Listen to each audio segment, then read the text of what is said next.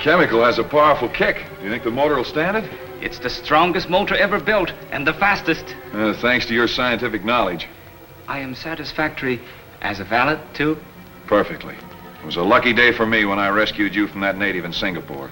He tried to kill me because I am a Korean. You shall never be sorry you saved my life. You've repaid me many times by your faithful service, Kato. Thank you, Mr. Britt.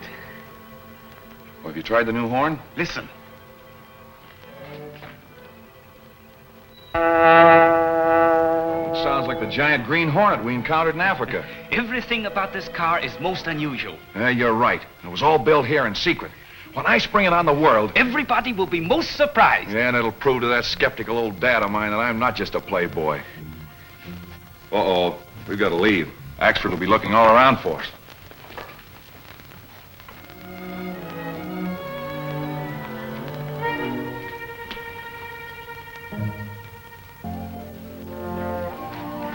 Breakfast is ready. Breakfast, is it? Suffering snakes. Here it is after 10 o'clock, and Britt Reid, boss of a metropolitan newspaper, is not out of bed yet.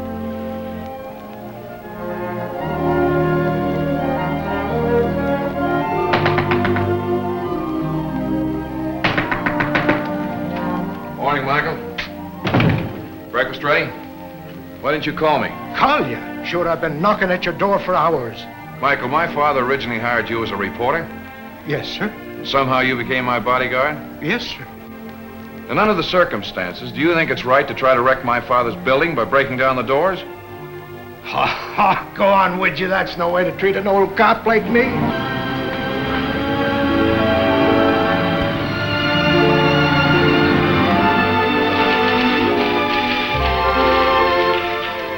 Morning, Miss Case. Good morning, Mr. Reid, if it is still morning. Well, it's never afternoon till you've had lunch. Oh, wasting carbon. Most inefficient. You seem to forget that this paper is being run despite the lack of a top executive. To think you were my father's secretary for 5 long years. Which reminds me, you have an appointment with 2 of your father's old friends at 11:30. Judge Stanton and the police commissioner. I wonder what they want to see me about. To compliment you, no doubt, on those scathing editorials attacking the racketeers of our great city, which you haven't written. Well, which if I had written would have been a very ineffective gesture. Jenks is in there waiting for you. Morning, Jinx. Oh, I got the drop on a great scoop, boss. What is it? The Billings Dam project. Old stuff. No, it isn't. I got it straight. The whole project is being constructed with cheap undergrade material and condemned machinery. Where'd you get your information? From one of the foremen. Disgruntled employee, huh? Oh, no, boss. This is straight stuff. Well, let me take Clicker Benny and go out there and Get I'll... your feet wet. Forget it, Jinx. Okay, but we're missing a bed, I tell you. The men are here for that appointment, Mr. Reid. Show the law in, Casey. All right, gentlemen. It's a great honor. No, Britt. It's cold-blooded business. Yes, Reid, since you've taken over the Sentinel, we missed the editorials your father used to write. Yes, editorials that struck hard at rackets and crime. That slammed at the crooks in politics and kept the police on the run. Gentlemen, it was my father's privilege to run this paper as he saw fit. I think the same applies to me. It is my idea that a paper should reflect public opinion, not mold it. I also believe that law enforcement should be left to the properly constituted authorities. People must be made aware of conditions. Well, if things are so bad, why don't you do something about them? We're doing all we can. Law enforcement is difficult if public opinion isn't behind it. The Sentinel will back you, but it won't take the lead. That's for you to do. What are you waiting for? A modern Robin Hood to lead you out of the woods? Yes, Reid. That's just what this city needs. A Robin Hood. Miss Case, check the want ads and see if there's a modern Robin Hood looking for a job. I can see we're wasting our time. It's evident we can't arouse your fighting spirit as we could your father's. My father wore himself out fighting, and conditions are even worse today. I'm sorry, gentlemen. Good day. Aren't you ever serious? Why, Miss Case, I was never more so. This interview threatens to change the course of my entire career.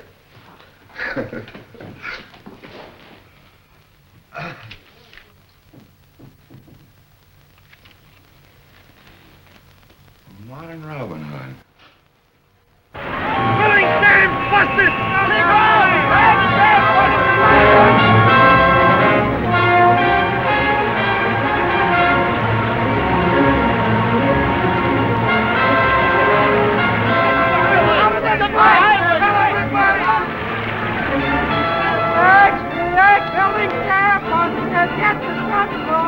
Oh, I tried to give you the inside story on that the other day. Gunnigan, get some interviews with survivors. Check the permits and specifications of the building department. Yes. Call on the families of the dead and injured and offer every possible aid. Yes, sir. Yeah, I've got an angle on that tunnel they're building under the river. Yeah, what is it? Well, a fellow named Gorman who works there claims it's being built with bad material and faulty equipment. Same as the building's dam was. Why should contractors deliberately build things that will collapse? Well, if I knew that, I'd have a swell story. Then you have nothing definite to go on? No, but I'm hoping to get something from Gorman tonight. I doubt if you will. I wonder if there is anything to that tunnel job.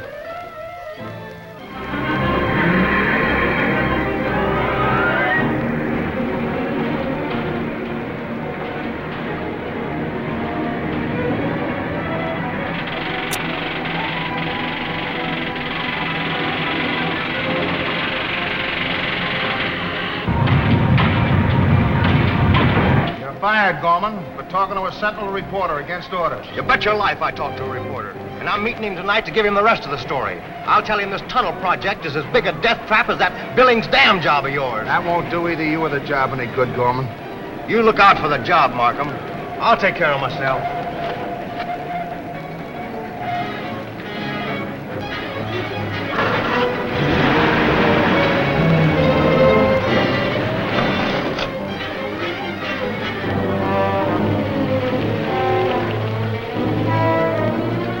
You'll have to take the lower road. This one's closed for a blast. All right.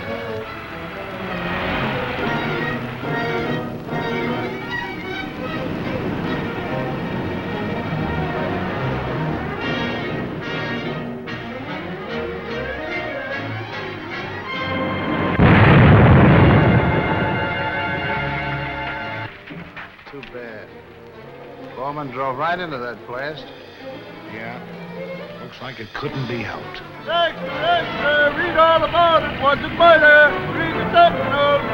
Extra, read all about it. Extra! Gorman was to tell a false and tunnel job. There's only one way to handle reading these papers, and the law doesn't enter into it. That'd make a martyr out of him. Arouse a force against us that'd wreck this business that we worked so hard to build up. Of course, the final decision rests with our chief, as usual. Promised to communicate with us at 11. Just that now. We're ready for your decision on the Britt Reid matter, sir. Handle it as we did the other two papers that tried to expose us. By the Sentinel. Reid's threatened investigation must be stopped. Right. The Sentinel is a powerful paper. Reid is a wealthy man. The price would be prohibitive. Nothing's prohibitive when it stands in our way. How long are we to take orders from this unknown leader? Until he decides otherwise. Well, I don't like it. That's enough, Grant. You'll be late for your appointment with Britt Reid. Appointment? Then you knew what the chief's decision would be. I strongly suspected it.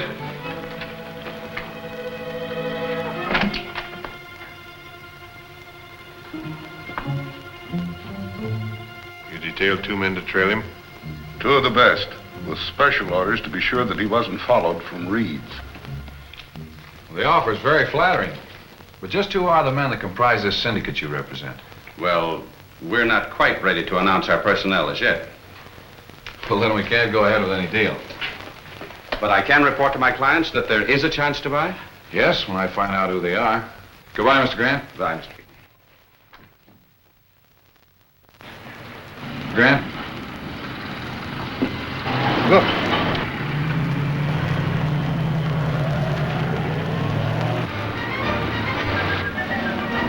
Mike Axel, Reed's stooge, following Mr. Grant.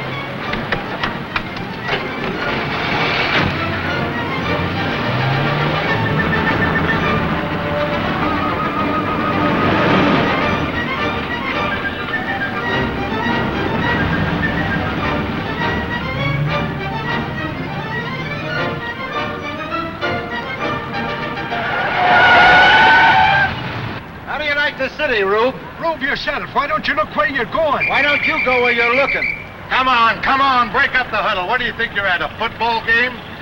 All right, get it out of there. Come on, move it. Yes, sir.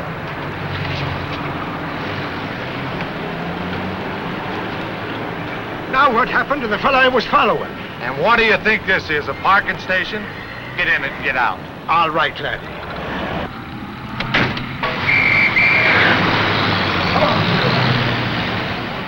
And when I looked around, Grant's car was gone entirely. Well, did you get the license number? I knew there was something I wanted to do. Well, never mind. That confirms my suspicions about Grant, and Jenks has got a line on him. Reid tried to question me, but I was too clever for him. You're not as clever as you think, Grant. Why, what do you mean? You were trailed from Reed's. If it hadn't been for my foresight, you'd have been followed to this office. That proves Reed's suspicions have been aroused. The chief phoned orders for you to get out of town and lay low. I'll go about it at once. Don't leave any dangerous papers in your office. Right.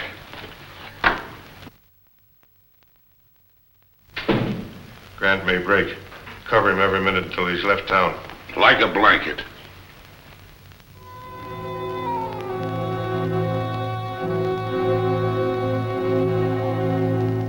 This the way you want the mask, Mr. Britt?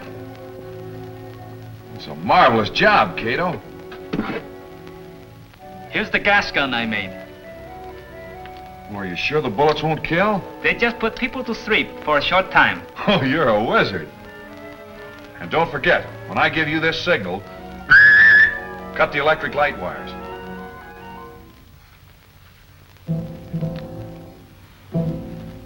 All right, let's go to the garage.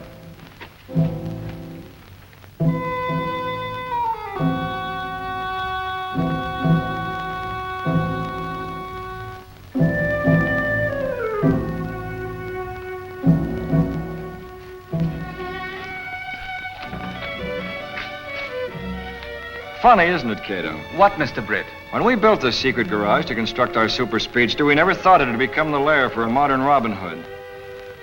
Are you sure our photoelectric cells will close the doors after we've driven through? Yes, they did when I tested the car. How fast will she go? Better than 200. All right, Kato. We're going to introduce Mr. Grant and the world to the Green Hornet.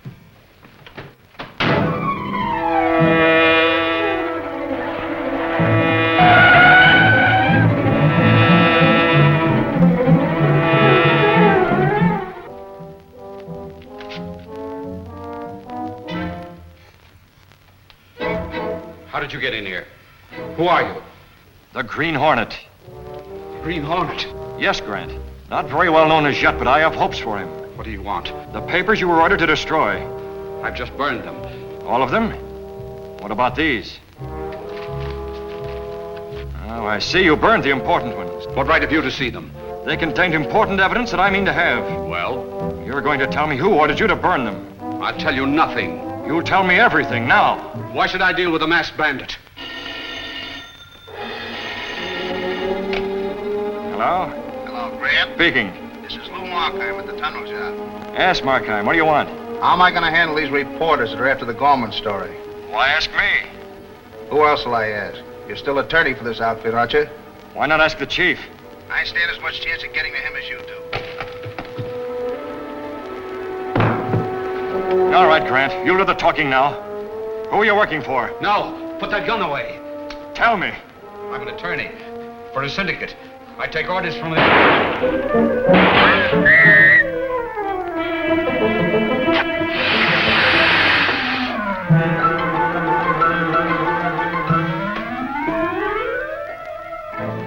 Dead.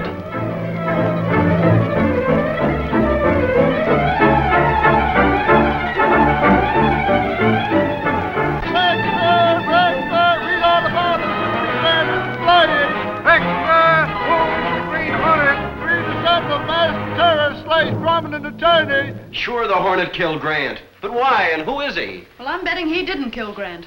I think the Hornet is the modern Robin Hood that this city needs. Well, I hope so. If you want to talk to that fella Markheim at the tunnel job, we better get going. All right, Michael.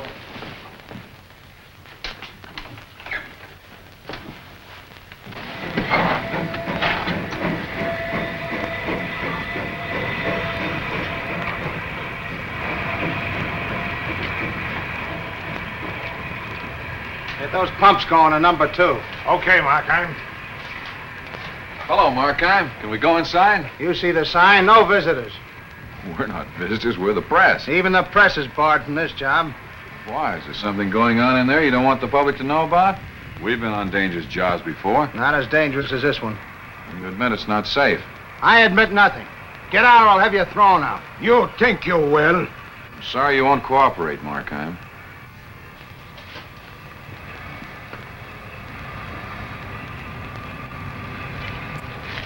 Judging from Markheim's manner, I'd say there was something wrong here. So what'll we be doing about it?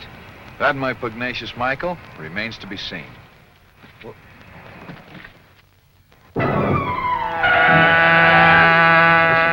That's the car we're looking for. The car of the Green Hornet.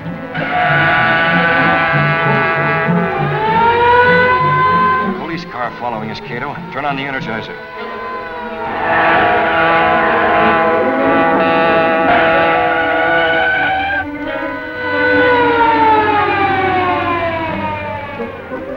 It's gone. Like a spook. I never saw a car move so fast.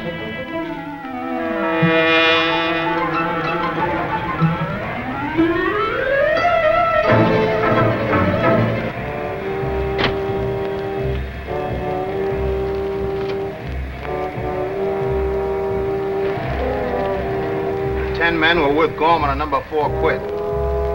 Yes, talk scared them off. Listen, have the new men been signed in the usual way?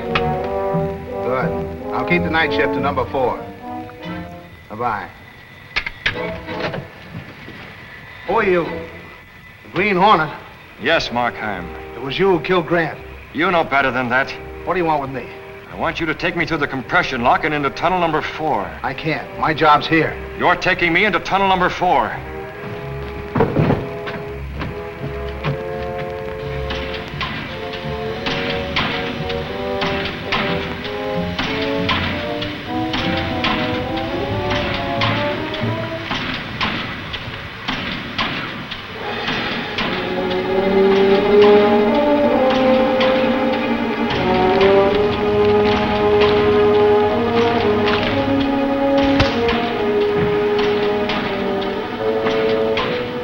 How much air pressure in the tunnel? 30 pounds. Now we can go in there and see what's wrong.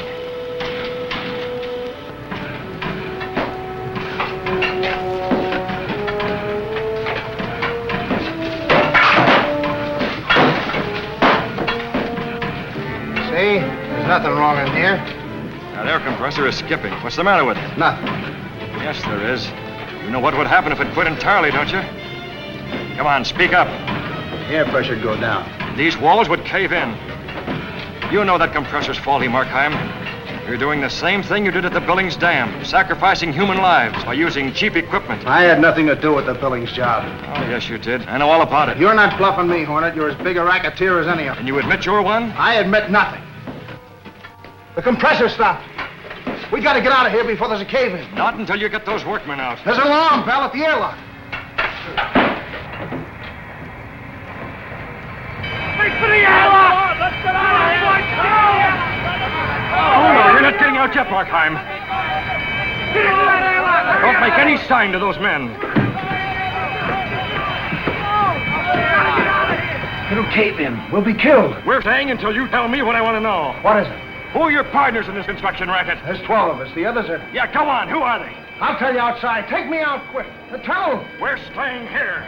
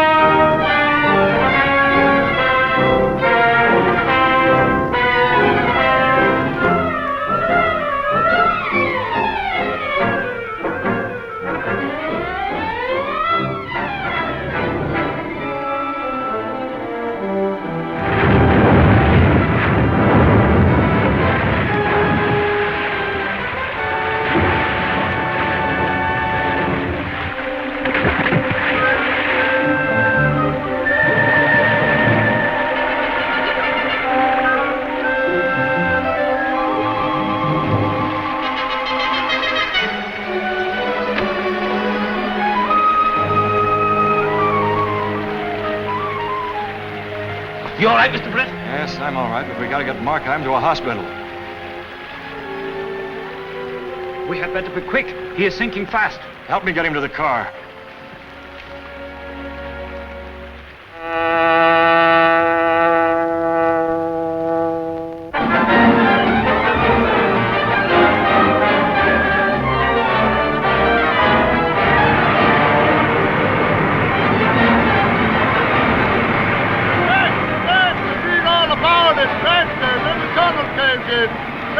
Register, Green Hornet suspected. Get your Sentinel. Register, read all about it. Briggs dying contracted to county hospital. Read all paper, register, yes, sir. That must involve someone in the city building department. Oh, I'll say it does. The Commissioner of Public Works has disappeared and the state has taken over the job. And the Sentinel certainly busted that racket wide open. You might give the Green Hornet some of the credit. You certainly admire that night-riding masked bandit, Miss Case. Morning, Chief. Morning, Jenks. You're late, Mr. Reid. And I do admire the Green Hornet. I like any man who knows what he wants to do and does it. Maybe he's clearing away competition so he can start his own rackets. I don't believe it. The Green Hornet is just what this city needs. Anyway, he's just what the Sentinel needs. Have you seen the circulation figures? Well, that helps. What about those men that escaped from the tunnel? Have you located any of them? Nah, that bunch won't talk. After what happened to Gorman and Grant. I found out one thing, though. Every one of them was covered by a big insurance policy written by a broker named Mortensen and payable to the company that employed them. Do you mean that someone expected to make a profit if those men were killed? So that suggests a good editorial. Shoot. Gunnigan, put this in a box on the front page. And head it, Profit in Death. Well, they haven't accused Mortensen of anything. That doesn't mean they don't suspect him. We've got to stop these Sentinel attacks. What have you done about Britt Reid? I've got two of our best men watching every move he makes. Watching him? With instructions to eliminate him when it can be done safely. Mortensen ought to be here now. I told him to come in at this time. Mortensen, you're late. Late, of course I'm late, with reporters lying in wait for me every way I turn. Who spilled the story about the insurance on those men? Markheim, maybe. Or the Green Hornet. You suppose Markheim told him the names of the rest of us? No, if he had, we'd have heard about it before this. Chief's waiting to give you your orders. Mortensen's here, sir. All right, Mortensen. Take all papers pertaining to the tunnel job and hide out at your country place until you hear from me. Wait. Get him back. I want to know what protection I'm to have against the Green Hornet. There are 12 of us in this thing together. Only 11 now. Markheim's gone. You better obey orders, Mortensen. The chief's taking steps to identify the Green Hornet.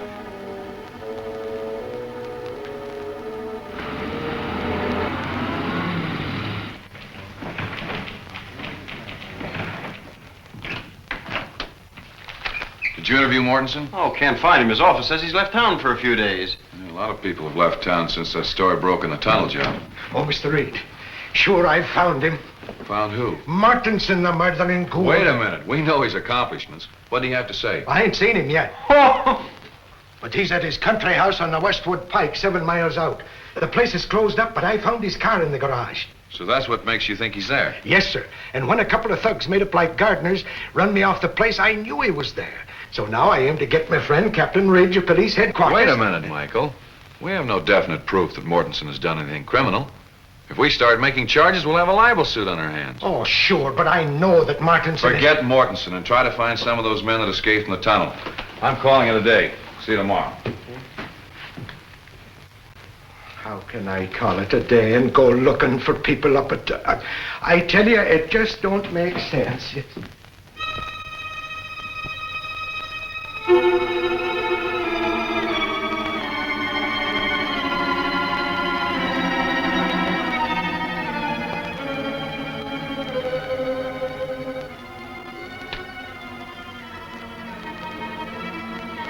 That's all for tonight. Reed's gone to bed.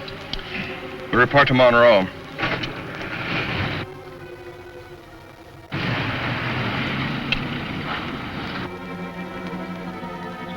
Those men that were watching the house have gone, Kato. And the Hornet will talk to this Mortensen tonight, Mr. Britt? Yes, I believe he and his associates are taking out insurance on men in dangerous jobs so they can profit by their death.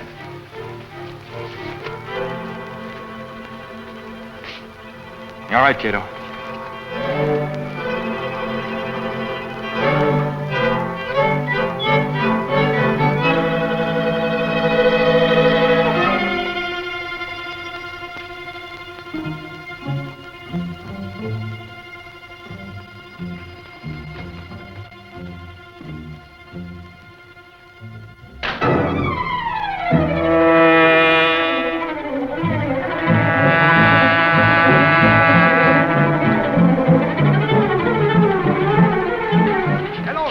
I've been looking for you.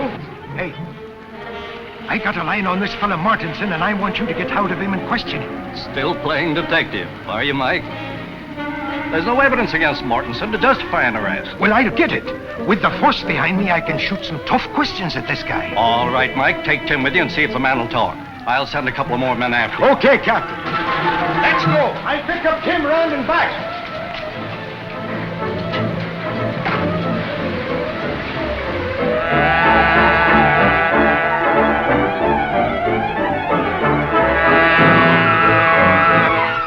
This is far enough, Kato. Throw off your lights and silence the motor.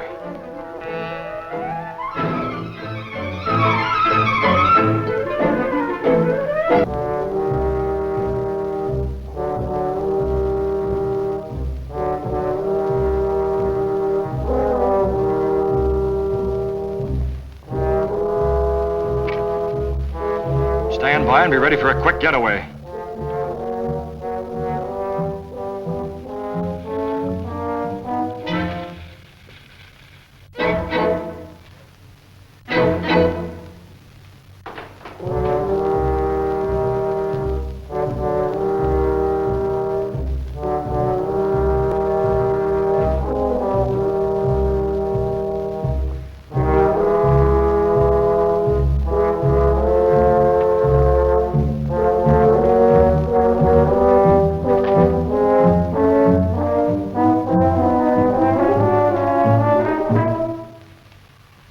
Hold it, Mortensen.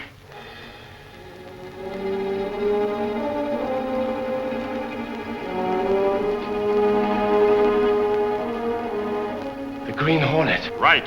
What do you want? I know you're one of the 11 racketeers in this criminal ring. I don't know what you're talking about. Come clean, Mortensen. There's enough evidence in those envelopes to send you up for life. Who's the big shot back of this racket? Wait. I'll talk.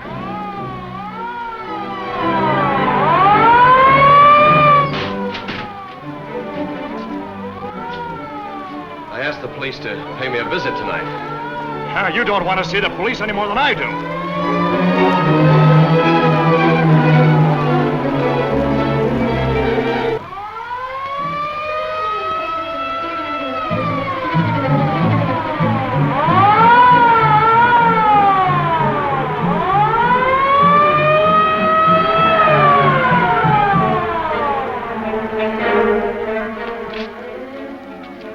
What do you want? I'm the caretaker here. There's nobody home. Don't give me that line. We know Martinson's here. Go in, Tim. I'll keep this guy here.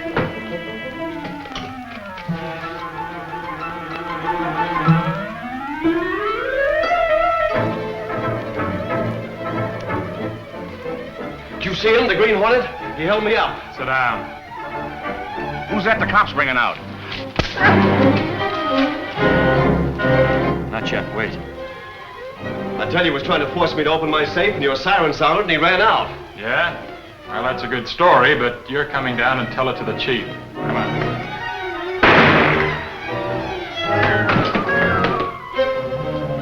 Andy. Come on, Mortensen. There's a car in the back lane. I've got to find out who fired that shot.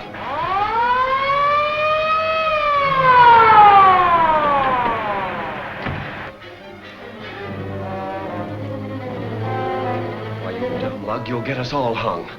Clear out, I'll handle this.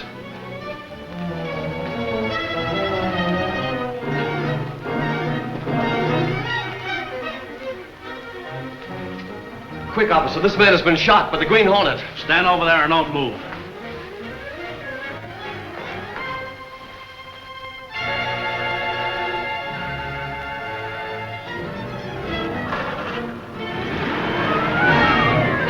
Mortensen must be making a getaway.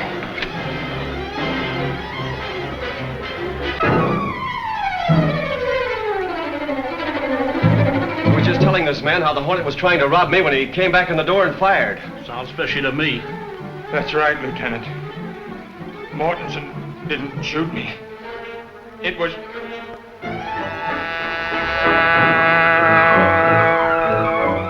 The Green Hornet. Now you know I'm speaking the truth.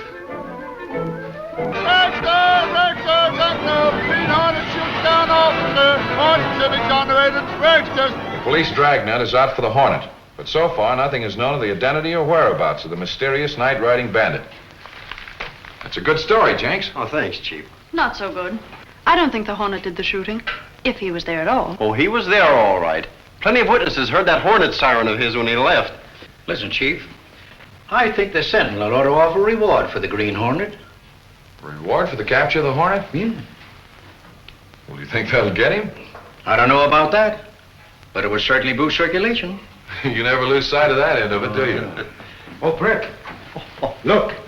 I took the police out there last night. And I suppose it was the Green Hornet that hit you? It was indeed, and when I wasn't looking. And anyway, I still think Mortensen knows all about that racket. Yeah, and thanks to your bringing the police out there, he's been whitewashed. He can refuse to talk to reporters, and the police will vouch for him. Work out that reward idea and let me see it.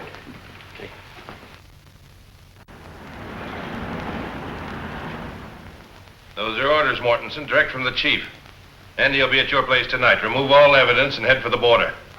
Why should I run away? I've got the cops with me now. And the Green Hornet against you, since you laid that shooting to him. Yes, I guess you were right. Both Andy and I had better clear out. And remember, don't leave anything that points to the rest of us.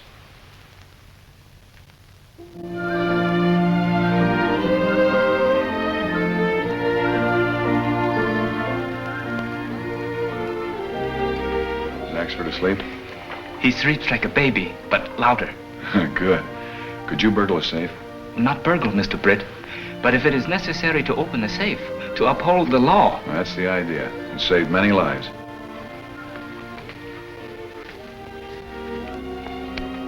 Are you ready? Yes, sir. All right, let's go.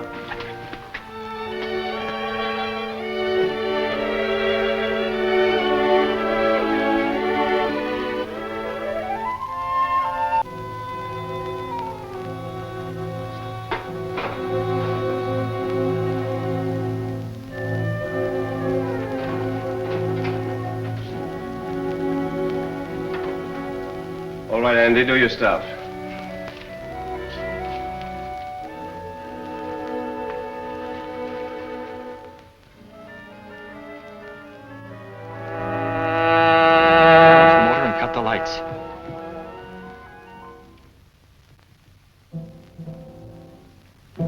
If the Green Hornet opens that safe door, he'll never open another one.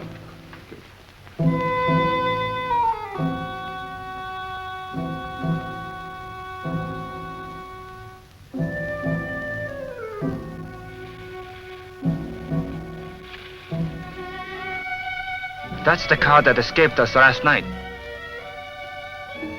He won't escape us tonight. Shall I catch him? Later. He's headed for the state line and he'll stick to this highway. We'll take a look at his safe.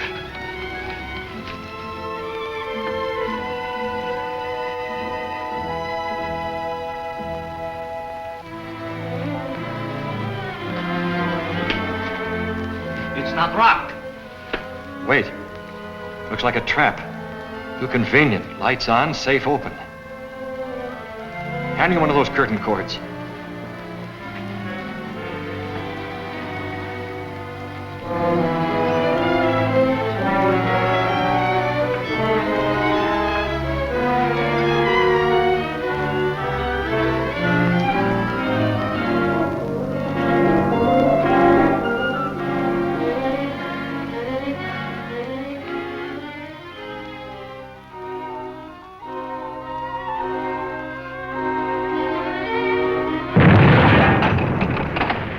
My right, sir.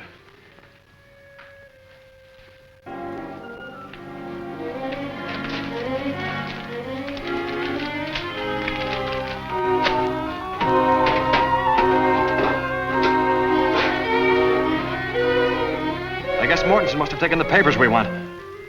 Let's go.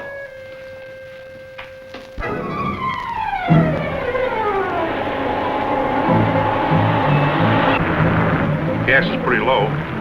We'd better stop at the next service station.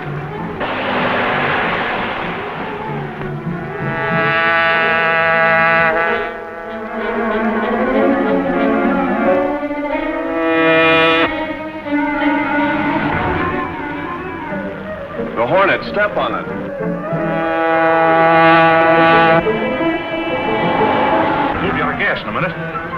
an envelope. Not yet. If these were found, we'd all hang.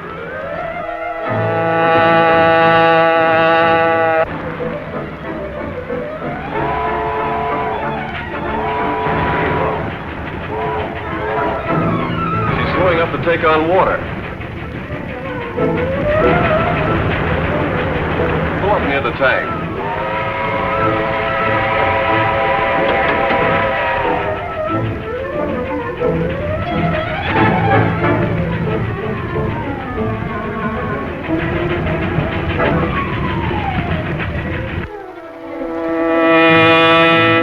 Faster, they're gonna board that train.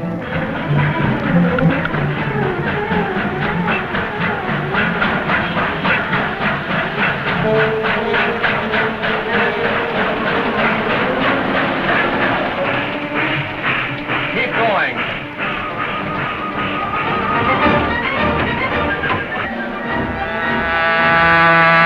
Follow the train.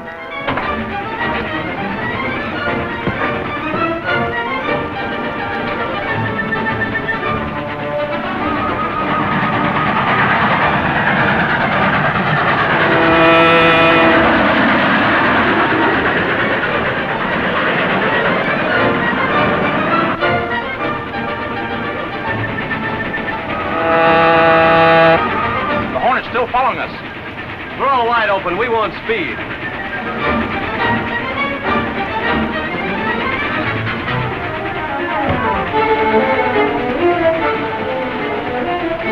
Look out, Mortensen! The Green Hornet.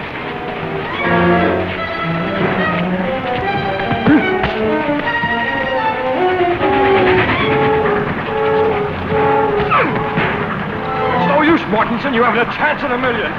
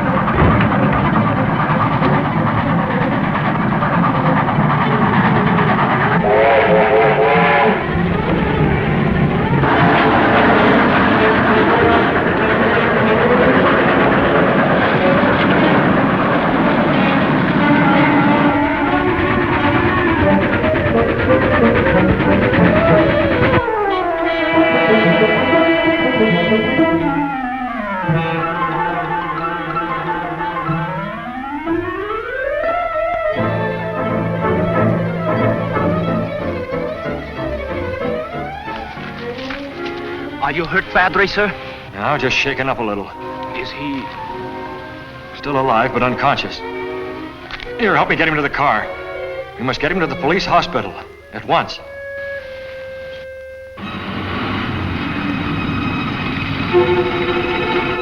The grand jury's indicted Mortensen. Go on, what else? The indictment was based on evidence mailed to the district attorney by the now famous Green Hornet. The district attorney expects to uncover the higher-ups for whom the insurance broker acted. They know you at the county jail as an attorney. Get to Mortensen and keep him quiet. That'll be easy. Mortensen thinks quite a lot of his wife and that boy of his. When you get through with Mortensen, go out to flying school and check with Bartlett on those aviation policies.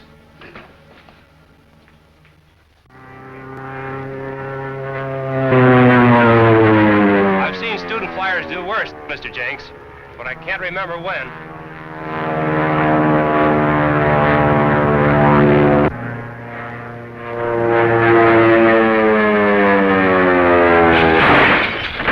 He missed it.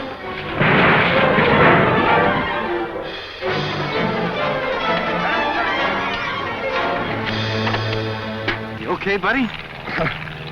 Sure. Say, what's the matter with you, Gilpin? You've had plenty of training under a good instructor. Well, I guess I lost my head, Mr. Peebles. Sure was a bum landing. Listen, buddy, any landing you can walk away from is a good landing.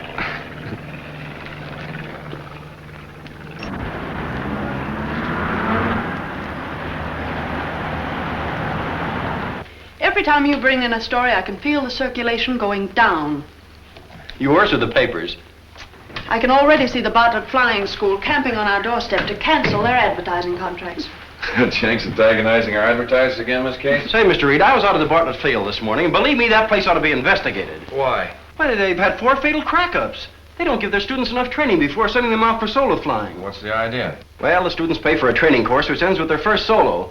Believe me, they rush them through. Well, government regulations require a student to have 8 hours in dual-control machine before being allowed to solo. Sure they do, but with the school keeping the records, who's to know whether they have 8 hours or 5 or 6? Well, the students should know. Oh, all they care about is soloing as soon as possible and getting their certificate. Tell you, Mr. Reid, that's a racket of some kind.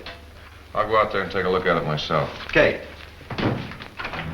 You ain't figuring to do any flying out at this Bartlett place, are you, Reid? No, I just thought I'd go out and see how a flying school was run. Maybe you'd like to go up, Michael. Not me. You couldn't get me up in one of them things if all the snakes in Ireland was after me. Well, airplanes are safer than autos. Oh, yeah? Well, take a look at that one.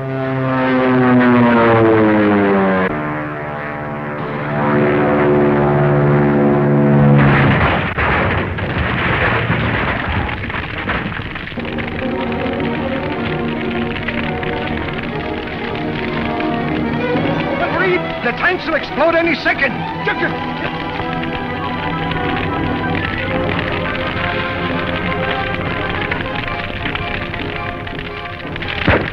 The crash must have killed him instantly.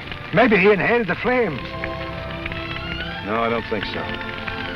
There's something funny about that fire. Those flames didn't come from gas. But if there was no gasoline in there, what caused the fire? I wish I knew. Get a blanket from the car. Have you any proof of that? She wasn't Dick Barber's fiancée. I was. But Miss Weaver, our reporter, was informed by officials of the flying school that Miss Josephine Weaver Allen was his fiancée. They lied. Dick and I were secretly engaged for months. Where does this Josephine Weaver Allen come in? I was told at the school that they had named her as Dick's beneficiary. And your name is simply Josephine Weaver? Yes. I think I can help you, Miss Weaver.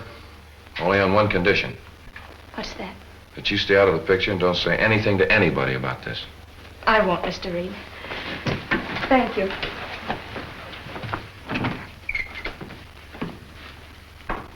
Miss Case, get hold of Axford for me. Tell him I want him to do some undercover work at the flying school. Anything else, Mr. Reid? Yes, get Bartlett on the phone and make an appointment for me. Yes, sir.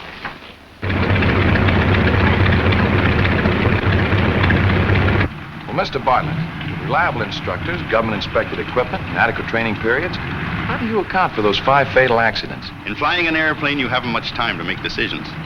And you must be right the first time. Well, it's impossible to tell whether a student has that judgment in an emergency until he's gone up in the plane alone. Exactly. Well, that puts a different light on those crashes. You see, I was interested in one of the boys that crashed. Is that so? Which one? Dick Barber. I was also surprised to learn that his fiancée was this Miss Allen. I understood he was engaged to Josephine Weaver. I definitely know that Barber designated Miss Allen as his beneficiary. I wonder if I could see Barber's original application for insurance. You have it in your office, haven't you? No, that's on file with the insurance company. Oh, yes, of course. Well, thank you very much, Mr. Bartlett. You've been much more help to me than you realize. Did Bartlett find out the real reason for Reid's interest in the Barber crash? No. Reid seemed to know that Josephine Weaver was Barber's fiancée and not Josephine Weaver Allen. Well, get the Allen girl out of town at once. Right, I'll put Dean and Corey on the job.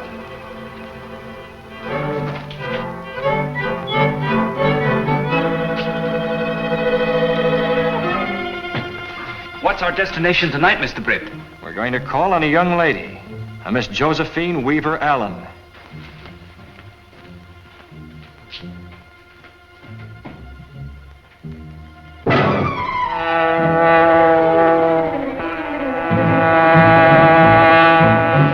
Phil Bartlett?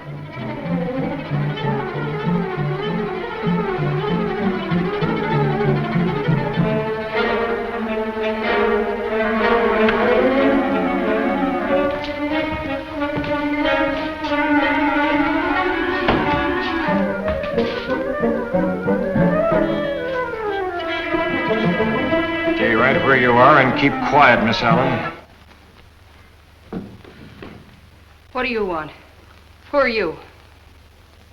The Green Hornet. What do you want here? I want to know why you're posing as Dick Barber's fiancée. Because I was engaged to him. You didn't even know him. You're going to have a hard time proving that. I'm not going to try. You're going to prove it to the district attorney. That's what you think. All right, listen to this. I've talked to Bartlett. You saw Phil Bartlett? Yes. Dick Barber named Josephine Weaver as his beneficiary. Your name was substituted on the application, and you collected $10,000 from the insurance company. Did Phil Bartlett tell you that? I want that money. The double-crossing rat. Did he tell you I had to kick back with $9,500 of it? To whom did you give the $9,500? For whom were you working? All right. I'll really give you the lowdown. But first, we've got to get out of here. You're telling me here and now. But they're coming for me to take me out of town. We've got to move fast. Are you telling the truth? Well, what do you suppose I'm packing for? You've got to get me away from here so they can't find me.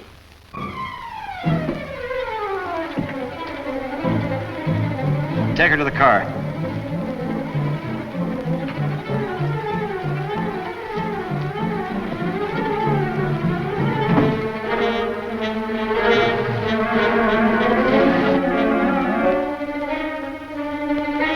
She's trying to make a getaway.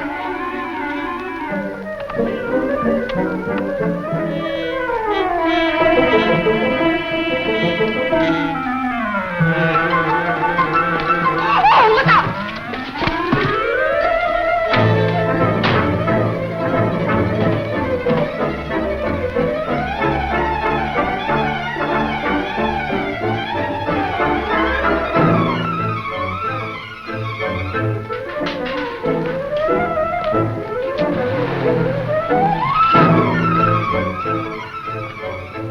Are you able to drive? 2 men grabbed a girl. Yes, I saw them. We've got to catch them.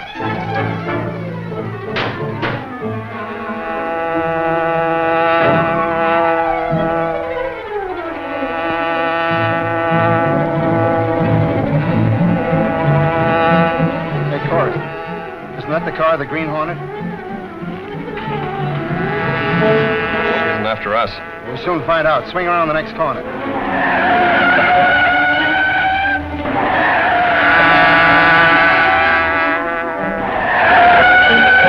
Hornet's after us, all right. Our only chance is to keep turning corners. Step on it. The Green Hornet.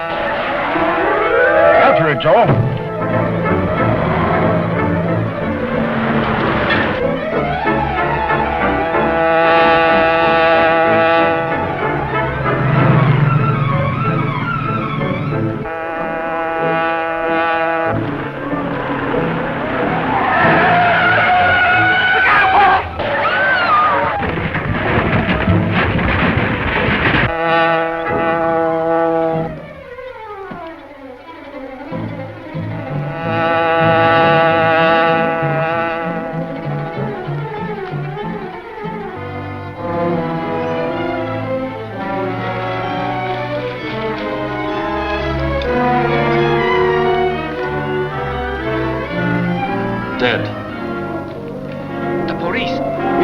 lady into our car. Quickly. It's too late, Kato. The girl is dead.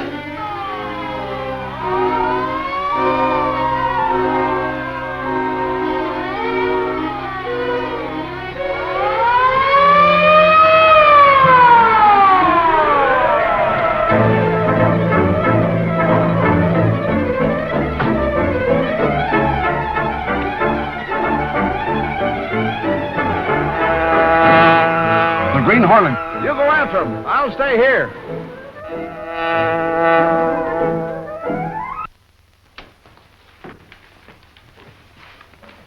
Josephine Weaver Allen, Dick Barber's fiancée, was killed last night. Really?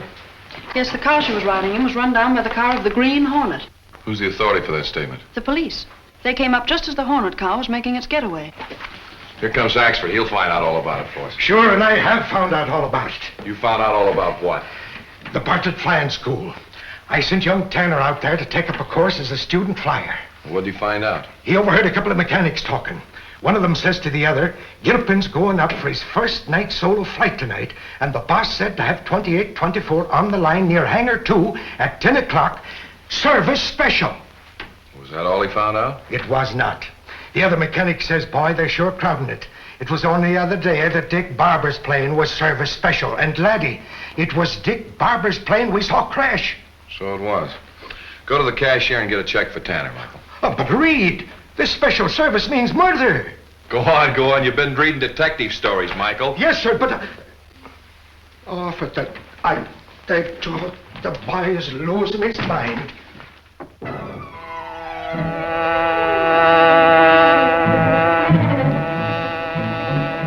Get to the field, Kato. Silence the motor and pull in behind hangar number 2. I want to take a look at plane 2824. You all set, Pete? Yep. All set to go. I gave a special service job, Gilpin. Oh, gee, thanks, Pete. You know, this flight means a lot to me. It means a lot to the school, too. You know, turning out good flyers. When I make this flight, I'll be through training. I can get a job. Gee, I'll need a job, too. I spent every dime I had on this course. But once I'm working, everything will be Jake. Say, I can even get married, Pete. I suppose I'm wasting my time giving you advice. A flyer ain't got no business fooling with women. Oh, but this one's different, Pete. She's... Yeah, I know. Warm up your motor about 5 minutes before you take off.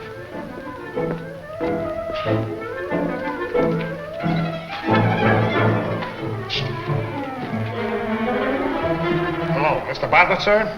This is Pete out at the field. Gilpin's warming up his motor to take off in 5 minutes. Yes, sir. 2824's been specially serviced, sir. Don't worry, Mr. Bartlett, sir. Everything... Excuse, please. You haven't? No, sir. The blow I gave him will leave him paralyzed for precisely 30 minutes. You're a marvel. Mr. Bartlett, sir, this is Pete again. You gotta get out here quick. Now, I can't tell you over the phone, but you gotta get out here. You're hangar number 2, and hurry. He said he'd be here in about 10 minutes. We've got to... Gilpin must be in his plane now. I must stop him from taking off. You hide behind that desk. Bartlett comes, you know what to do.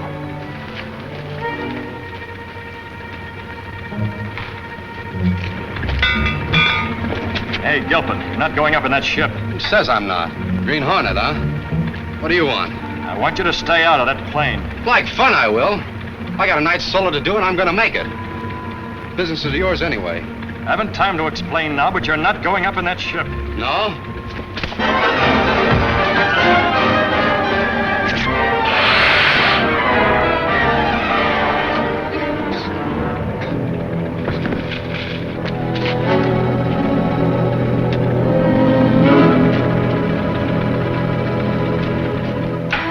That young Gilpin has nerve.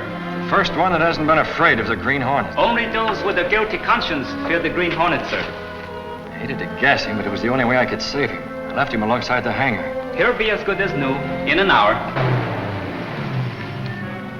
Bartlett. Pete! Pete, where are you?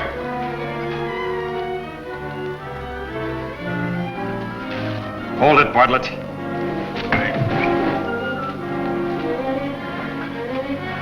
Green Hornet. What are you doing here? I want to have a little talk with you. That's why I phoned you. So it was you tricked me out here. Well, what do you want? What's wrong with plane 2824? Answer me. What's wrong with plane 2824? There's nothing wrong with it.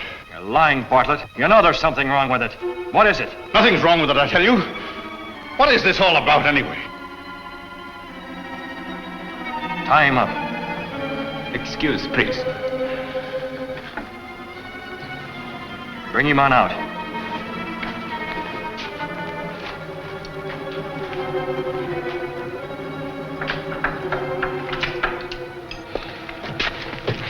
For the last time, Bartlett, what's wrong with this plane? Nothing, I tell you. All right. What are you going to do? Take you for a little flight. Not in this plane. Oh, yes, I am.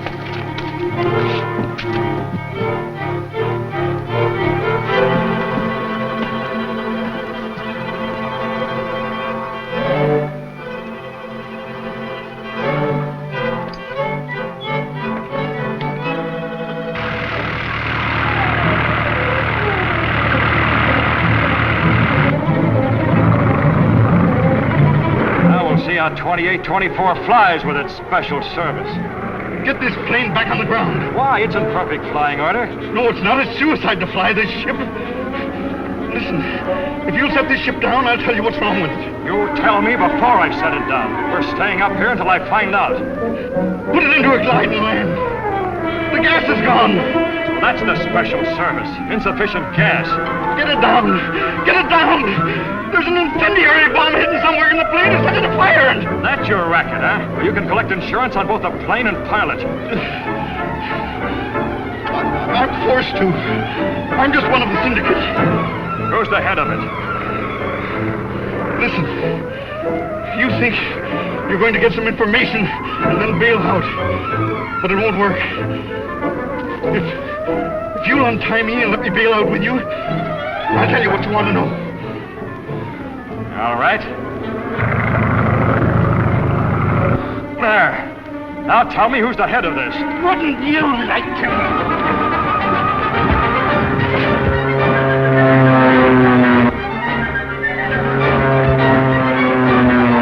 It's no use, Bartlett. It's no use when you haven't a chance. Now tell me who's the head of this.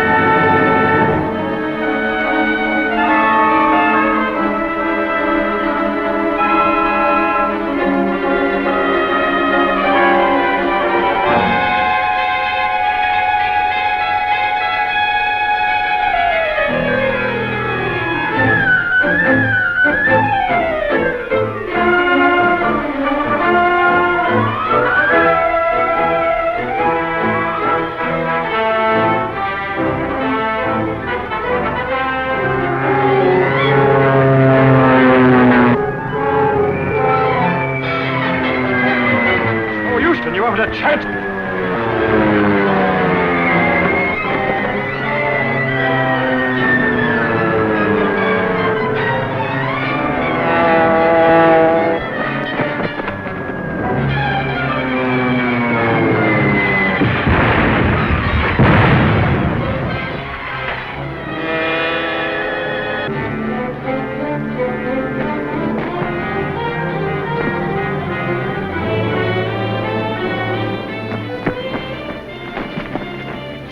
But unconscious.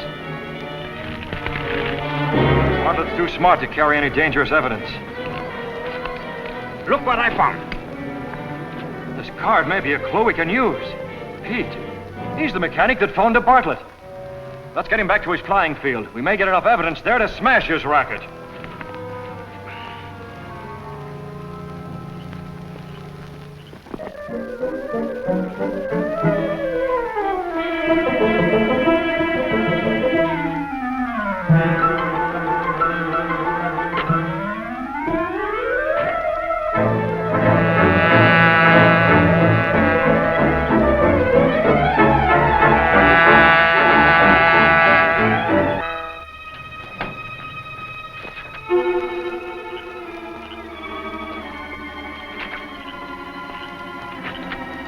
Him up. I want to take a look at that flyer I had to knock out with a gas gun.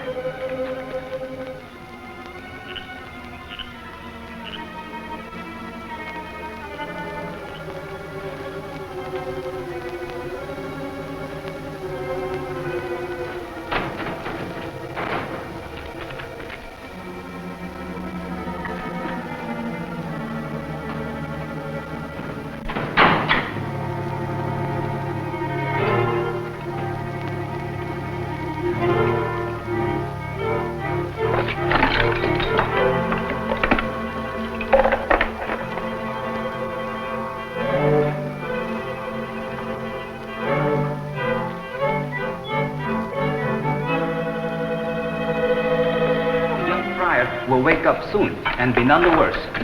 This is what I hope to find. Evidence of how they made their incendiary bombs. This should convince even the district attorney. Carry this to the car.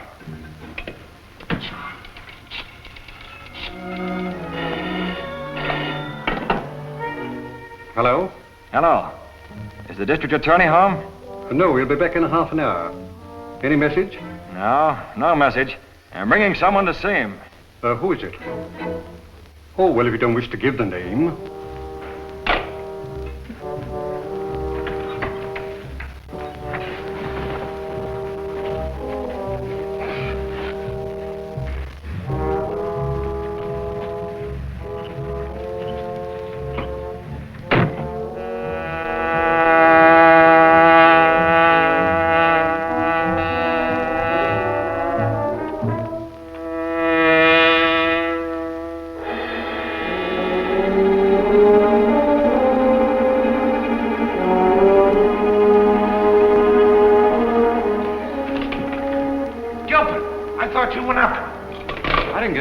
Pete. The Green Hornet knocked me out. He must have stolen the plane. No, he's still around. It's too tough for me. I'm getting out. You better do the same. Yeah, I know, but he said that... Never mind what he said. Beat it while you got the chance. And keep under cover.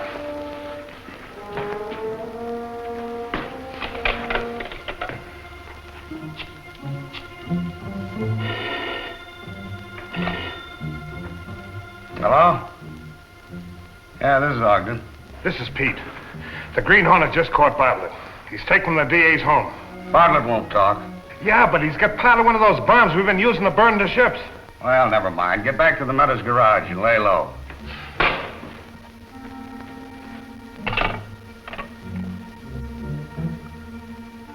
Dean, get a hold of Corey and a couple of boys and take them down to the car right away. Yeah.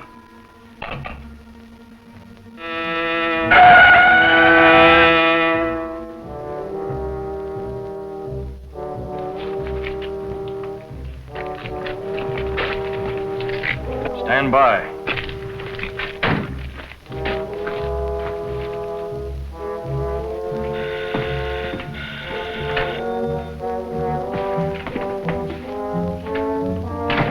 I want want to see the district attorney. He's not in. Stop lying and take me to him.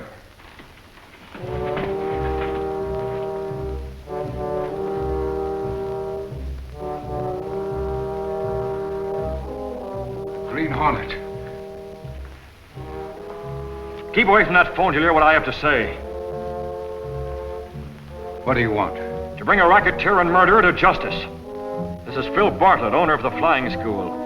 His racket was to enroll students, insure them in the planes, then send them up in ships that were fixed to crash and burn. Of course, you can prove your charges. You'll find parts of an incendiary bomb in here. There are more in a locker out at the flying school. I'd advise you to send men out there to pick them up before they've been removed. I suppose your object in bringing this man to justice is to eliminate a dangerous rival. Perhaps, but the only thing that concerns you is that I brought him.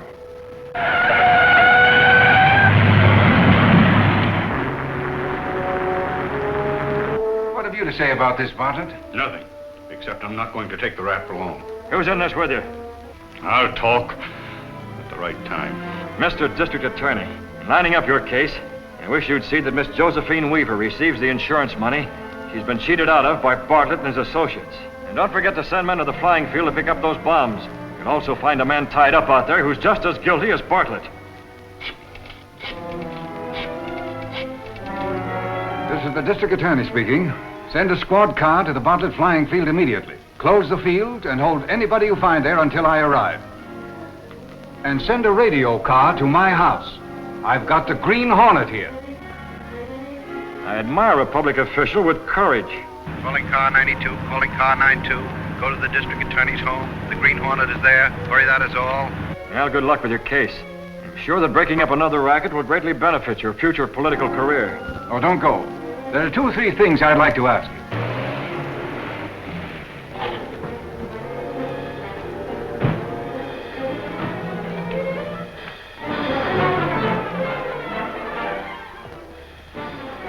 All right, you two fellows cover the front and back. Come on, Corey.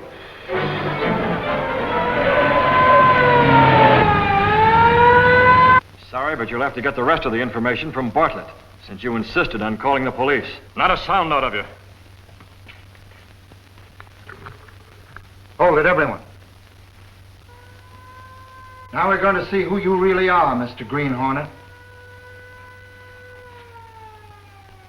Scram, the police!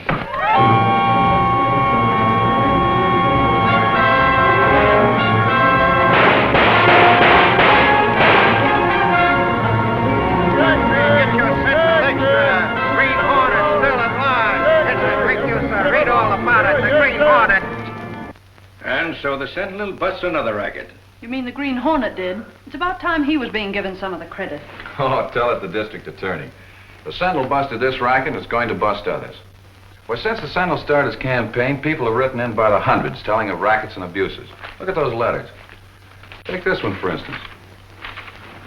Why not look into the parking lot racket? Cars are damaged, even stolen. Gas is drained from tanks. Packages and equipment are taken.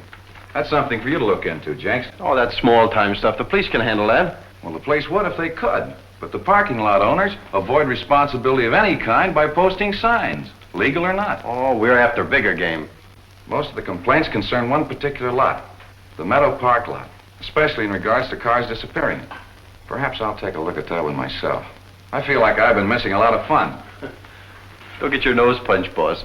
Well, it hasn't been punched for some time. Might do it some good. Say, find Axford for me and tell me to bring around on my old car and his car, too. Okay.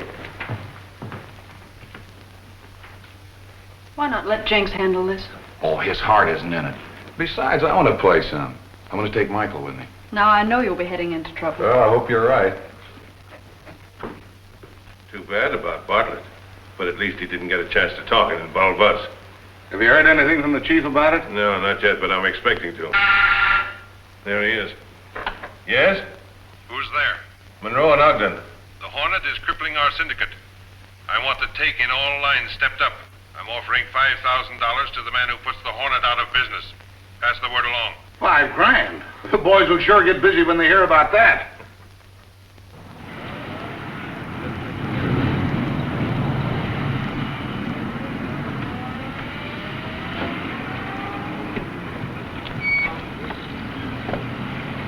How long will you be? A couple of hours.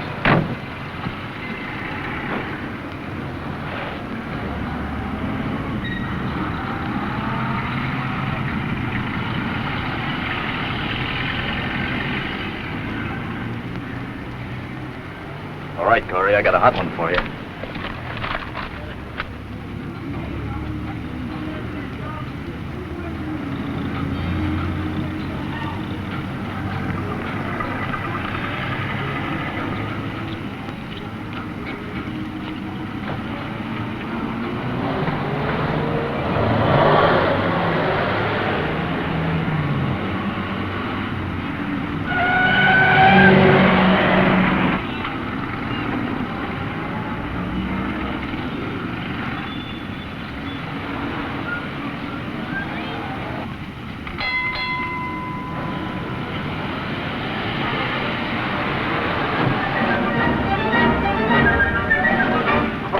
Off the lot.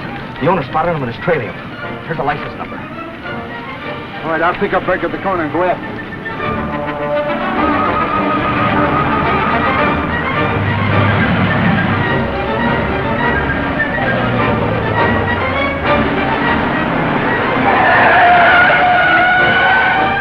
What's the idea?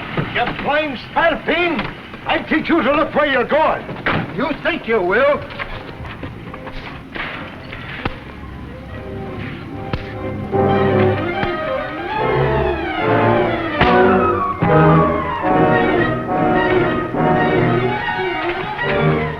I can handle this, lad.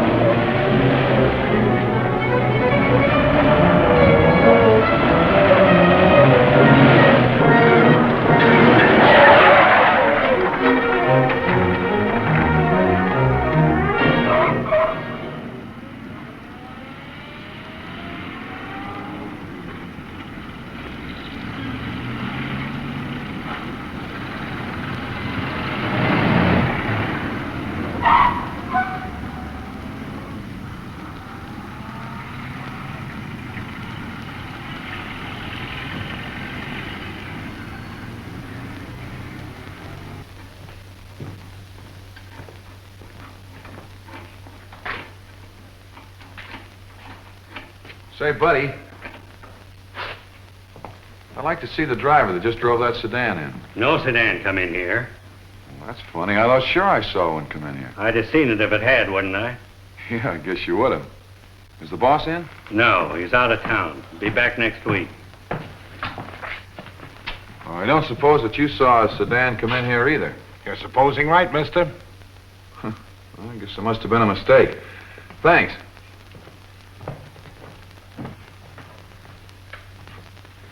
Who is that guy? I've heard his voice before.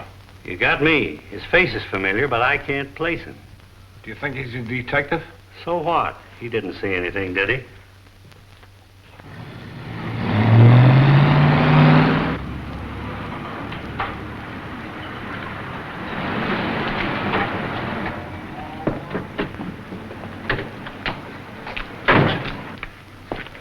Well, what happened to your friends? They run off. One of them yelled to the other that you was Britt Reid. And about that time, I tripped over the curb. Did you get their license number? By golly, I did not. Well, never mind. I did, but I don't think it'll do us much good. Come on, get in. Oh, did you find your car? No. What do we do? We'll report it to police as stolen. What do you usually do?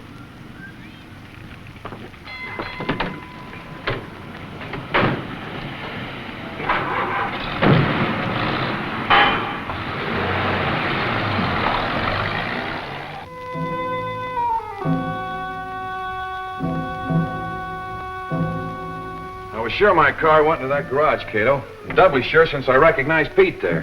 You mean the mechanic who escaped from the airfield? Yes. They must have some quick way of hiding stolen cars, and I mean to find out what it is. You mean the Green Hornet will find out? Yes, Kato? The Green Hornet rides tonight.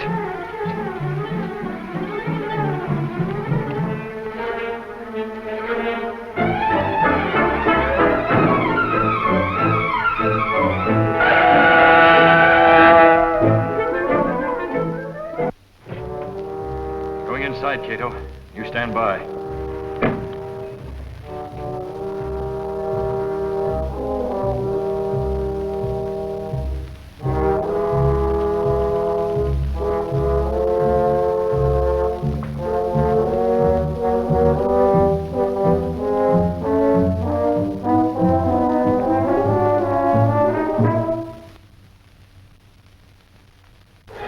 Who's out here?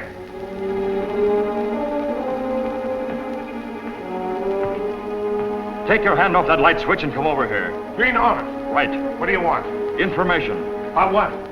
Where do you hide your stolen cars? I don't know nothing about stolen cars. You're lying. Hold on, no. Green Hornet. I'm gonna beat it. It's too tough for me.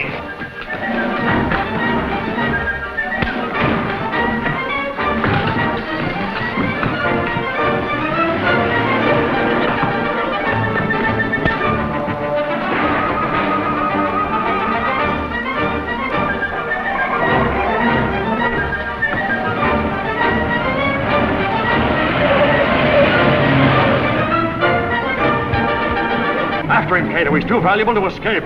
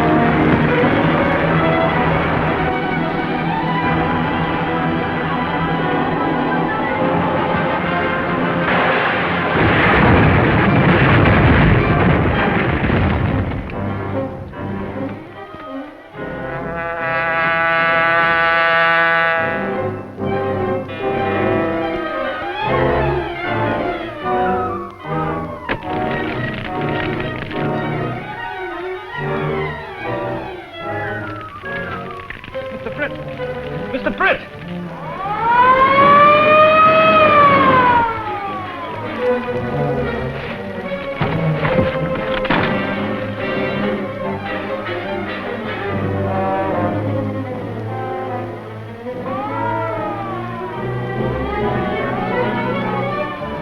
Finishing the Hornet.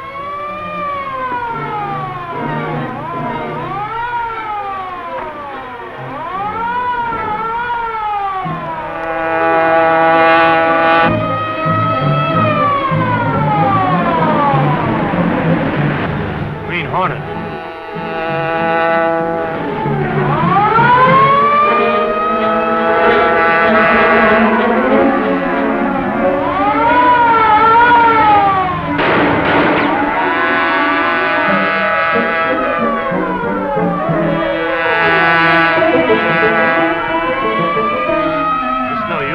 I can't catch that thunderbolt. Catch him? That thing travels faster than the bullets I send after it.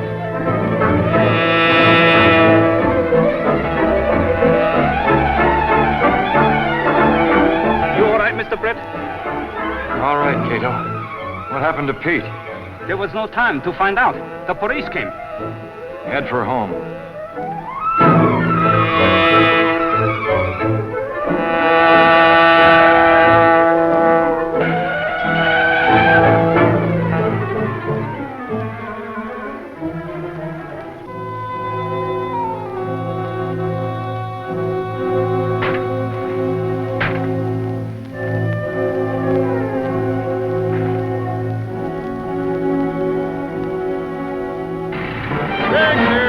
Read all about the Sentinel. Crime ring strikes back at Sentinel. Dexter, read about the stolen car accident. Sentinel. Sentinel Extra. Car of publisher Reid is stolen. Look at this. Meadows must be crazy to pull a stunt like that. Get Meadows on the phone.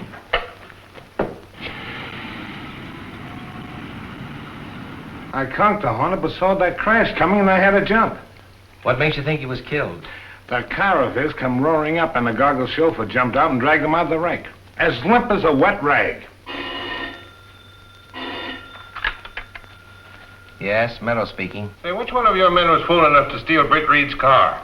What's that? Well, it's on the front page of the Sentinel. Weren't you in enough trouble letting the Green Hornet find your place without stealing that car? I didn't know it was Reid's car. I'll get it out of here before it can be traced. And you needn't worry about the Hornet. He's dead. Dead? What do you mean? Good. Get Reid's car off your hands and we're setting pretty. Right. The job that Corey brought in yesterday belonged to Britt Reid. Yeah, I know, but... What's been done to it? Nothing. It's still in the shop.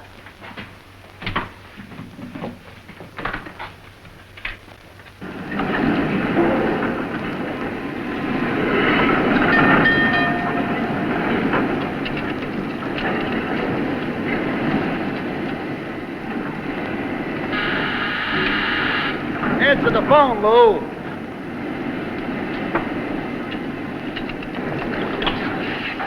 Hello. Hello. Meadows speaking. Yes, Mr. Meadows, this is Lou. Don't alter that black sedan that just came in. It's Britt Reid's. She's so hot it smokes. Run it over to the junkyard tonight and have them break it up.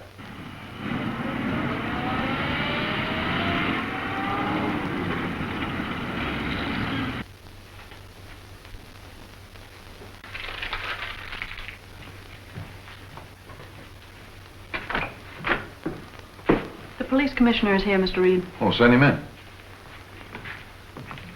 Hello, Commissioner. What can I do for you? I just want to pin a medal on the Sentinel. Say, your tip on the Meadows Auto Park will enable us to smash the accessory racket wide open. The accessory racket? Sure. These crooked auto parks strip cars of accessories and replace them with inferior articles. Then they dispose of their loot in their own stores. Well, don't you think there's a connection between this racket and the outfit that are stealing cars? Sure there is. The small fry we've caught either can't or won't give us a lead to the higher-ups. Maybe he's the Green Hornet himself. No. What do you know about the Green Hornet in this case? Well, nothing, but I don't think he's a criminal. He's had a hand in breaking up every one of these rackets. The district attorney thinks he's just clearing away competition. After all, he has a couple of murders to his credit. That's not been proved. He's helped the police in every instance. And as a reward, this paper puts a price on his head. All right, Miss Case. But when I catch your bandit boyfriend, I'm going to charge you with being an accessory. You can quote me as giving the Sentinel credit for smashing the accessory racket. Thanks, I'll do it. Goodbye. Goodbye.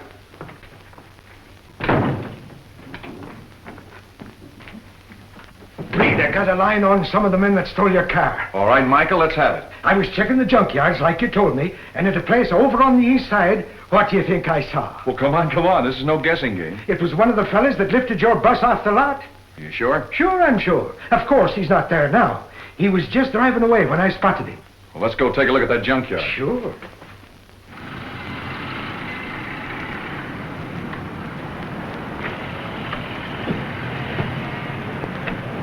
Hey, Dean.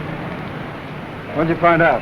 Everything's quiet at the junkyard. The police haven't connected it with the Meadows Auto Park. Good.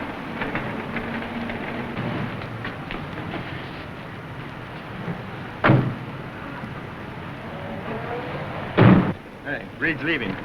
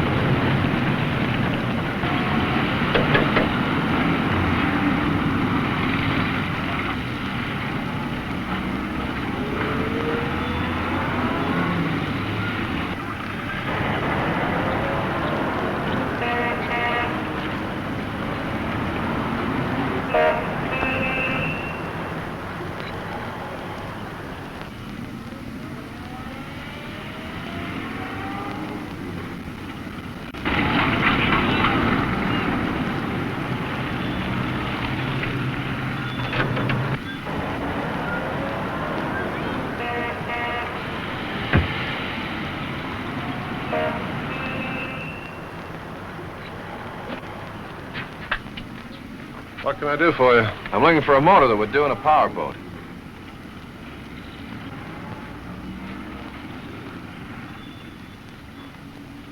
I guess I can fix you up. Jake. Yeah? These gents are looking for a motor. Show them what we've got. All right over here. So they didn't connect this yard with the parking lot, eh? Well, anyway, Reed's given us a chance with that job the chief ordered. What are you guys doing here? Pipe down, Slim. Those two birds that just came in are newspaper men. The young fellow's Britt Reid, editor of the Sentinel. Well, there they are. Look them over. Maybe they'll find something there you can use. Thanks.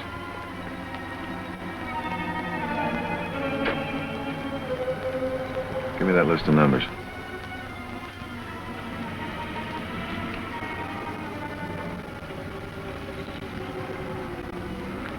Why pick my place for your dirty work?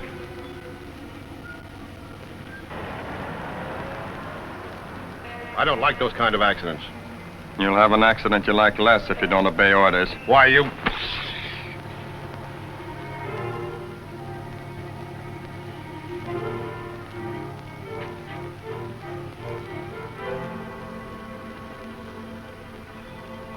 Suffering snakes. Wait a minute, Michael. All right.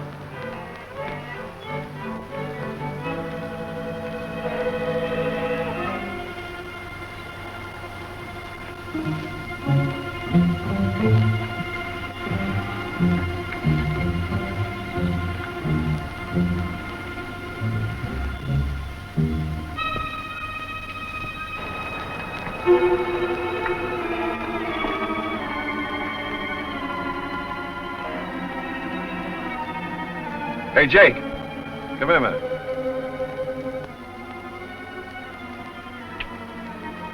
Yeah? This one ought to be all right if the cylinders aren't scored. This is a junkyard, not a showroom. You've got to take them as you find them. Can't you find what you want? No, they all seem to be in pretty bad shape. Well, take a look at this one. Practically new.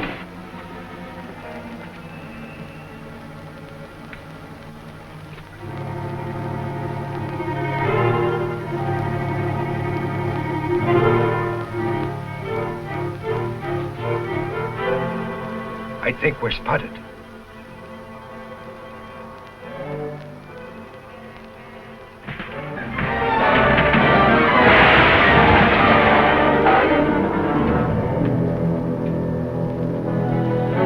Come down out of there, you murdering blackguard!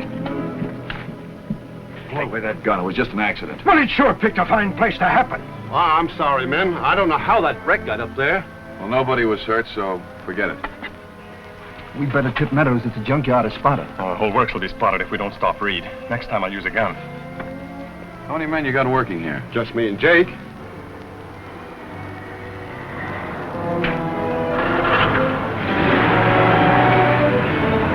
Well, I guess you haven't got anything here we can use.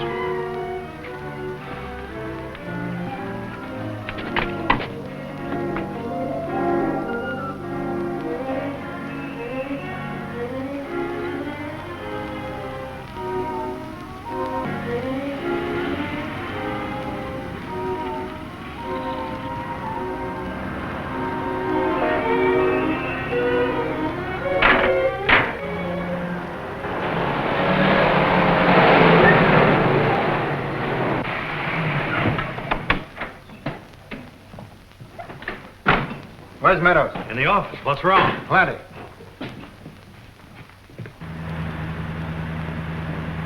I tell you, Reid, that was no accident. It was attempted murder.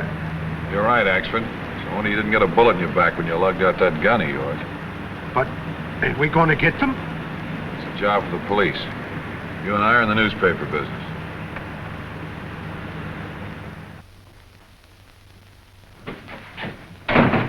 Britt Reid has spotted the junkyard. He was out there looking for his car. He wouldn't find anything. It's still here. But we tried to get him and missed. What do you mean, missed? We trailed Reid to the junkyard. No, my car wasn't there, Commissioner. But there's no doubt the yard is connected with the other rackets in some way. Tell him 'twas me that spotted the place. I'll send Axford along to identify the men in case you catch them. The big reporter was suspicious, but Reid just took it as an accident. It's no fault of yours the whole thing wasn't bungled. We can't send Reed's car out there now. Drop it in the river. We can't drive that far through the streets with every prowl car in town on the lookout for it. It's got to be destroyed. Put a time bomb in it.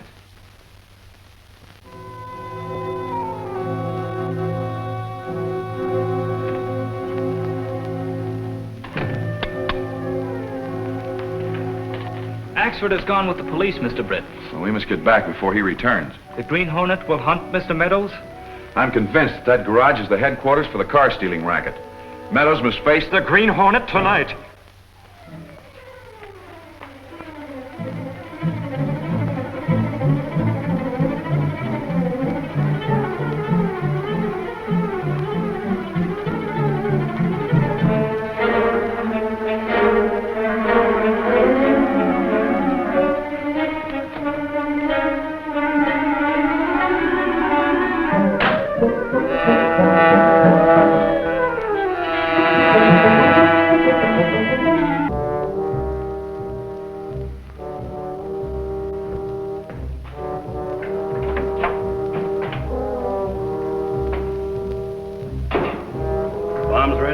What time is she set for? Exactly 11. Just gives me plenty of time to get the car to that vacant lot. Keep her here a little while. What for? Why not run her out now? If we keep her on that vacant lot too long, the police may find her before 11 o'clock.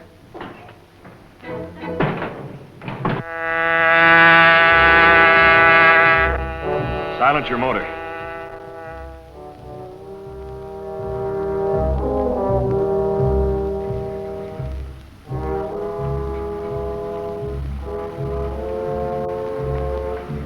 Wait here.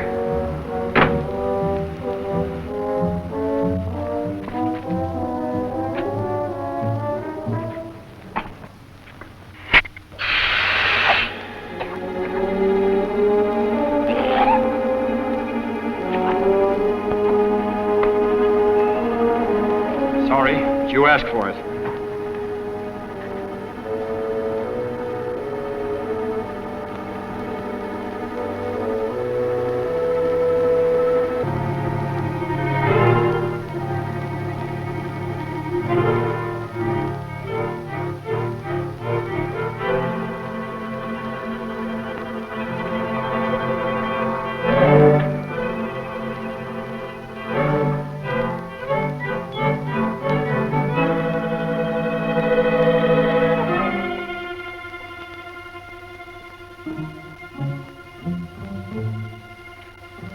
Hold her here a little longer.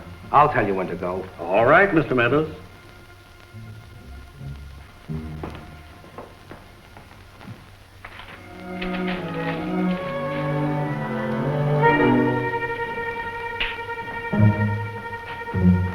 Turned off that light.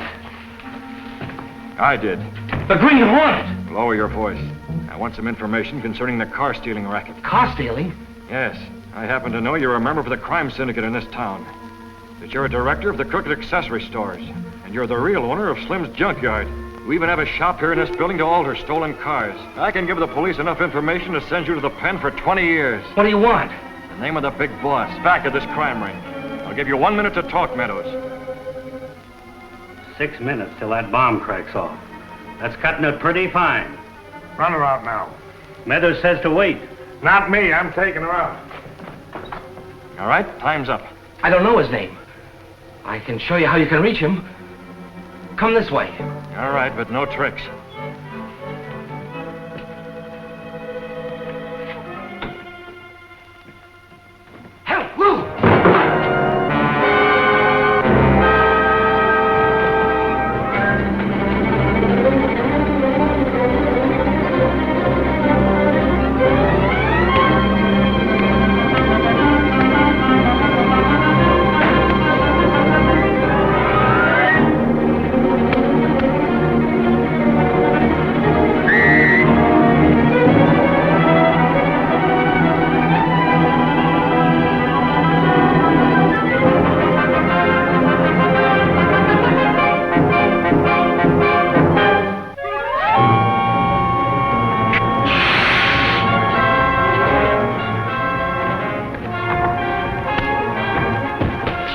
That's Meadows. We'll put him in Britt Reid's car.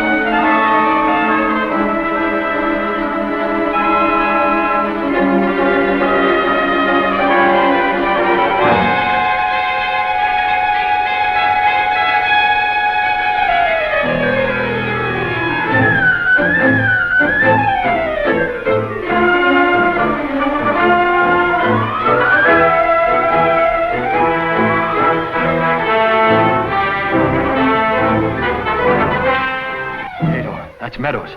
We'll put him in Britt Reid's car.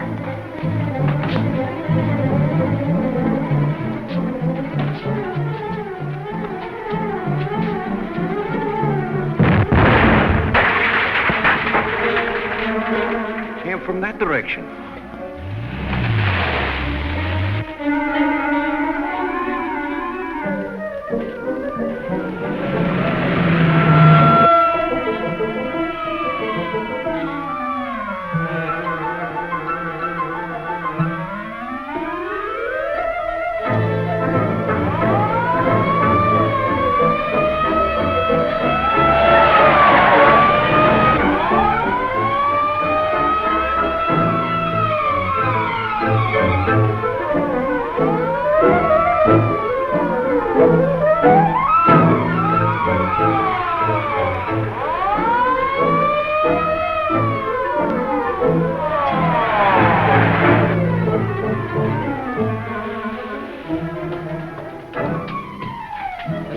All right.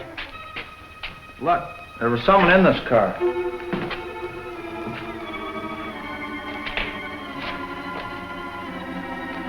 Say, this is Britt Reid's car that was reported stolen. That's right. A stolen car and a homicide. Say, we've stumbled onto something big. I wonder if there's a phone in this place. There must be one in that office over there. You call headquarters.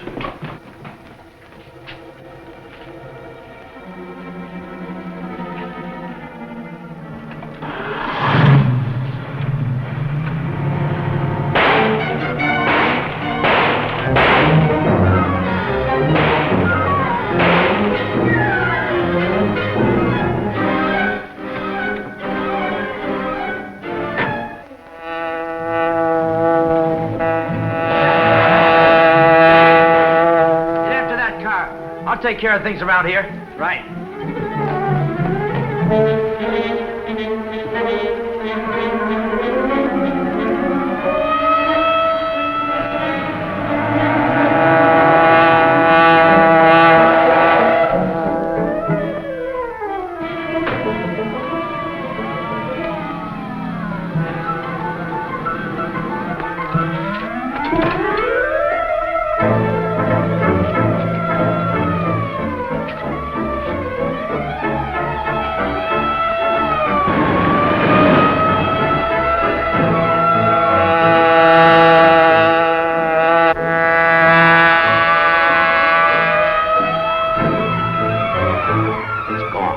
like a spook. I never saw a car move so fast.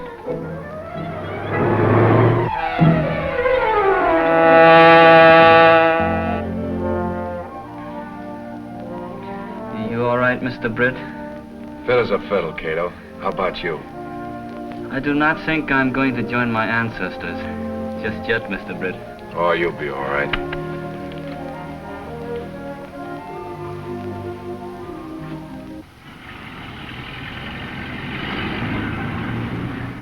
You've been called here to receive a message of special importance from the chief himself. We're ready to hear you, sir. As a result of the Green Hornet's operations, our stolen car organization is smashed. Fortunately for us, Meadows won't ever talk. The toll taken by the Green Hornet is mounting. His interference in our affairs has cost us hundreds of thousands. He must be removed without delay. As an incentive toward this end, I've authorized Monroe to pay $100,000 to the man who puts an end to the Green Hornet's career.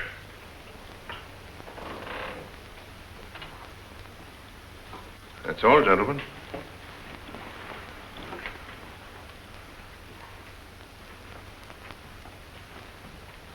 Why wasn't Rockford at this meeting? He was busy moving the headquarters of the Blue Streak bus lines out to the old Mortensen place. Oh, I see. Getting ready to give the Whippet line buses the works, huh? That's the reason he moved out there. It's near their repair garage.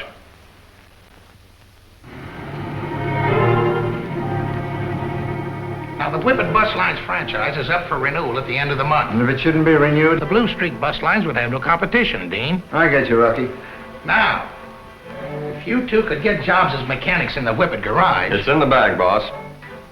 Something tells me that from now on, the Whippet service is going to be terrible. Mm-hmm. So long. See you later.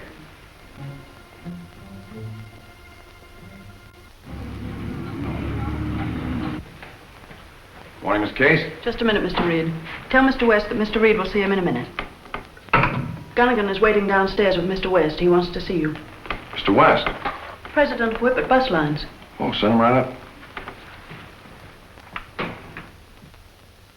And for 12 years, the Whippet Bus Lines have maintained an enviable record of service and safety. Well, perhaps your employees are coasting along on that record, Mr. West, and just getting careless. No, that's not it. I believe the Blue Streak Bus Lines want us to lose our franchise so they won't have any competition. Well, surely you can't blame them for accidents to your lines. The Blue Streak Company is an old established firm, too. Now, it may only be a coincidence, but the fact remains, our trouble dates from the time the Blue Streak Company changed management 6 months ago. What do you want me to do? I'd like to see the Sentinel do something about the matter. I'm sorry, Mr. West. The Sentinel has never interfered in squabbles between competitors. I'm sorry you feel that way about it, Mr. Reid.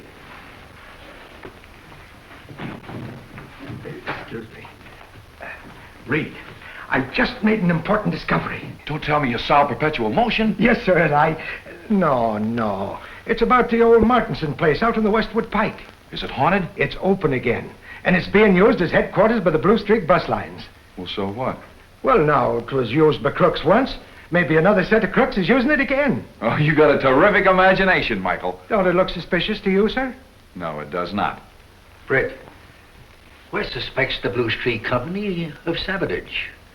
I think it'd be a pretty good idea to have Lowry get down and check up on the situation. All right. Put Lowry on the story. And if it'll make you any happier, I'll take some bus rides myself.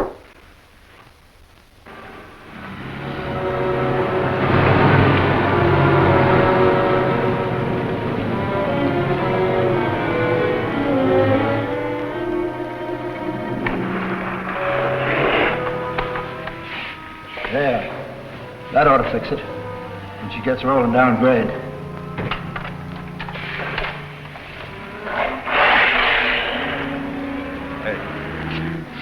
You're sure this bus is going to the terminal empty? The boss said there was to be no accidents to people. Don't worry, it'll be empty. I checked with the dispatcher. Okay, 16's ready to roll. Where are you going? Suburban terminal empty.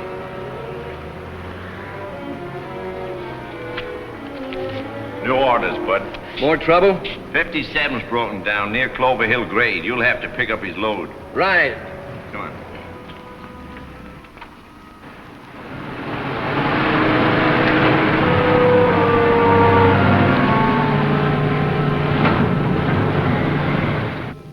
You discovered what's wrong? Yeah, there's a couple of bearings shot. What's the matter? Whippet Line's operating buses with old motors? No, this is a brand new job, but it's the third breakdown I've had with it. Oh, that's strange. Strange? Say, you know, this oil feels like it has emery dust in it. You know...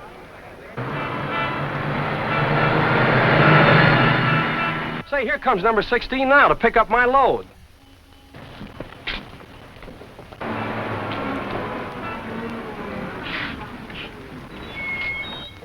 You got orders to pick up my load? Yeah, get him in here. Okay. Well, sorry we delayed you. This bus will take you there. Step inside, please. Yeah, just take this bus. Yeah, go right inside.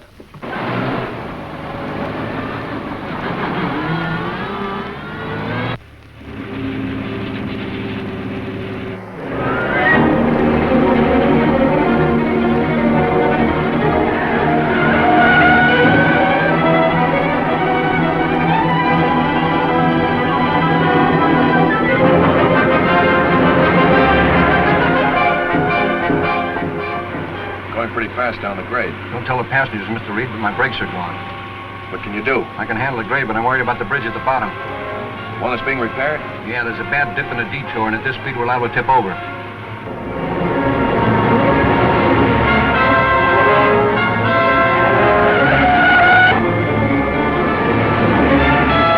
There's the bridge.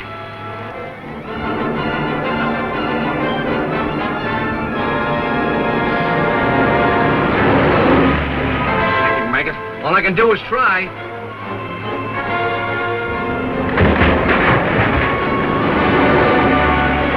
You'll never make that detour.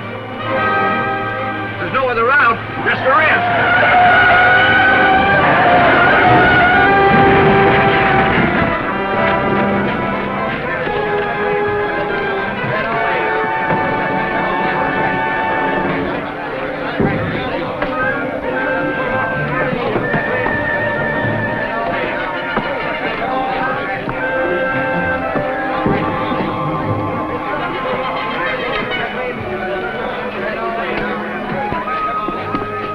When did you first feel your brakes started to go? Well, I started to slow down on the downgrade. How long has it been since they've been inspected? This bus just came out of the shop less than an hour ago. Well, let's take a look at the brake rods. Well, this rod has been almost cut in two by a hacksaw. The failure of your brakes was not accidental. That's right, there's no mistake about that. How do you like that? Well, I don't get it. Every time a Whippet bus breaks down, there's always a blue streak on a job to take over our passengers. Mr. Reid just came in, Mr. West. I'm sorry you had to wait. That's quite all right, Miss Case. I guess he was delayed getting into town. Thank you. Hello, West. Hello, Reid. Last time we talked, you hinted that the Blue Streak people were trying to cripple the Whippet lines. I'm convinced of it. Well, have you any proof? No, I haven't. All I know is our buses have experienced a large number of breakdowns lately, which look like sabotage. But you have no tangible evidence. And that's what worries me. This is a case that even the police can't touch. I see. What do you figure these breakdowns have cost you? I can't estimate what it's cost our reputation, but I should say our repairs have run about $12,000 over normal. Mm-hmm. Well, thank you very much. I think the Sentinel will look into the bus transportation business thoroughly. Good. Miss Case, will you tell Axford I'm ready to go home? He went out just about the time you came in. Where'd he go? I don't know. He just said he had a hunch and he was going to follow it. Well, 2 to 1 would lead him into trouble.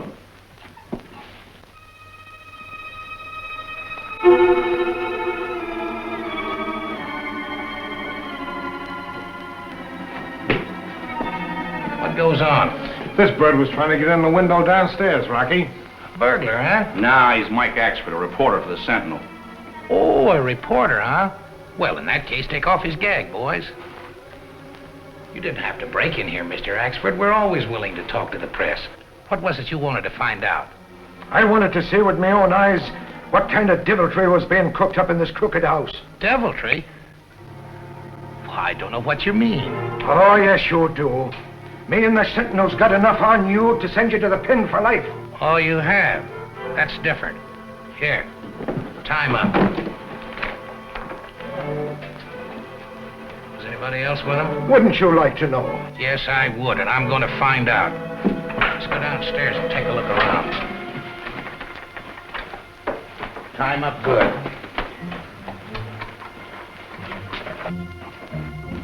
That'll hold him.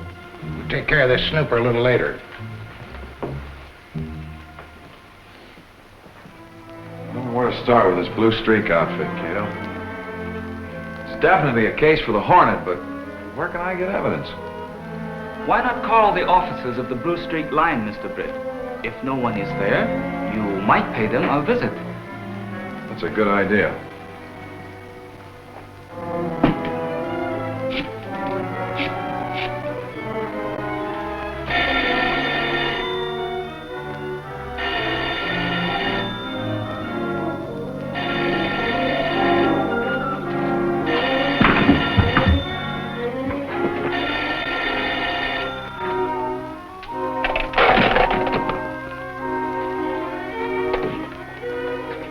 Hello, who is it?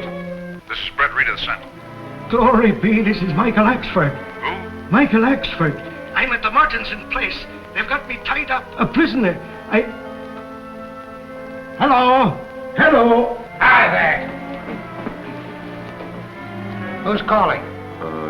Is this Westlake 4915? No, this is Westwood 4915. I'm sorry, I guess I have the wrong number. They're holding Axford at the old Mortensen place. That is not good, but it gives the Hornet an objective. Get my mask and gun. We've got to move fast. So you thought you'd pull a fast one. What was you saying on that phone? Nothing but hello. You heard me.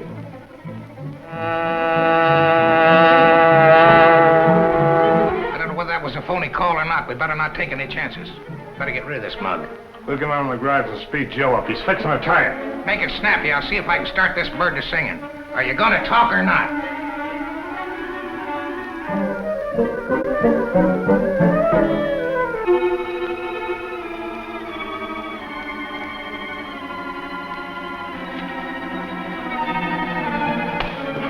For the last time, you're going to tell me what Reid sent you up here to find out? I'm telling you nothing, Rockford. Get away from that man. I said get away from him. You're the Green Hornet. Exactly. Why have you got this man tied up? Why, who, me? Never mind. I'll release you and then you beat it.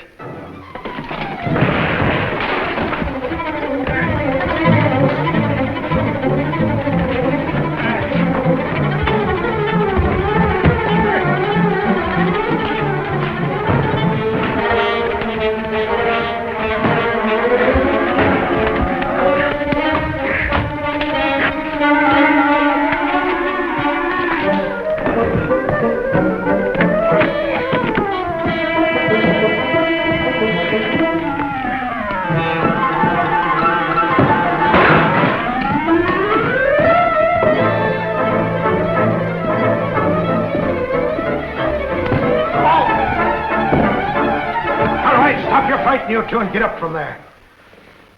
It's a happy day this night is.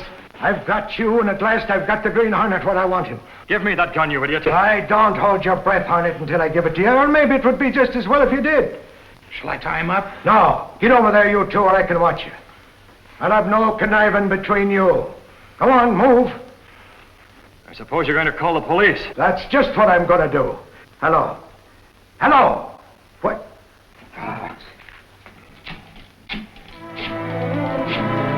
Drop that receiver.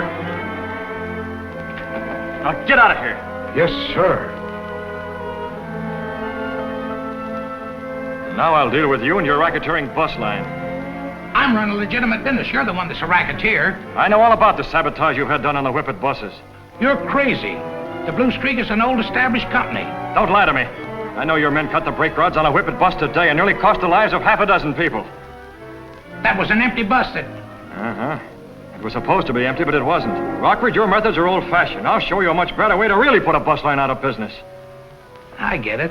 You want to cut in with us. What do you think?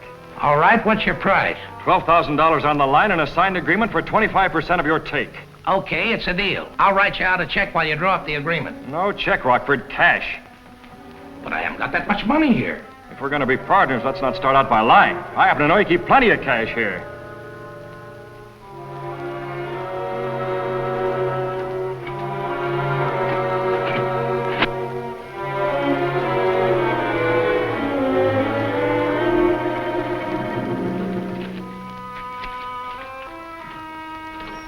All right. Tell me how you want the agreement to read, and I'll write it out and sign it for you. I'm telling you, Tim, the Green Hornet's there, at the old Martinson place on the Westwood Pike. No, you better send 3 squads. Right. There's your agreement, Hornet. Now let's have a few of your ideas. Thanks, Rockford. That's just the evidence I needed to smash your racket. Now I'm turning you over to the police. Why, you crook, you said you was going to show me how to put a bus line out of business. I am, and it's your bus line. This $12,000 will just pay the repair bills on the Whippet buses. And now I want to know who's the head of all your rackets. Come on. Don't use those guns. You'll hit Rockford, and I'll get you both before you can fire again. No, don't shoot. The chief's orders are to get the Hornet regardless. Too bad, Rocky. Wait. Circle around him. He can't cover all 3 of us. Down the floor, Rocky.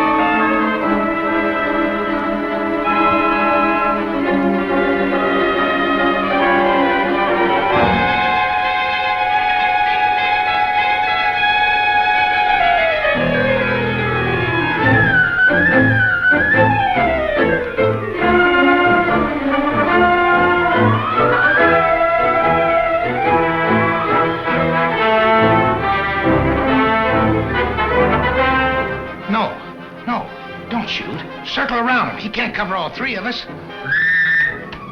Down the floor, Rocky.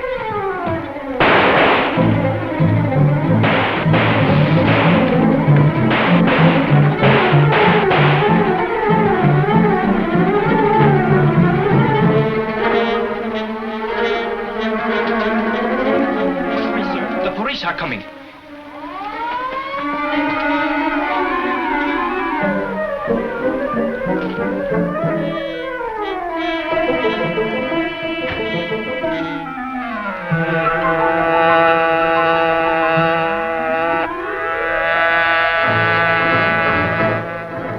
Good night's work, Kato. When the district attorney receives this evidence in his morning mail, it'll be the end of Mr. Rockford's bus racket. Green Hornet breaks another racket. Rockford indicted. Foot straight.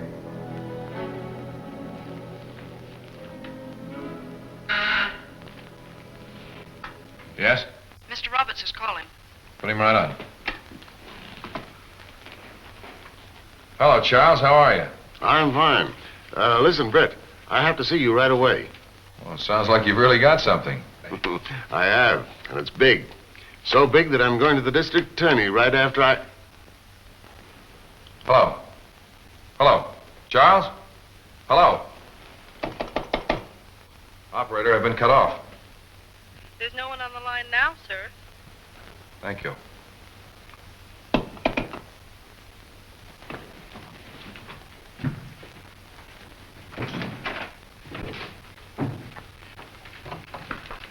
I'm going down to Charles Roberts' office. Yes, sir.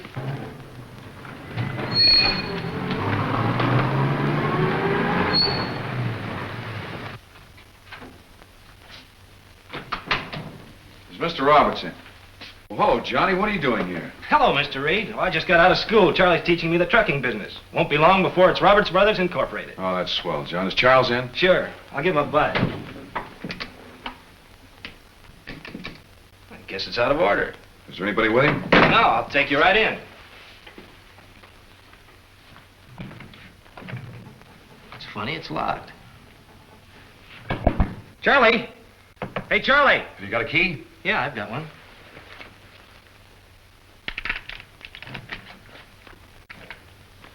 Charlie, Mr. Reid is here. Hey, Britt, what's the matter with There's a gun him? in his hand. Charlie! He's dead, Britt. Don't, you? But Britt, he's dead. Oh, you mustn't touch anything. He's been shot. You've got to call the police.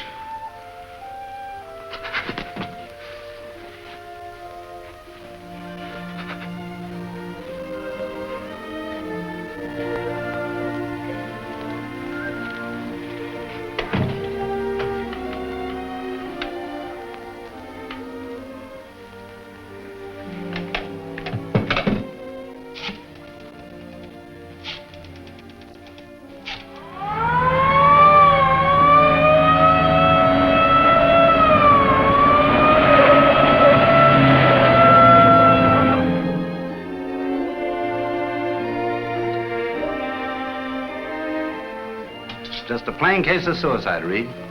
I can't believe it. Roberts had just been talking to me on the telephone. He didn't sound like a man that was going to commit suicide. John, did anybody come to see Charles between the time he called me at 9:30 and the time I arrived here? There you are, Reid. But I tell you, there was someone in here. That cigarette was burning when we first discovered the body. And Charles Roberts never smoked cigarettes. Look, Reid. The man was found shot. The gun was in his hand. The wound could be self-inflicted. The outer door is bolted from the inside. Add it all up, it equals suicide. Unless you can get some further evidence. The case will have to go as reported. I'll get that evidence.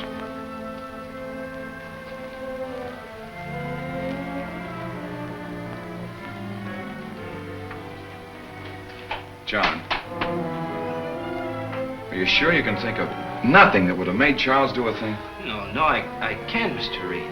And you didn't leave your office at any time? No, I didn't. Well, then why didn't you hear the shot? Well, I was probably in the stockroom. Then you did leave your office. Yeah, but I was only gone for a few minutes. That'd been long enough.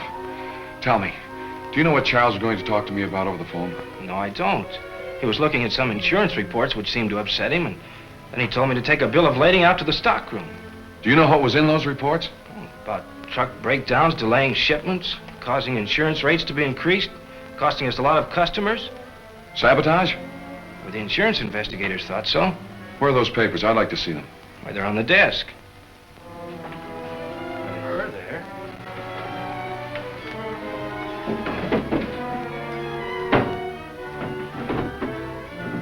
That's funny, they're gone. That's enough for me. Charles was murdered, and the man that did it took those papers.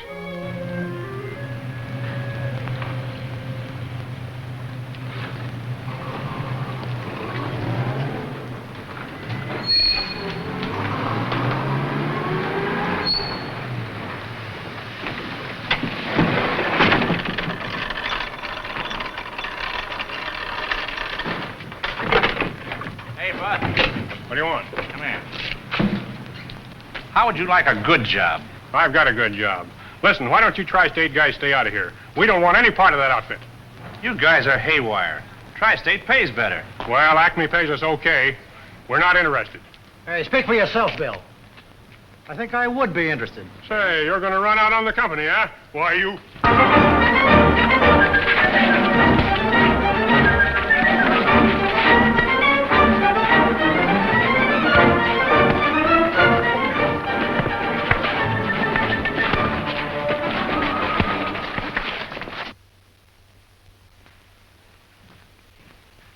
Michael, I want you to get me all the information you can concerning the recent accidents to the Acme Transportation Company. You mean the Jinx Transportation Company, don't you? Why do you say that? On account of all the accidents that's been happening to their trucks. Don't you read your own paper? Check with all the Acme competitors. I want to know who's getting their canceled contracts. Yes, sir. And James, I want you to go down to our morgue and get all the dope you can on the accidents to Acme trucks. Right. Oh, boy, I smell a story. Wednesday, Sentinel, paper. Read about that truck probe. Big truck probe coming.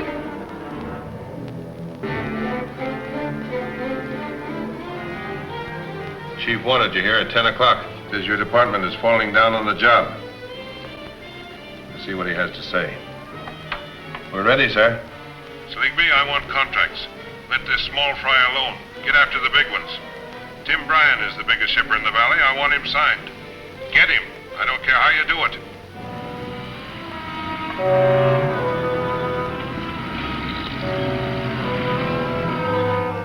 Mr. Bryan, Tri-State would like to handle your transportation.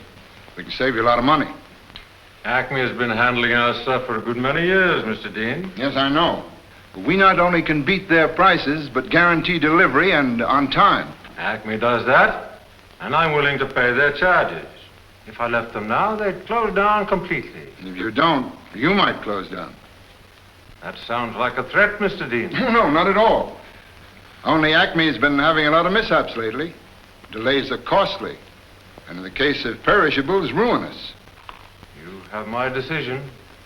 Very well, Mr. Bryan. See you again. Good day.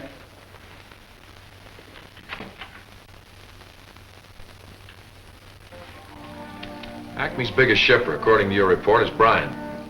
He's got a load of perishables going to Kentville today. Where did we go to contact it? Why, Britt, at the Acme yards, of course. Well, if what I suspect is true, the yards are being watched, and I don't want to be seen. Oh, well, there's the Market Coffee Shop. All the trucks going in and out of town stop there. All right, the Market Coffee Shop it is. And we better take one of our delivery trucks. I want to attract as little attention as possible. I got you.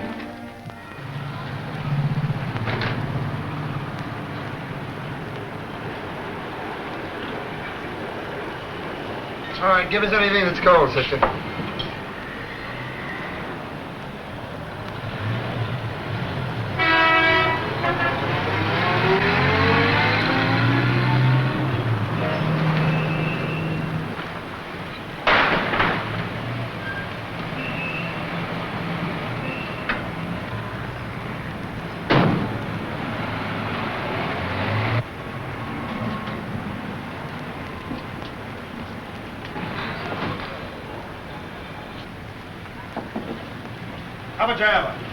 Hi, fellas. Hi.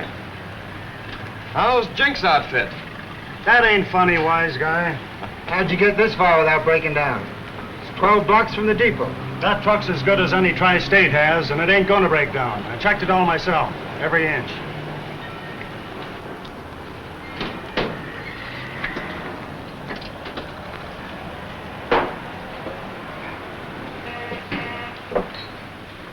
So long, sir. Why don't you look where you're going? What's the hurry, buddy? You're not going any place with that Acme truck.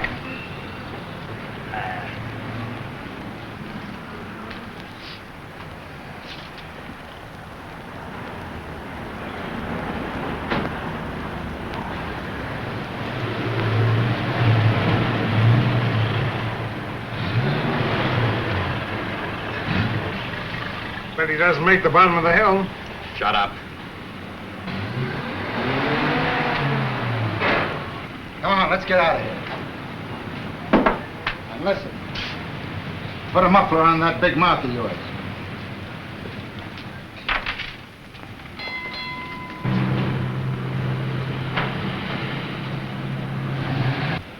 Doesn't sound like kidding to me. We better get out and take a look at that truck.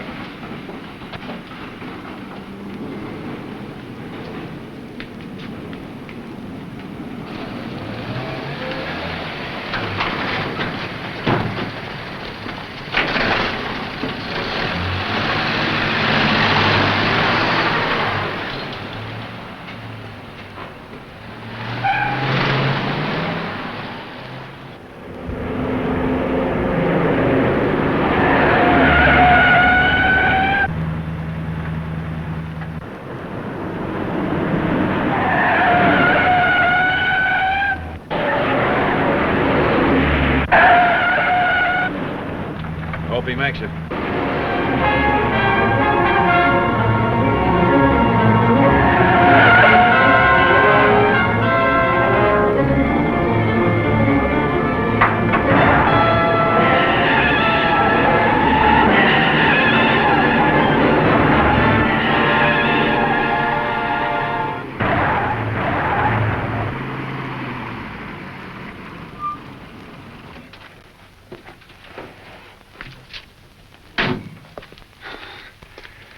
Say, that was a swell job of driving, buddy. What happened?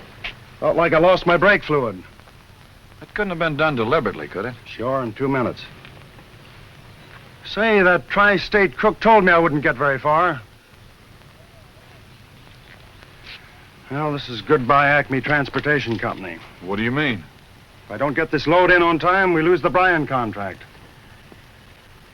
You won't lose the Bryan contract. Get a tow rope and we'll pull you in. Okay, buddy, let's go. Good evening, Mr. Britt. Hello, Kato. Get the gun, mask, and car ready. We're going out tonight. Where to? To the Tri-State Truck Depot.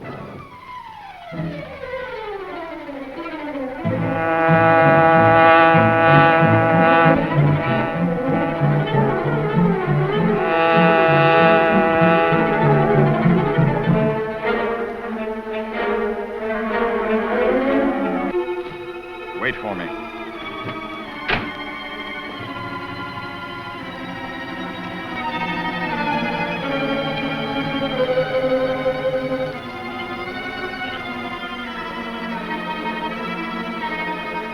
See this old bridge? Mm-hmm. Well, Acme's crossing it tonight with a truckload of Bryan's perishables. Using the old road to fool us, huh? Yeah. Corey, get the boys and put that bridge out of commission. Dean, take Andy and fix that carload of fruit that Bryan has at the railroad yards. Yeah, that'll show him that dealing with Acme is expensive. See you at the bridge, Corey. How come? Thought you were laying low since you bumped Roberts. Lay off that Roberts business. There's no evidence against me. Not if you destroyed those insurance papers you took off Roberts' desk. Don't worry about that. I've got those locked in the safe. Get started, you fellas.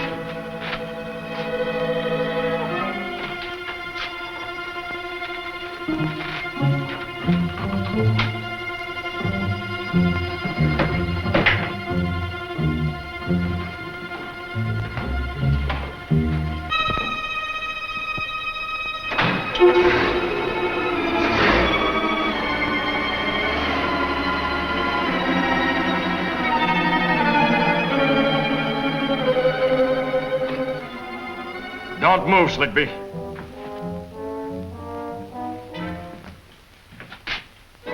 The Green Hornet. What do you want? The insurance report you took from Charles Roberts the night you murdered him.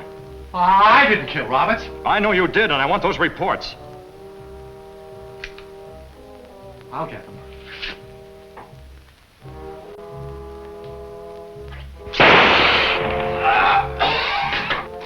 Tie him up, Kato.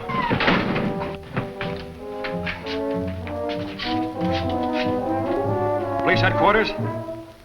Captain Ridge, send a squad car to the Tri-State Trucking Office. You'll find Robert's murderer there.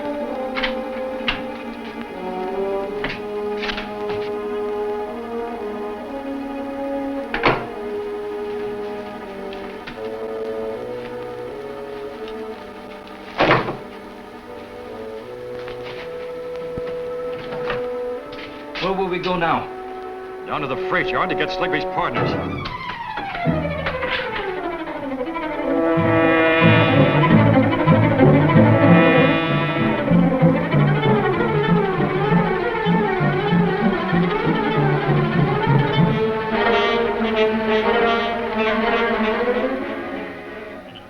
open that car door while I get this fruit destroyer ready.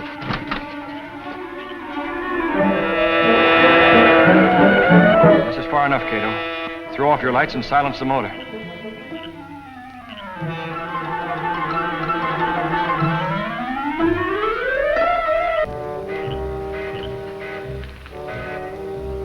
Stay here.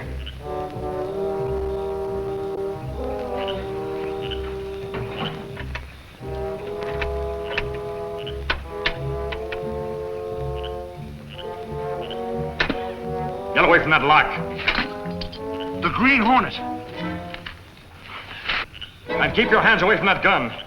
I want to ask you a few questions. Where's your partner? Right behind you.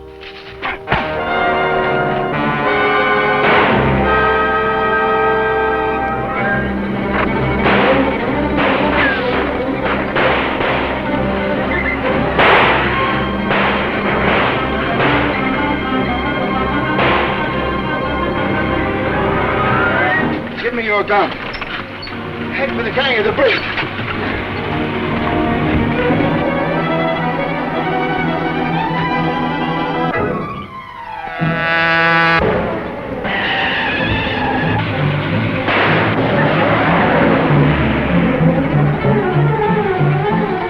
Oh, Houston, you haven't a chance.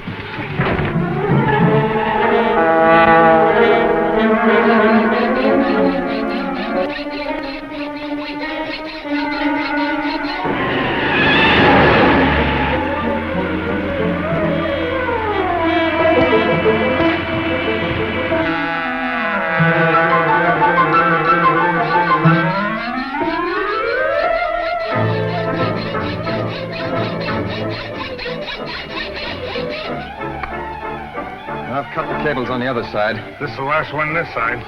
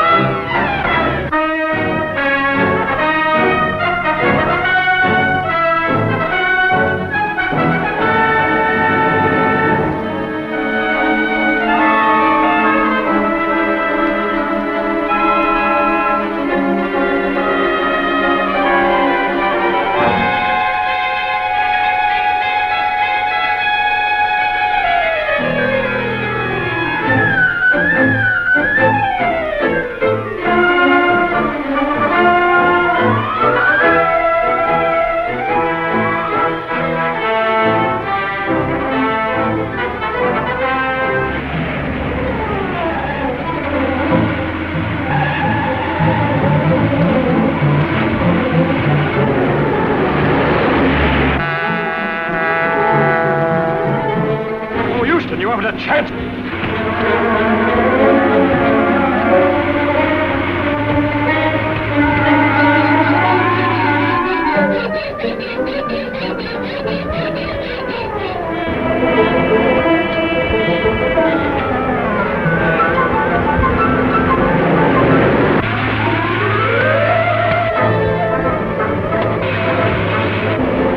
out of here.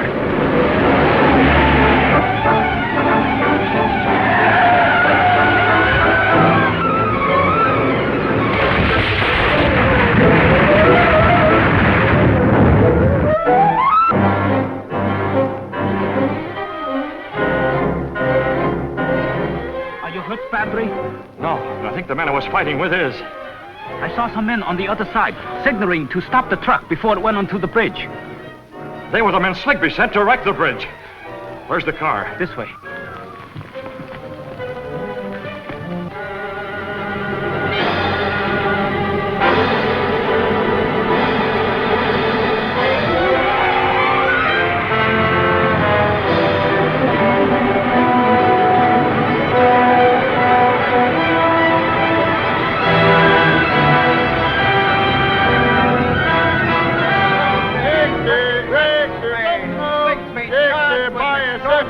Sabotage! Foot straight!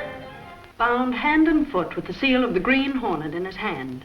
Documents found in Sligby's pockets are believed to be sufficient evidence to convict him of the murder. You don't have to read it to me, Casey. I wrote it. And boy, was it a scoop. If you wrote it, why do you keep calling the Hornet a crook? Why not find out what the man is after instead of classing him with hoodlums and racketeers? That's the stuff, Miss Case. What do you suggest we better do? Find out who the Green Hornet is. Find out who the Green Hornet is. We had a dozen paying rackets and the police couldn't touch us. And now the Hornet steps in. And he not only breaks the rackets, but gets the men that runs them. Markheim and Grant dead. Morrison and Rockford in jail. And now they got a murder charge against Sligby with enough evidence to hang him. Sligby won't squeal on the syndicate. But unless you men track down the Hornet, there won't be any syndicate. Dean and I have tracked him down more than once. And been lucky to live to tell about it. Look, Monroe, every time the Hornet strikes, the Sentinel has the information first. Think there's any connection? And the Sentinel offering $1,000 reward for the Hornet, dead or alive? Don't be a fool. Look, Reid, I got something. Well, there must be a date in the way you're dolled up. Dolled up, is it? Sure, that's what I want to talk to you about. $1.25 it cost me to have this suit pressed. 6 months ago, the price was 75 cents. The price of labor has gone up. You mean the price of protection's gone up? Look at this. I found that in my coat pocket when I brought the suit home.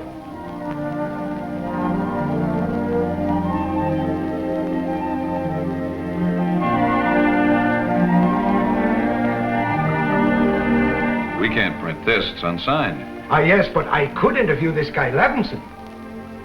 Well, even if it were true, he wouldn't dare talk. But I'll keep it on file in case something turns up. That's right, laddie. We better find it, sure.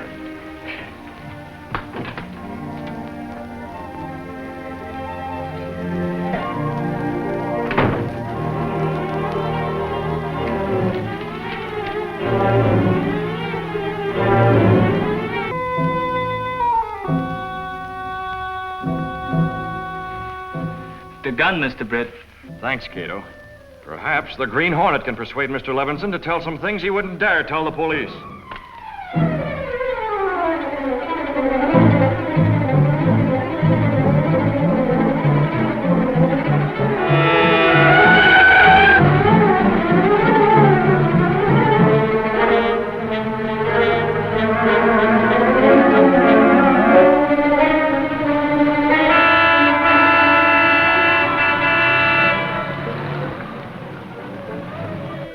I've been waiting 20 minutes, man of action. What's on your so-called mind? Sure, I'm giving you a chance for a front-page picture. A man named Levinson. Is he important? After I've interviewed him, he'd be the most important man in town.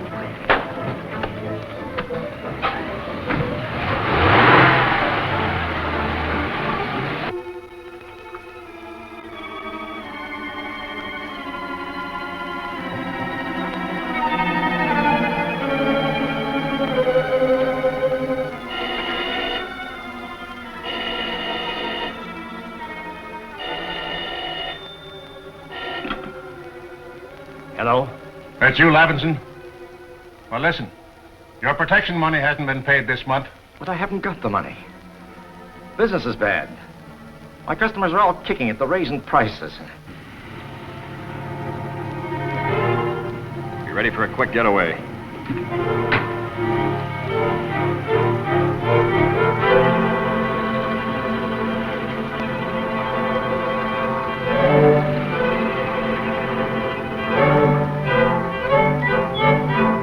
mind the excuses. You'll remember what happened to the others that didn't pay. Give me another day. I'll raise the money, Lynch. Somehow. Give me that phone. Hello. Hello. Who was on that phone? Who are you? Green Hornet. Yes. Who are you talking to? No, someone had the wrong number. Don't lie, Levinson. I know you and others are paying for protection. This is the place. Wait here till I see where the fella talk at all. You'll probably scare him off before I get a lens on him.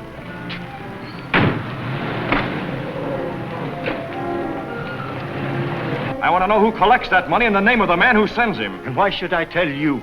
He would hijack him, and I'd have to pay twice. Then you admit you're paying. I admit nothing. Open that door. Come on, open that door.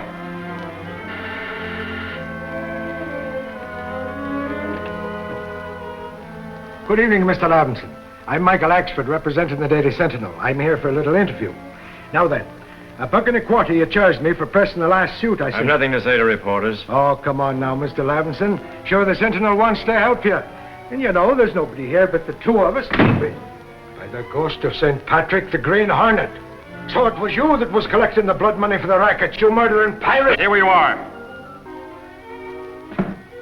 Now I want that information. Come on, get it.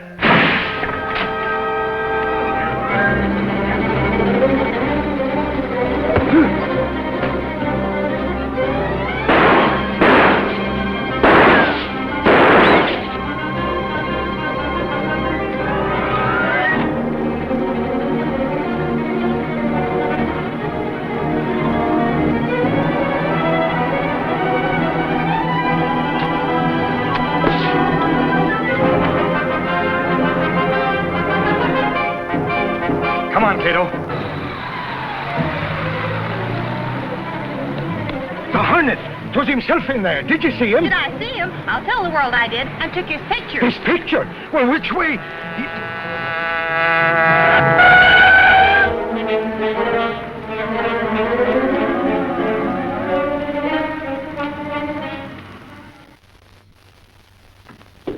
Let me see that picture of the Hornet. Clicker scooped the town. That's great. Gunnigan, see the clicker gets a bonus.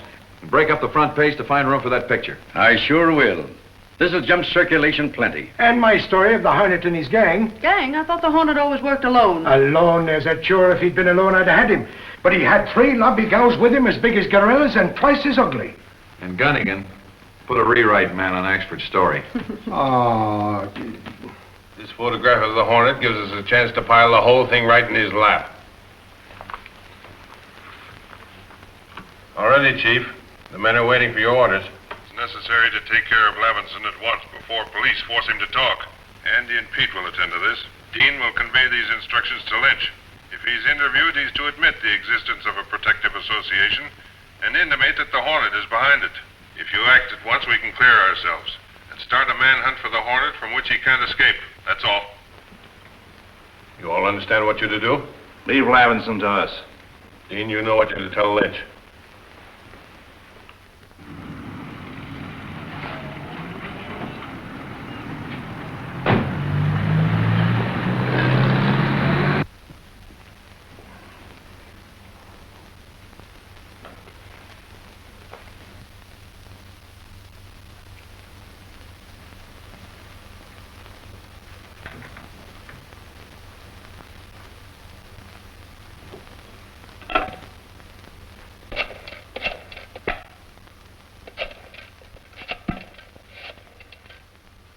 Hello.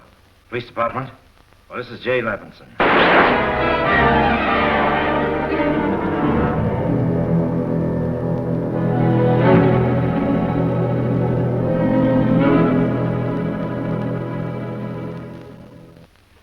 It's the calling card of the Green Hornet. There's no doubt now who committed this murder.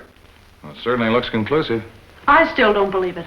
Since when has the Hornet been working by daylight? I'll ask him that when he's brought in. We're going to get him if I have to make a house-to-house search. Did you interview the cleaners and dyers on the list I gave you? Well, most of them, but they all deny any knowledge of a protection racket. I've left Lynch's place until the last.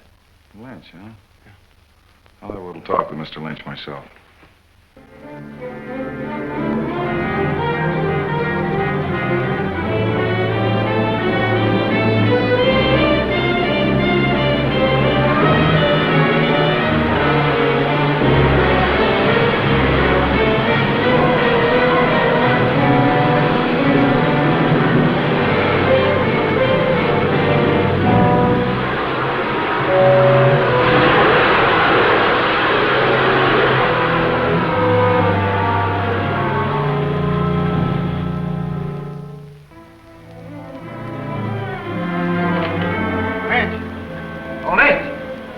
See you a minute. All right, I'm coming.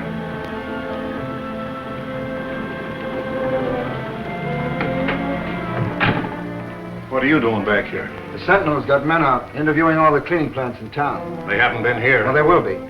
The boss wants to be sure that you have your orders straight. I got them all right. And I don't like them. It'll leave me wide open to an attack from the Hornet. Oh, you're safe enough. With the dragnet out for the Hornet, he won't dare come out of cover.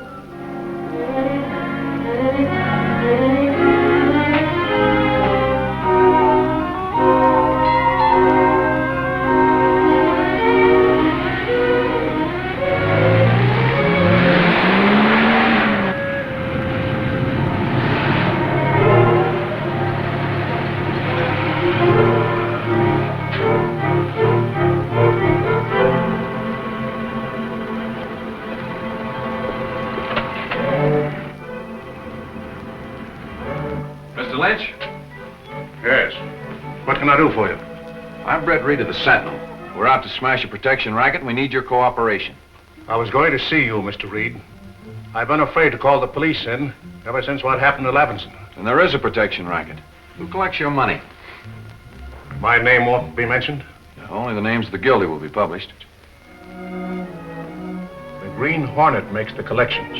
Are you sure of that? I've met him, face to face. Well, that's fine, Mr. Lynch. I hope you don't meet him again.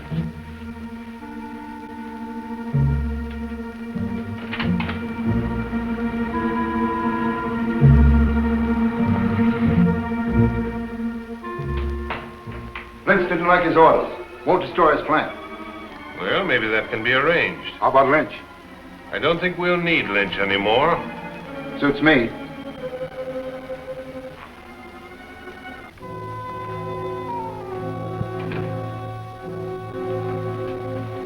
Phone, Lynch? Yes, Mr. Britt, as you ordered. I informed him anonymously that the police would raid his place tonight. Did he believe you? He seemed frightened. I believe he is on his way to destroy his papers. We'd better be going.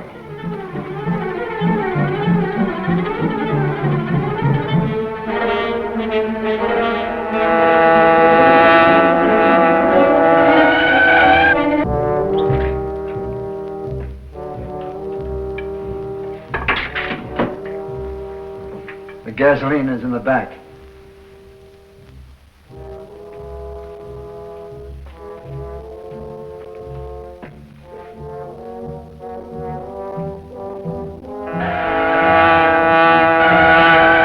Faster, Kato, faster.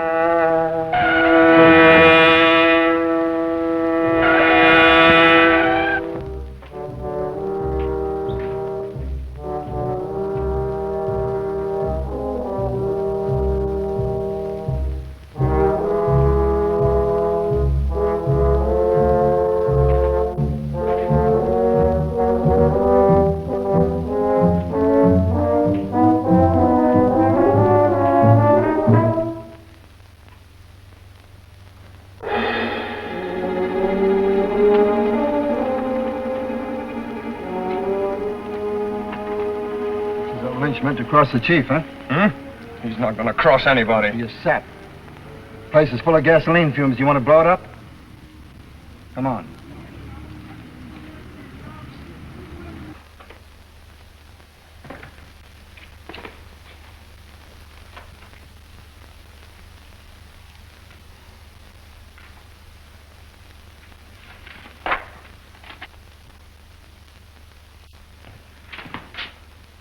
What do you want? Who are you? The Green Hornet. Yes, Lynch. An old acquaintance, according to the papers. They made me blame it on you. They? Who are they? Who do you take orders from? Do I go free if I talk? I'm not here to bargain. I want the names of those racketeers. I've got a list here. So you don't.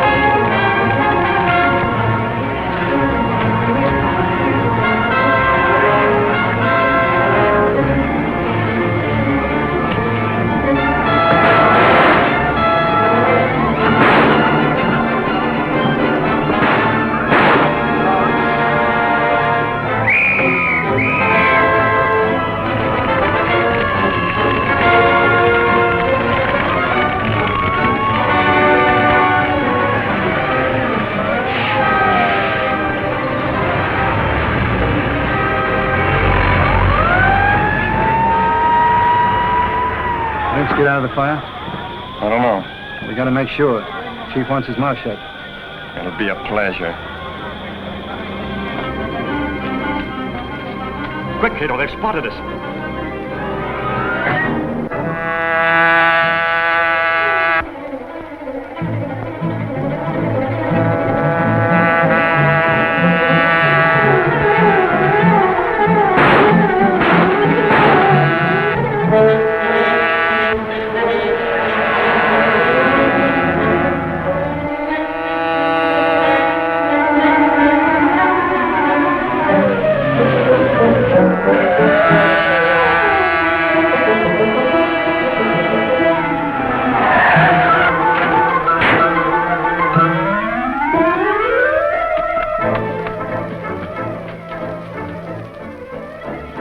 Gone the way it always does.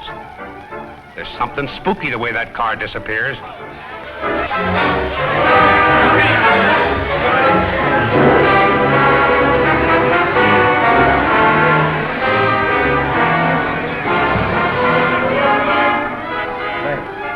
I have an idea how we can get a line on that guy, Lynch. Yeah, what is it? He's got an interest in his brother's business. If he escapes, he's just dumb enough to go to his brother's place to hide out.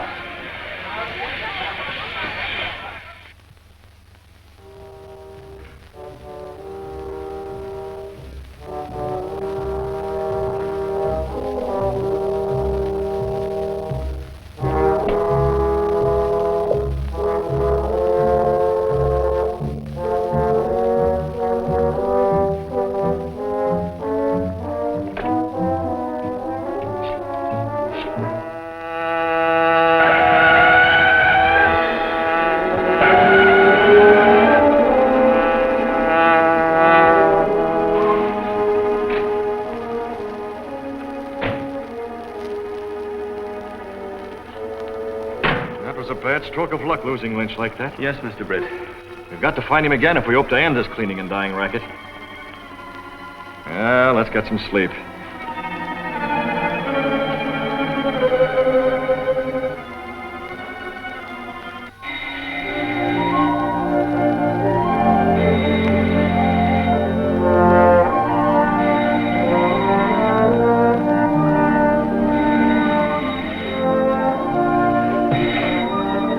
Hello? Yes, this is Mr. Reid's apartment. No, this is Michael Axford, his bodyguard. Yes, Mr. Reid's here, but he can't be disturbed. But I've got to talk to him. It's a matter of life or death. Now, look, I can't understand you. Will you calm down? Tell him it's about the Green Hornet. The Green Hornet? Well, why didn't you say so? Reid! Reid, wake up, will you? Reid! What is it, Michael? You're wanted on the phone. It's the Green Hornet. The Green Hornet? I mean, it's about the Green Hornet. There's life or death, he says.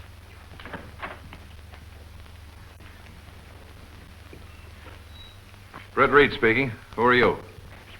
Lynch. What Lynch? Oh, I see. What do you want? I just got a tip that my associates are going to kill me. I don't dare go to the police. And the Green Hornet is after me, too.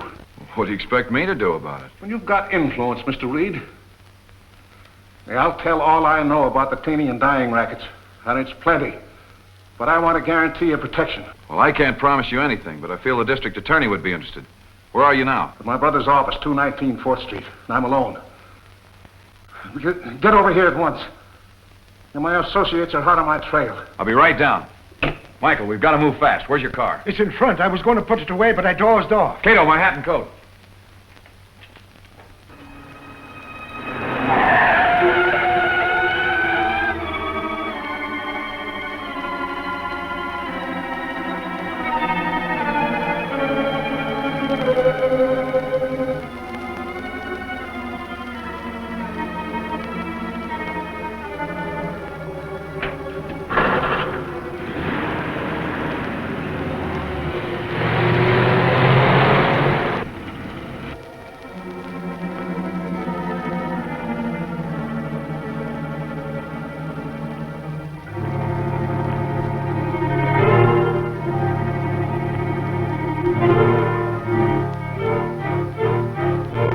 Call the police. Send it to 219 4th Street. Tell them there may be a murder.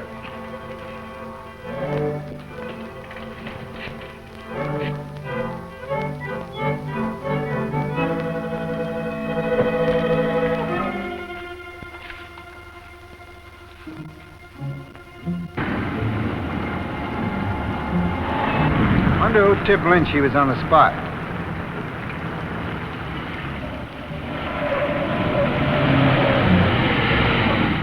Step on it, Michael. We've got to get to him before his gang does. Calling car 37. Calling car 37. Go to 219 4th Street. 219 4th Street. And investigate the trouble. Be careful. It may be a shooting. That is all.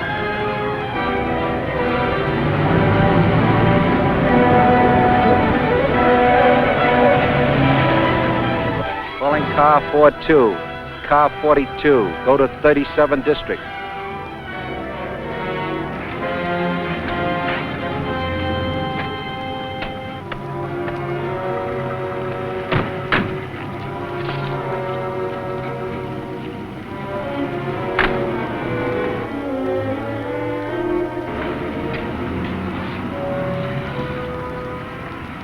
Locked.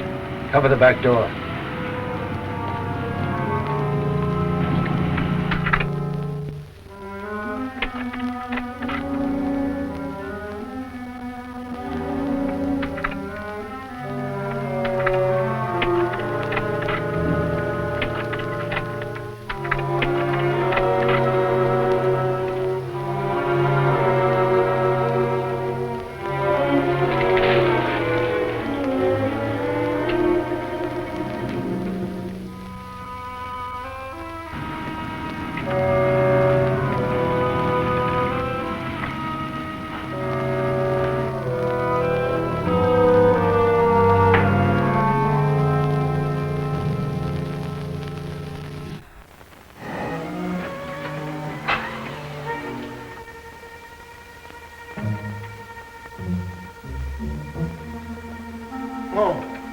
No, Dean.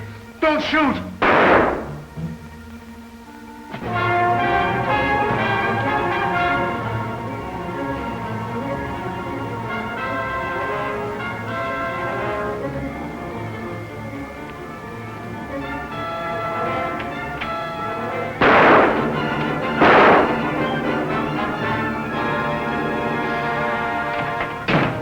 Reid, an accident.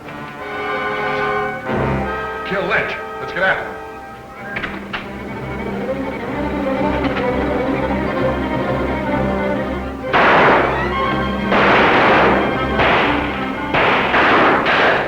You're a rotten shot, Michael. Oh, it's just this police ammunition I'm using.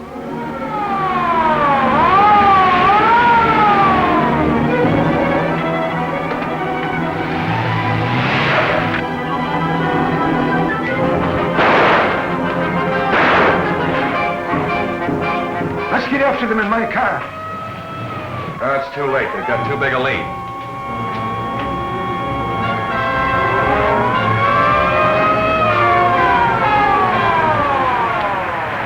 It's been a killing. The men who did it went that way in a black sedan. Okay, Mr. Reid, we'll go after him. I'll report to headquarters for you. Come on, Michael.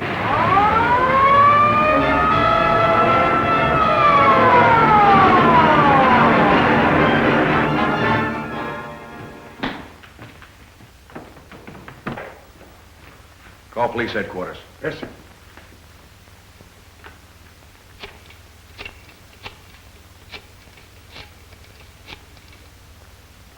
This is Michael Axford. There's been a murder at where is this place? 219 4th Street. 219 4th Street. Send the homicide squad, the coroner, fingerprint men, photographers. No, I don't want the mayor and the governor, too. I know what I'm about. 'Twas me who was phoning in calls while you were still bawling in your crate.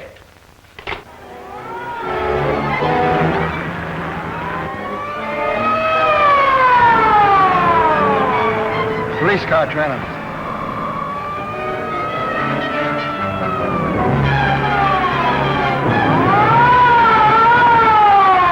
Stop! We've smashed into something.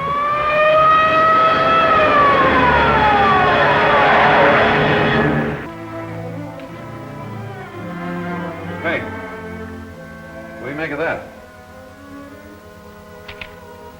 Oh, sure, Lynch was drawing pictures while he was talking to you on the phone. Men don't do that when they're excited. That's a picture of a wastebasket. Now, why would he be drawing that? To call our attention to it.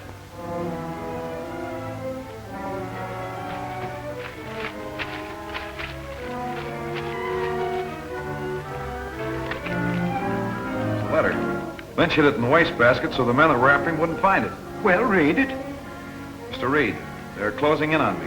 But if they get me, I'll have my revenge by this letter. The Green Hornet has nothing to do with the protection racket. My associates in the syndicate made me lie about that. They also killed Lavinson. Now they are after me. I hope you will avenge my death by trapping them. The big boss of all the rackets is a man named... Well, go on. What's his name?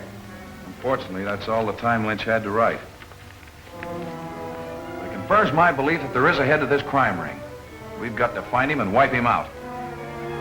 Foot Street! Green Hornet escapes again! Foot Street! Green Hornet still in bond! Foot Street!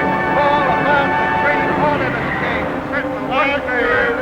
Read about it in the Sentinel. I've just been talking to the chief. He's pretty sore about what happened last night. You had both the Green Hornet and Britt Reid on the spot and you let them go. I'm not so sure the Green Hornet wasn't burned up in that fire. That's just it. You're not sure. Lynch got out. Why couldn't the Green Hornet, too? And later you had Reid dead to rights. And if you hadn't been so anxious about your own necks, we'd have been free of those damaging editorials of his. Reid seems to be a pushover for a call for help. Maybe we can get him dead to rights again. All right, see if you can arrange something. I'll do that.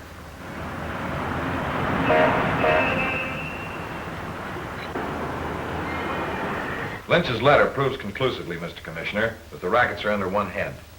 The thing to do is to find him. The police department is doing everything it can. We follow every lead, but they all fade out. The organization is too well protected. Well, the Green Hornet's doing his best to knock him over so he can be the big boss himself. By the way, have you increased the reward for him? Not officially. But I'll personally double it to anybody who can get the Green Hornet dead or alive.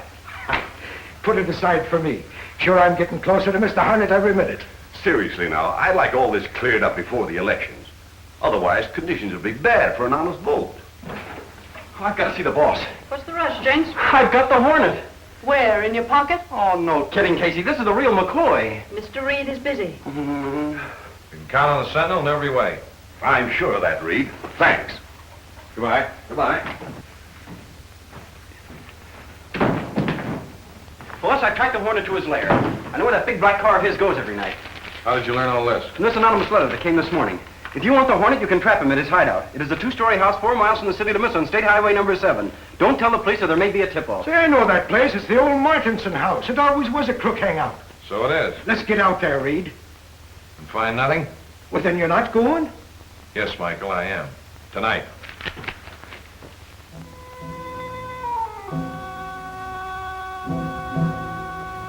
I'll go with Jenks and Axford. You wait behind the Mortensen house with Black Beauty in the Hornet's disguise. But why do you take this risk, Mr. Britt? Because I feel that that letter was a trap, meant for me as Britt Reid. We'll let the Hornets bring it on and see if we can't catch somebody. Understand? No, sir. But if you say it is all right, it must be. You take the lower road. You'll be there long before we are.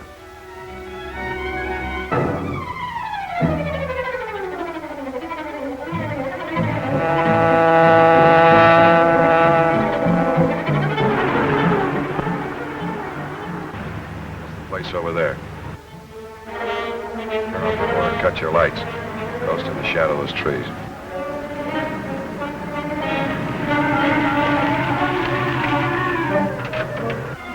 The car's here. Reid, get a couple of men with him.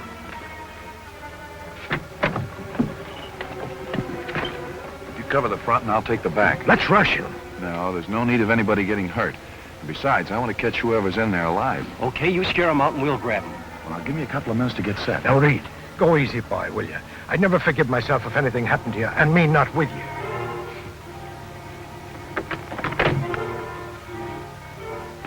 Okay, we'll take them all. Wait till they come in and then let them have it.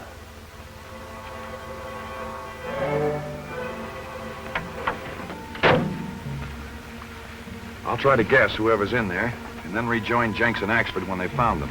Be careful, Mr. Britt. I will. You wait for me at that corner of the house. I may have to get out of this disguise in a hurry. Yes, sir.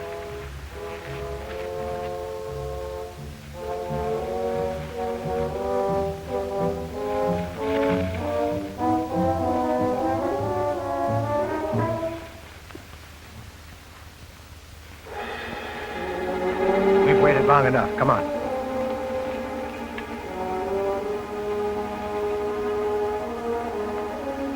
Hold it. Drop those guns. Green Hornet. Right.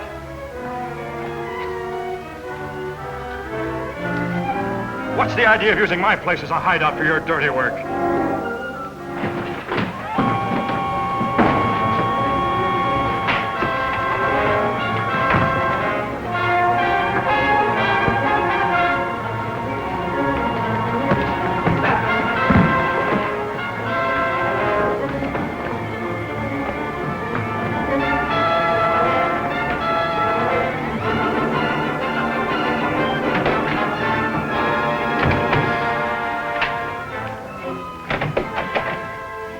I've got you, Hornet. You better give up and come out. Dead or alive, they said. It makes no difference to me. All right, Mr. Hornet.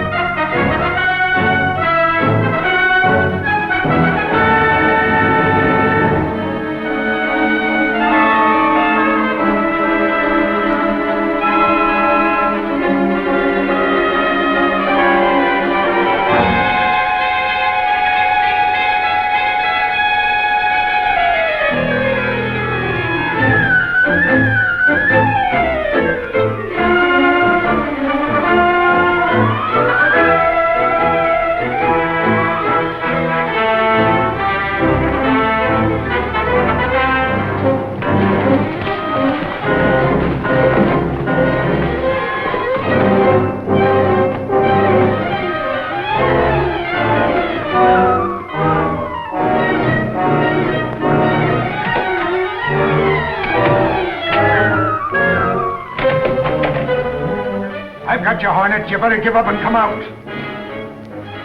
Dead or alive, they said, it makes no difference to me. All right, Mr. Hornet.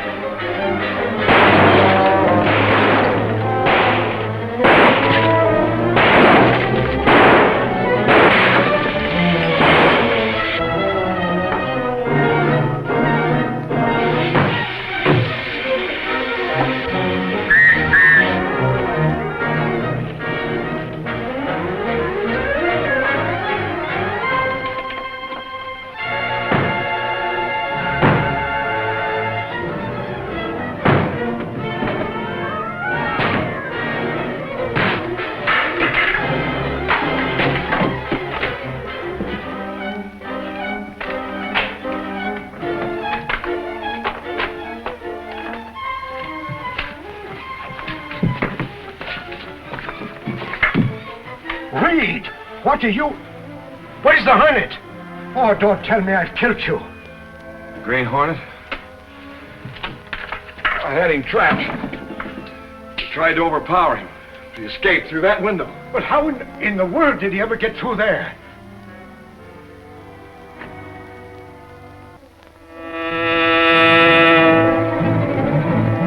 And there he goes. Sure, he must be the devil himself. You sure none of them bullets hit you, Reid? No, I'm all right. That's twice the Green Hornet slipped through my fingers. You're as slippery as an eel, Michael. You got away from me, too. I'm nearly with you by the looks of you. Well, I guess there's nothing left to do but be on our way. So you got the Green Hornet, eh? Nice going, Jinx. Yeah, you seem kind of glad he got away. Well, maybe I am. And if you ask me, I think he's giving the crooks a run for their money. Yeah, well, wait until after the election and watch the Canby administration give the Green Hornet a run for his money. You talk as if John Canby were already elected. It's in the bag, Casey, because that boy has promised to really clean up the town. Oh, Casey. Reid's in his office, isn't he? He's with Judge Stanton, head of the Non-Partisan Voters League. Suffering mackerel, now little many fish. Even at this late hour, if the Sentinel will come out in favor of Hargrave, he'd be elected mayor tomorrow. Well, why should the Sentinel take a stand against Canby, his opponent? He has a clean record. I have reason to believe that every crook in town is backing Canby. Have you any definite proof of that? No. Well, I'm sorry, Judge.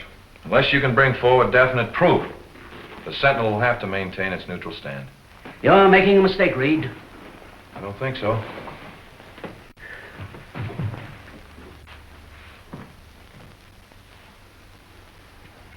Ogden, these figures gathered from Canby's precinct captains indicate his election. Then it's in the bag? We've got to make sure. Sit down. On these wards here, we've got to muster more sure votes for Canby. Oh, that'll be a cinch. The boys have made enough false registrations to elect an alley cat mayor. Well, if we can make Canby mayor, our syndicate will clean up millions. Yeah. It'll be easier to get rid of Britt Reid than the Green Hornet.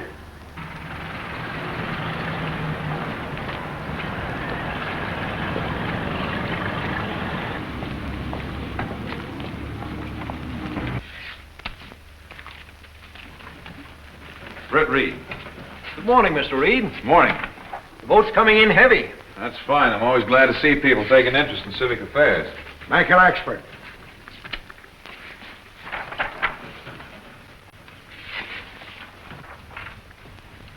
That's Britt Reid of the Sentinel. He's done more for this town than any man I know of. That's a true word for you. He's done just that. Names, gentlemen? Scanlon's the name. George Scanlon. Here, you can't do that. Oh, no?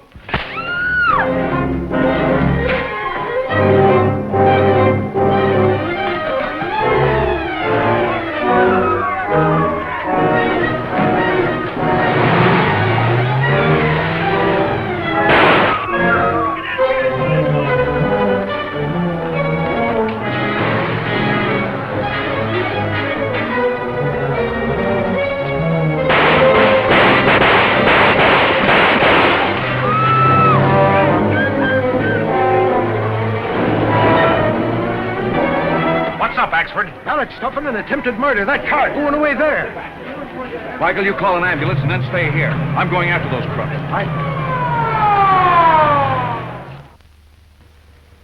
Evidence of intimidation and corruption in all precincts.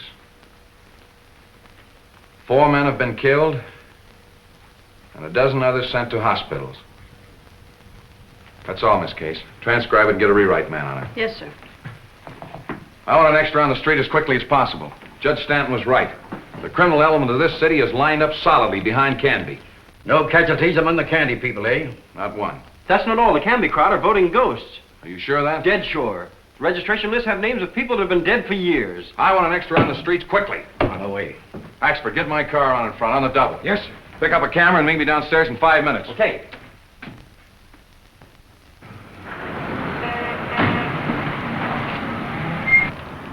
Say, that car looks familiar.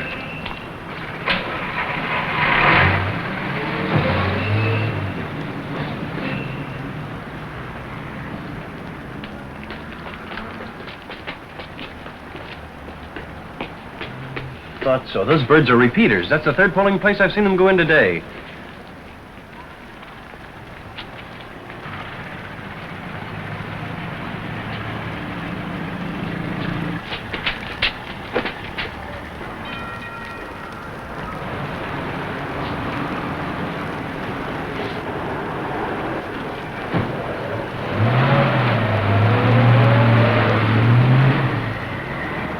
Let's go.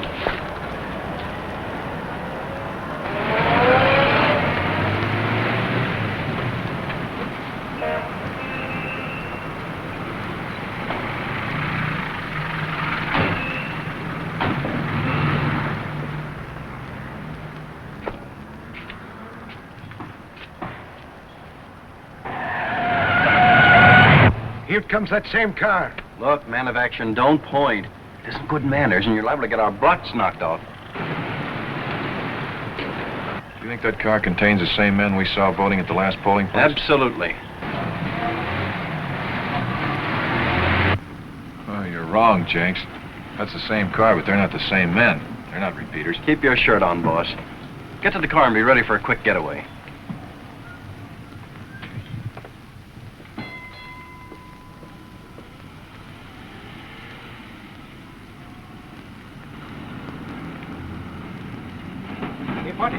Got a match?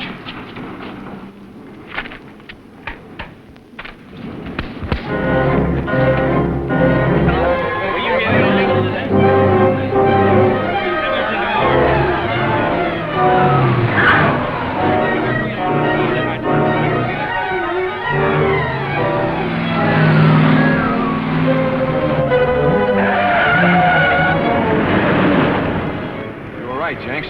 They are repeaters. Voting twice in the same place by disguising themselves with masks.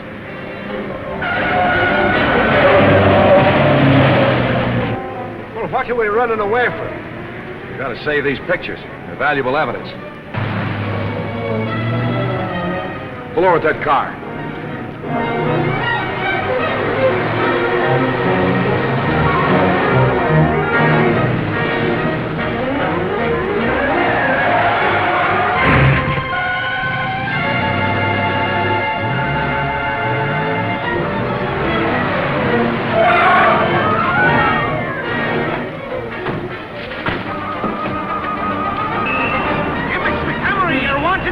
Sentinel office by now. It's the police. Come on.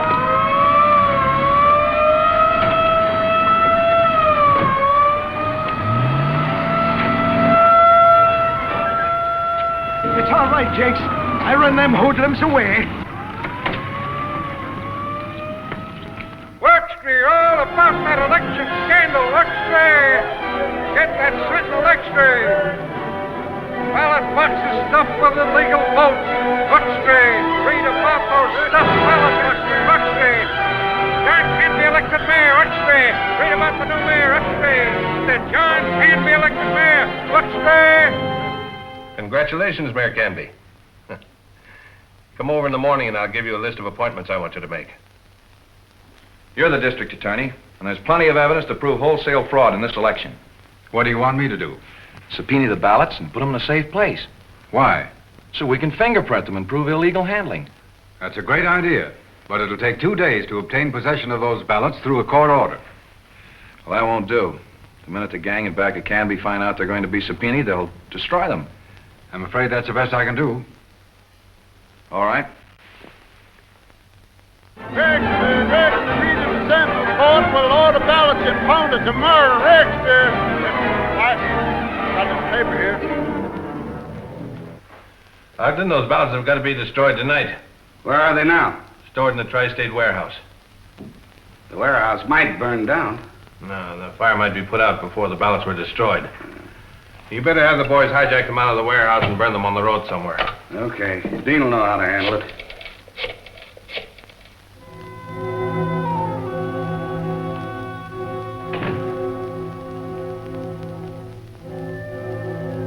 Get the Hornet's disguise, Kato. Yes, sir.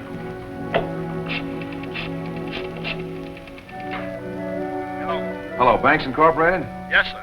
This is the Daily Sentinel speaking. We've had some heavy collections come in since the banks have closed. Want an armored car? Yes, that's right. An armored car at the loading platform as soon as possible. Yes, thanks. Goodbye. What you do now, Mr. Britt? I'm afraid, Kato, the Green Hornet is going to have to do what the law has been unable to do. Prevent those ballots from falling into the hands of crooks.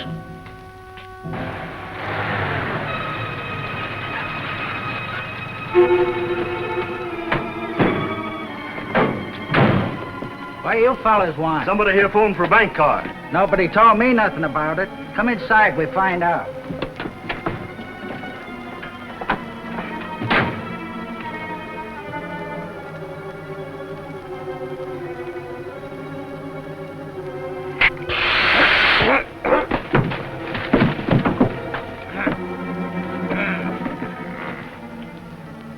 Sorry, old man, but you'll be all right in a few minutes.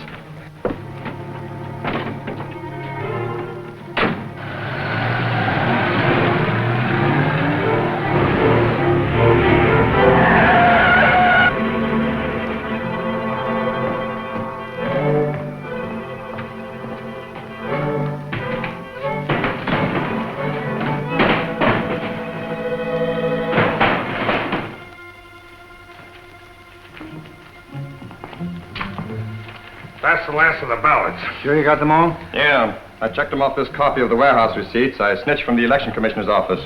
Okay, Pete. Phone the chief, we're loaded.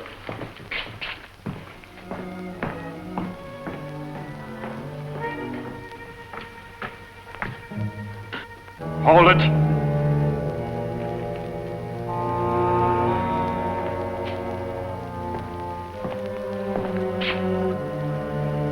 The Green Hornet. And what do you want? For you to do exactly as you're told. There's an armored car coming here. I want you to unload the cases from that truck and put them in the armored car. We are not. All right, you asked for it. No. Don't shoot. We'll do what you say.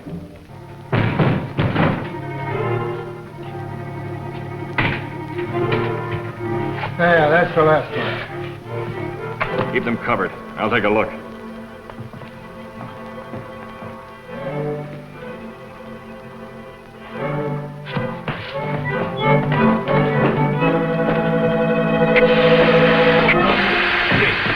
Nice work.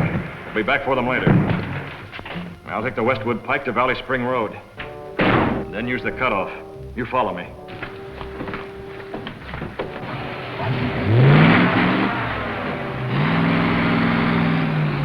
Hello, this is Pete. The Hornet down Dean and Corey with that devil gun. He's on his way with the ballots. You poor saps. 3 against 1. You let that racketeer outsmart you. I'm telling you, you can still stop him. What? Going by the way of the Westwood Pike to Valley Spring Road. Andy's up at the Morthison place. Phone him and have him get busy.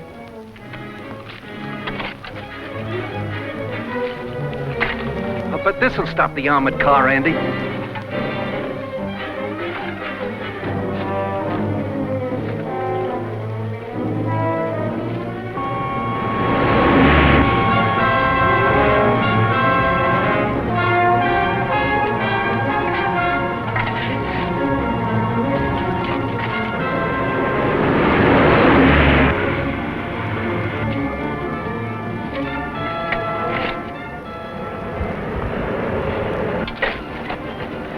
Hornet now. In the armored car. Come on.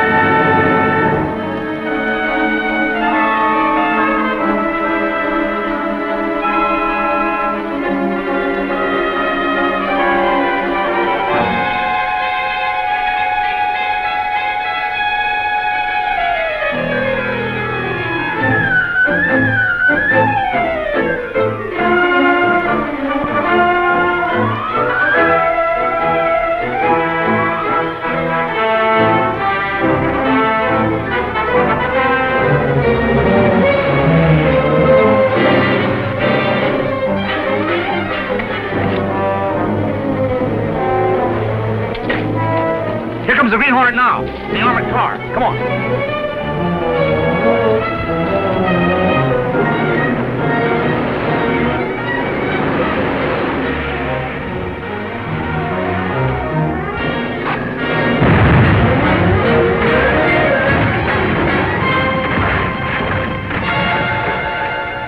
That takes care of the Hornet. Now to get those ballots out of that wreck and destroy them.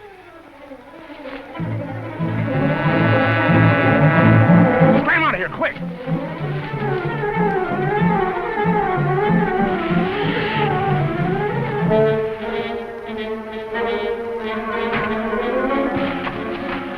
You hurt badly? No. Those armored cars are built for protection. The police. Good. They'll take the ballots in the armored car and keep them until the court order to impound them comes through.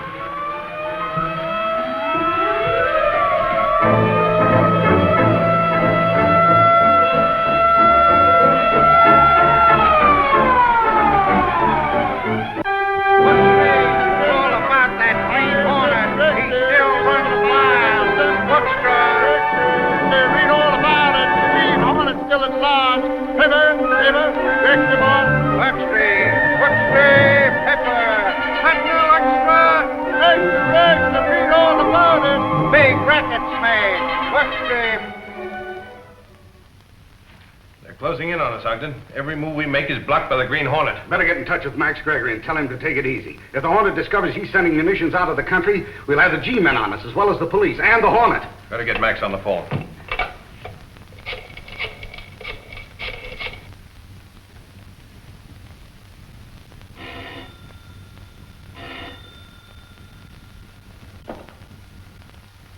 Yes? Max Gregory speaking. All right, put him on. Here. Gregory, you better get that last shipment of munitions off your hands at once. Young Roberts is making things difficult. I was about to go and see him. Perhaps you could suggest some way of putting on pressure. I'll take care of it.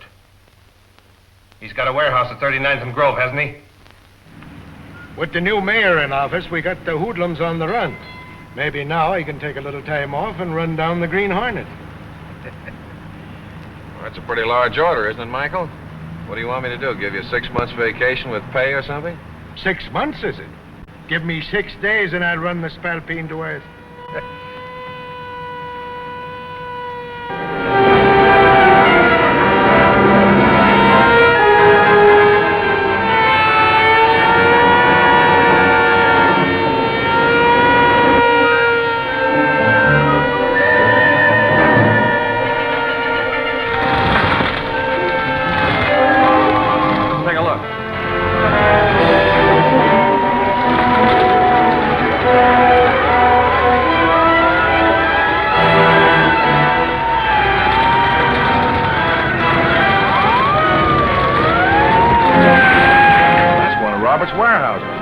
John Roberts, the young fellow whose brother was killed by the racketeers? Yeah.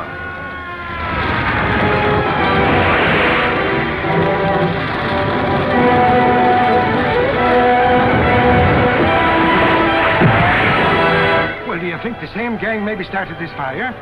Very likely. You go in there and find out all you can about who did start that fire. I'm going to John's office. Yes? This is John Roberts. You say you've got the fire under control? You don't know how it started. All right. I'll have the insurance people come down. Thanks. Britt Reid. Gosh, am I glad to see you. Hello, John. I overheard your phone conversation. So that fire did cause you considerable damage. Yes. Of course, my insurance will cover the actual loss. But I'll lose a lot of important customers and, well... Spell it. That fire wasn't accidental. Someone's trying to drive me into line, same as they did Charles. What's the racket? Well, it's this way. I've kept this business right up to the standard that Charles set. As you know, we do a lot of shipping by rails in carload lots. Well, the other day a fellow came in and demanded that I allow him to ship under my bill of lading. Wanted to commandeer my space. What do you mean? Well, if I was sending 2 cars, he'd take over 1. Wouldn't tell me who he was or what he was shipping, but he made it clear that I'd have trouble if I refused. So that fire was the result of your refusal? I'm sure of it. Well, there's been a series of smaller attacks. Breakdown of trucks, attacks on my drivers. Have you notified the police? No. You remember what happened to Charles when he went to the police. Very well done, Dean. This fire will bring young Mr. Roberts to terms. I have one more little surprise for him, down at the harbor. Nothing of talk, Turkey. Very good. I'll talk again to Roberts tomorrow. Better not. He knows you now, might spring something. Let me handle it. All right.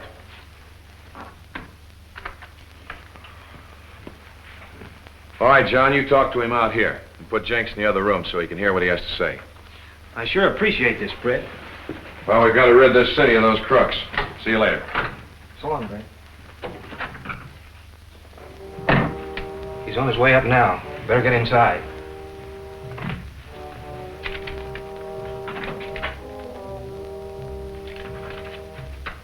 What can I do for you?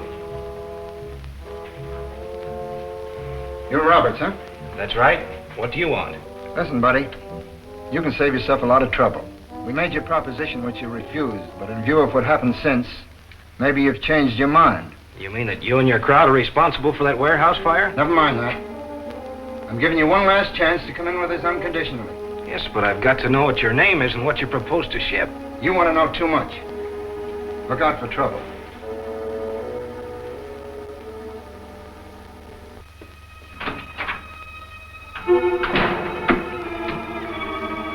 Careful, Jenks. I think he suspected something. Okay, thanks.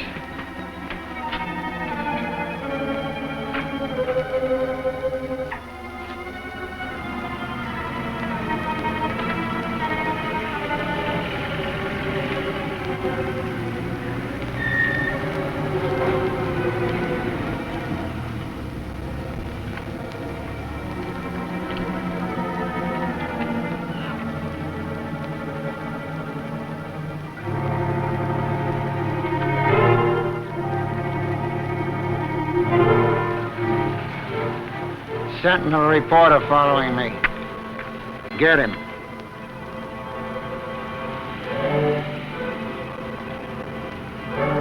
Follow him, Kato.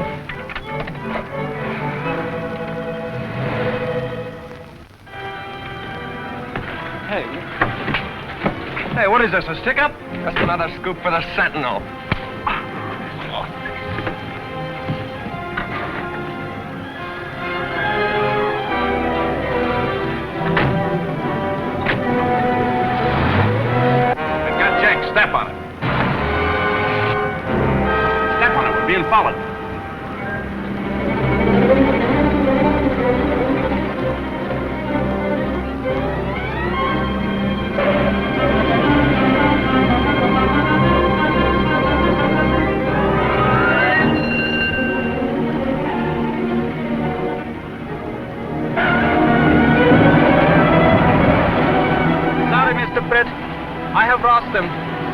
Maybe not. I caught the license number.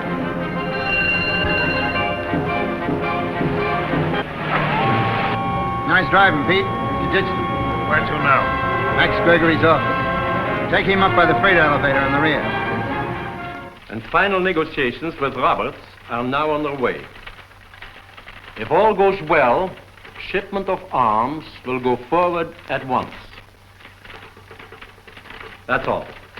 Put it in code and get it off immediately. The private door, sir. That'll be Dean with the report on Roberts. Let them in.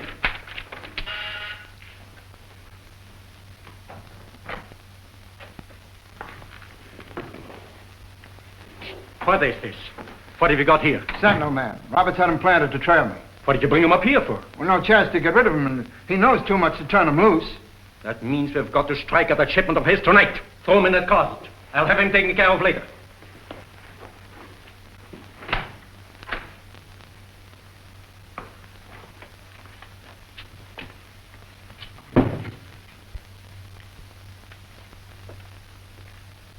At Clearwater Junction, you board the train.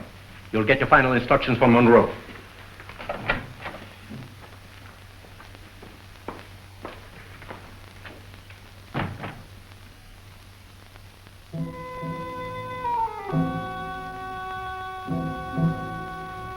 Thanks for your cooperation.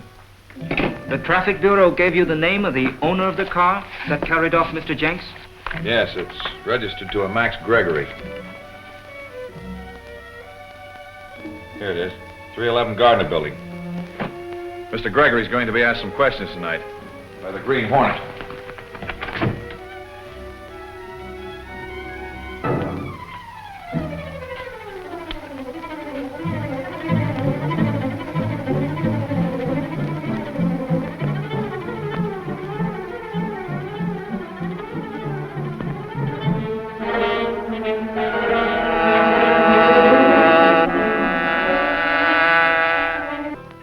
In wireless code.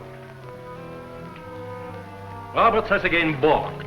The train carrying Roberts' shipment will be boarded at Clearwater Junction at midnight tonight. Roberts' cars and everything behind them will be uncoupled on the long grade west of Summit. That's all. Put it into code. Never mind the code. I'll take it as it is. The Green Hornet. Give it to me.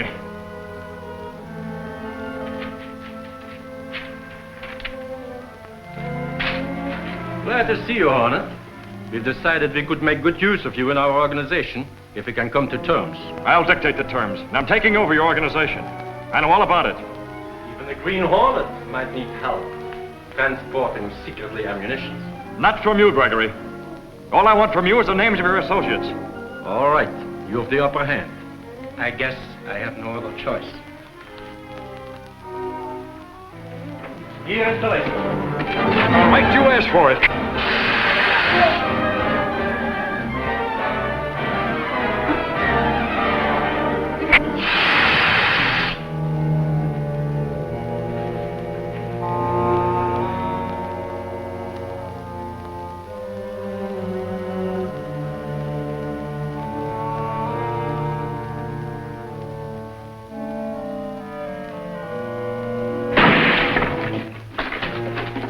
Another one, eh? What's your connection with this gang? I'm not one of this outfit. I'm after them. I'm a reporter from the Sentinel. The Sentinel, eh? That muckraking reform sheet. I suppose you're after the reward for the capture of the Hornet. Reward or no reward, the Sentinel's out to get you and the rest of the crooks in this town. If you keep me here, the rest of this gang's going out to wreck a train. And blame it on me, eh? Well, I'll take care of that. Phone the police. These men are wanted for munitions and gun running. And don't try to follow me.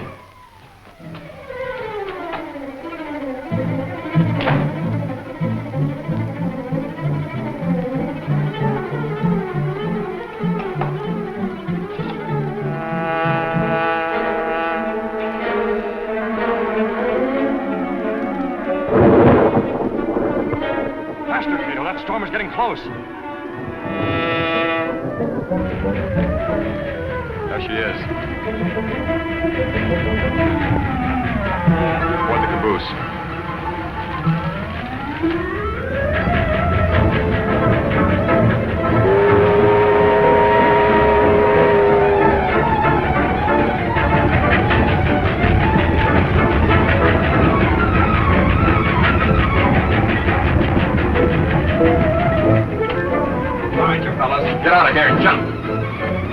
out of here.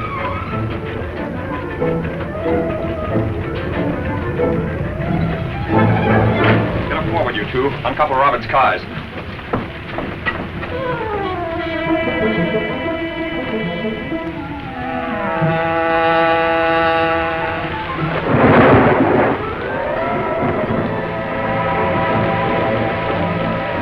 Going up to Summit Grade. Catch her.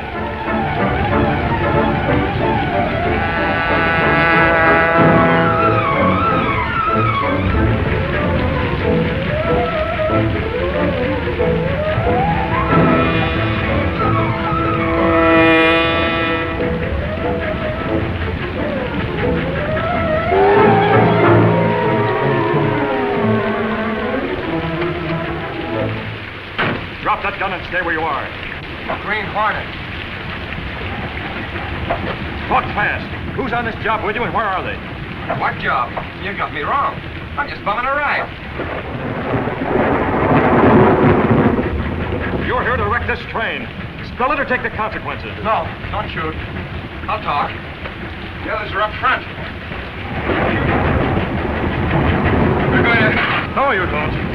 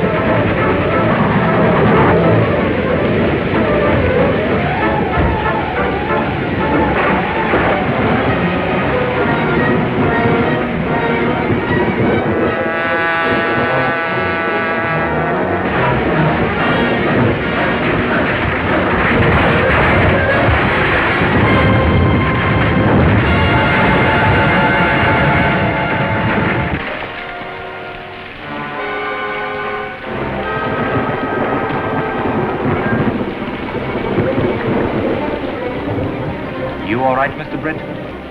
Yes. No one was hurt. There were only two of us on the platform. Look around here. I had one of the crooks, but lost him when we fell.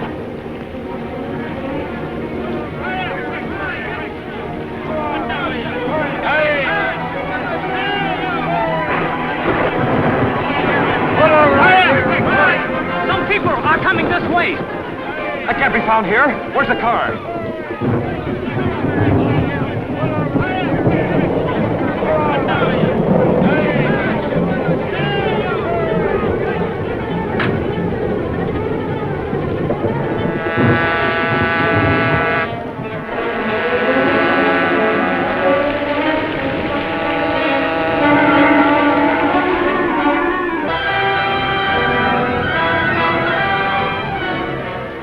Attacked me before we could uncouple Robert's cars. Then the train broke in two on the grade. But Robert's stuff in the front section went through safely. Then we can thank the Green Hornet for breaking our hold on young Roberts. And that isn't all. Max Gregory was taken by the G-men last night. Look at there.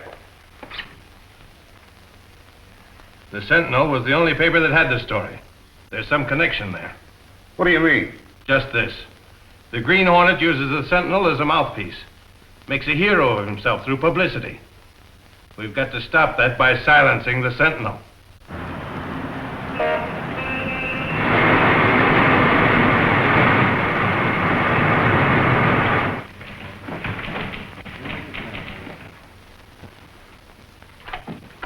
Hey, look here, boss. Gunnigan tells me you killed my story in the Cooper Zoo. That's right. But listen, that's a good yarn.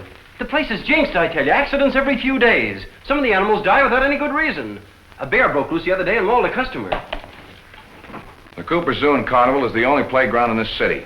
If we print that story, we'll put them out of business. Yes, but if it's true the place is jinxed... It isn't true, and I don't believe in jinxes. If things are happening out there, there's a reason for it. We'll find the reason and then publish the story. Get Cooper on the phone for me, please. Yes, sir.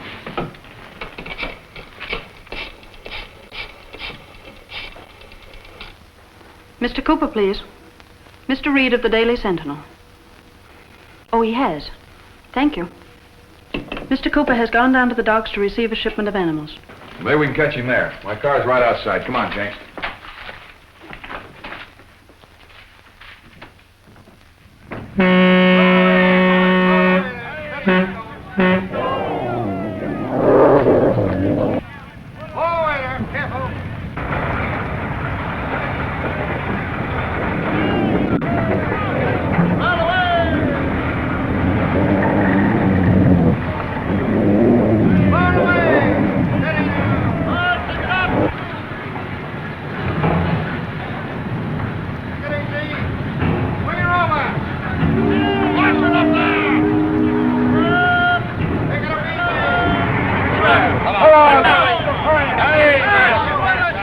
It's a jinx, I tell you.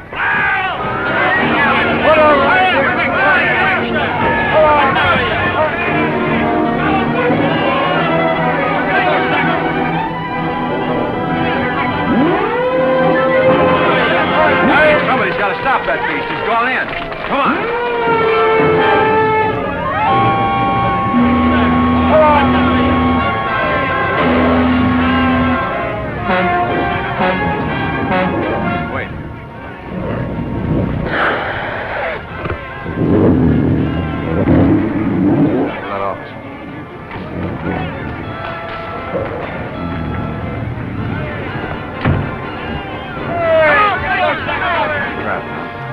But something else will happen. Well, I don't think this is the right time to talk to Cooper. I'll make an appointment so you can see him at the zoo.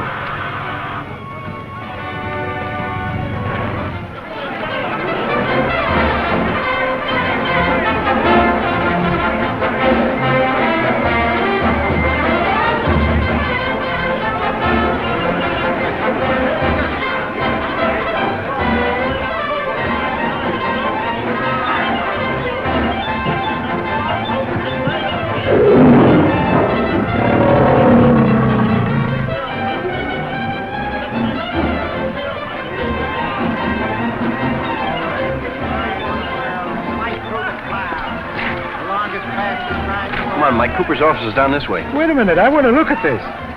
You've got no business to see it. You came in on a press pass.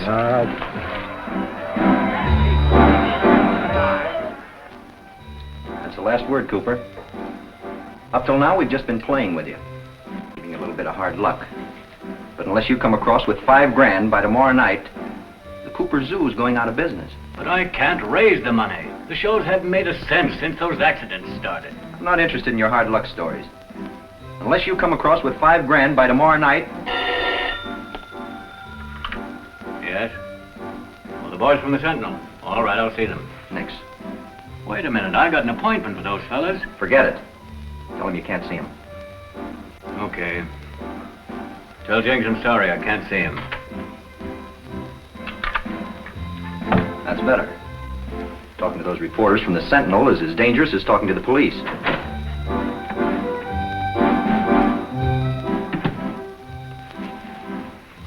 Told you I couldn't see you. Yeah, I know that, but you can't do that to me. I'm here by appointment, and I want an interview on those, accidents you've been having. I've nothing to say. And why not? Is there something phony about your show that you don't want folks to learn about? All right, Cooper, get these men out of here. My business is important. No man with an honest business need be afraid to talk to the Sentinel. But if you're trying to cover up anything... That'll do, Mike. You know we reporters never try to force interviews from people. You don't what? Sorry, Cooper. Better luck next time. Come on, Mike.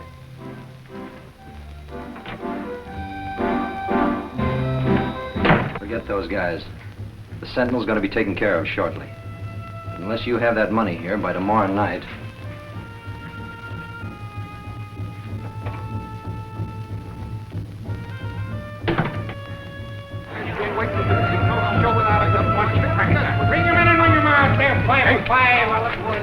Where do you get that stuff? Reporters never force interviews. Listen, Lug, I wanted to get out. Unless I miss my guess, that other guy in there was Lefty Bates, who did a stretch for extortion and blackmail 3 years ago. You...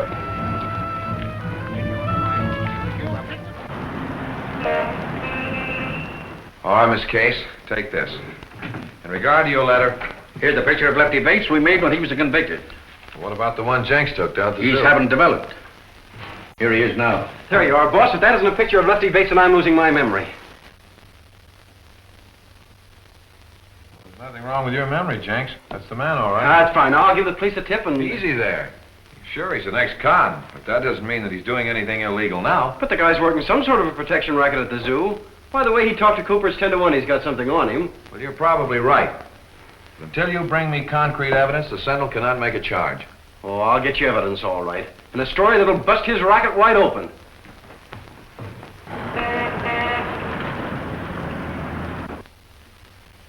All ready, Chief. Sentinel reporters visited the Cooper Zoo today. I've made arrangements for the silencing of Britt Reid.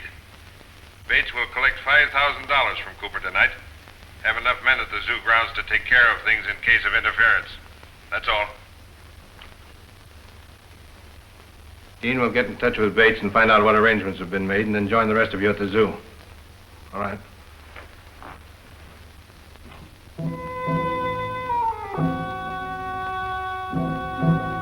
There is danger in the Hornet visiting the zoo, Mr. Britt. There are too many people. Too much ride. You forget there's a carnival there, Kato. A lot of the performers will be wearing masks. So it's the one spot in the city where the Green Hornet might go, among others, unnoticed.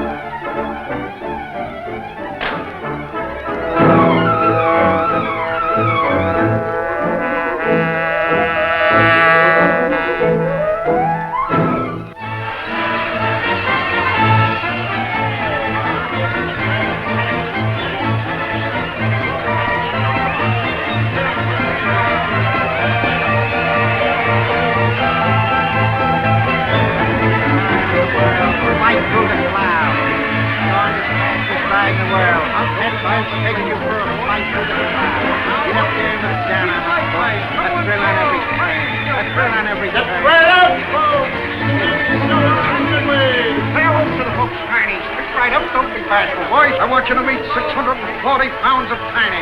Right this way, folks. The most sensational dance you can see in troops direct from the island. The parade of folks. What do you expect to do here? We'll find out who's causing all the accidents and nab them.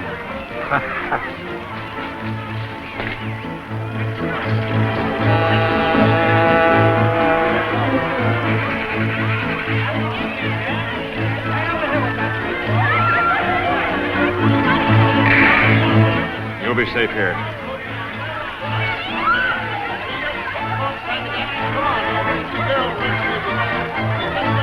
Oh, we're not doing any good here. This is a job for the cops. Sure, but the boss won't let us call them in without more evidence.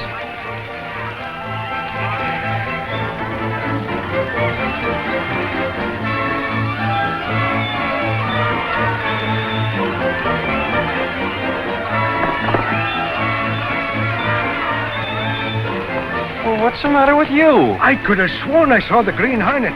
It's just one of those chumps running around in a mask.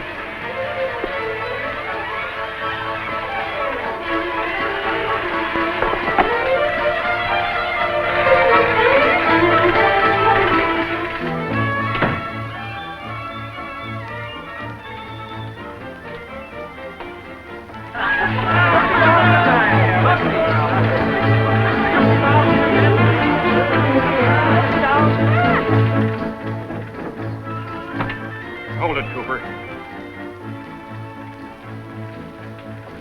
Who are you? What do you want? The Green Hornet? So you've been doing all the collecting for Bates and his gang. I collect for myself. Collect for yourself? Then you don't belong to Bates and his gang? Give me back that money.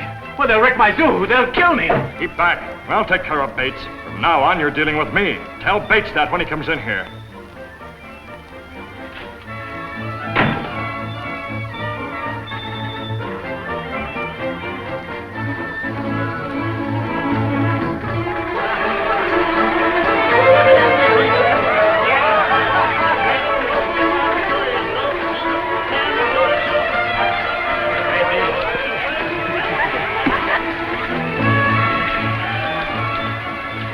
Where's Bates?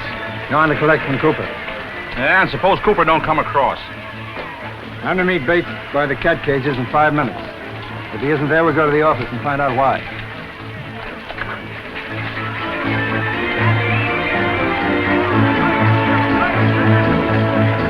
Ready, Mr. Britt? Not yet. Here, take this $5,000 protection money. It belongs to Cooper. Be ready for a quick getaway.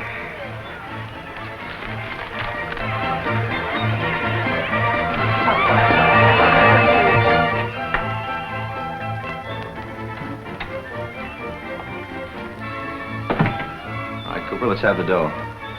Come on, make it snappy. The boys are waiting. But I haven't got it. You're lying to me, Cooper. I've had you trailed ever since you left here today. My boys were in the bank with you when you cashed the check. That's true. But I gave the money to the Green Hornet. The Green Hornet? Yes, he was here ahead of you. I thought he came from you. You're lying. No. You can't stall me with that cock and bull story. Come across or I'll tip off the boys and they'll wreck your show. I don't think you will, Bates. The Green Hornet. Take your hand away from that gun. What do you want? A signed statement concerning your protection racket. I'll sign nothing. I don't even know what you're talking about. Oh, yes, you do. I just heard what you told Cooper. I want it on paper, and I'll give you 10 seconds to put it there.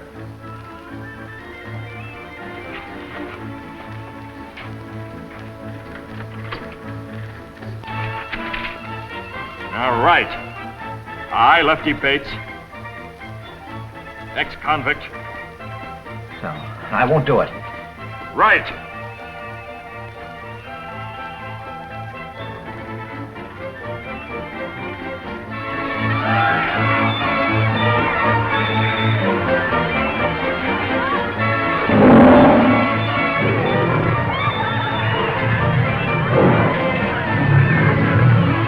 One of those babies get loose and make this crowd stir their legs. Be more than one of them get loose if Cooper makes any trouble. Bates ought to be here by now. Come on, Corey, let's take a look.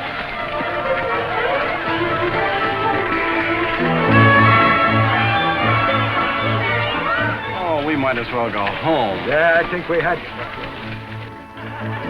Give me some peanuts. Oh, yeah. Hey, look over there by the popcorn wagon. 2 of them guys was in the car stealing racket. Thank you. You better get a cop. Cop, is it? Haven't I been a cop half my life? Come on. 1 minute, you much. I want a word with you. Sentinel men, get him! Hey, be careful now.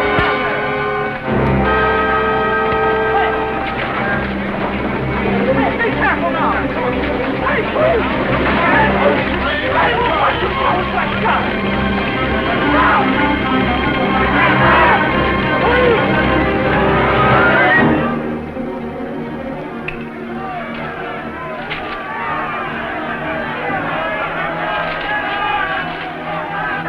What's that?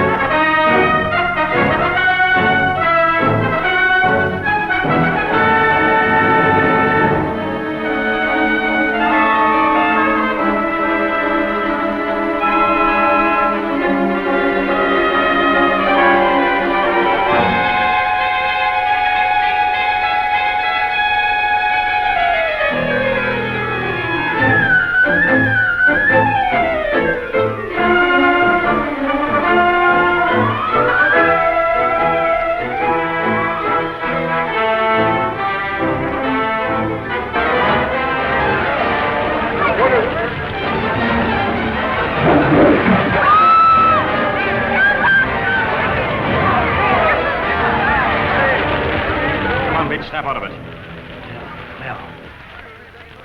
Well, shoot it. The Green Hornet. Yes, Bates. You started this fire and stampede so he could collect more blackmail from Cooper. No. No, I haven't been doing any blackmailing. Perhaps this will persuade you to talk. No, wait, don't. Don't use it. It's true. We're making Cooper pay protection. What do you mean, we? Who are you going to take that money to? A man. I don't know. I think his name is Ogden. Ogden, huh? Yeah. Is he the man that's ahead of all this?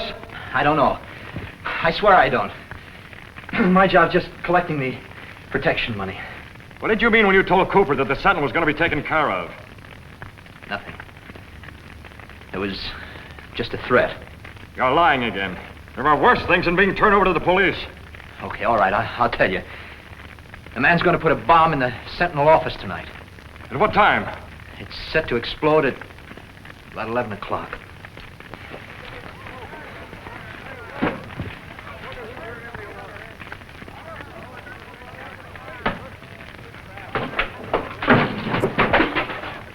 All right, that'll hold you.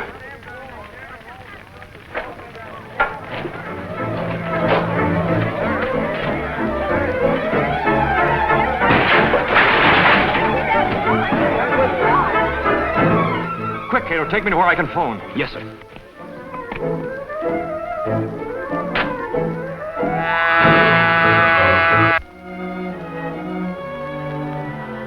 This is evidence that Mr. Reid wants in one of those racket cases he's investigating.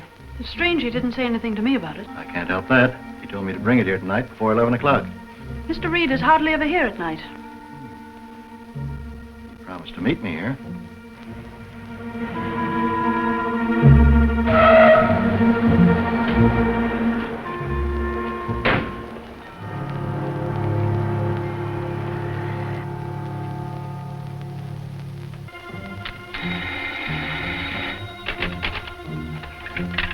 Jenks speaking. Oh, so a man's gonna blow us up. I suppose you're the Green Hornet. Okay, pal, I'm Napoleon.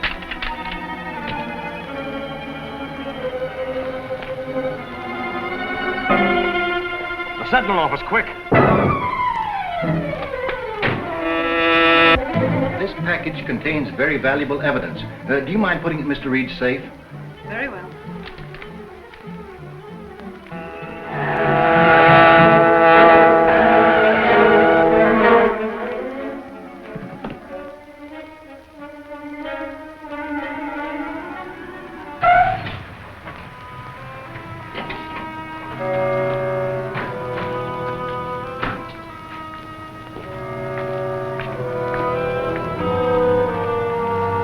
Gotta risk it and go in the office, Kato. Why not remove your disguise and go as Britt Reid? I've got to do something that Britt Reid wouldn't do. There's no other way. Keep me covered at all times in case I get trapped.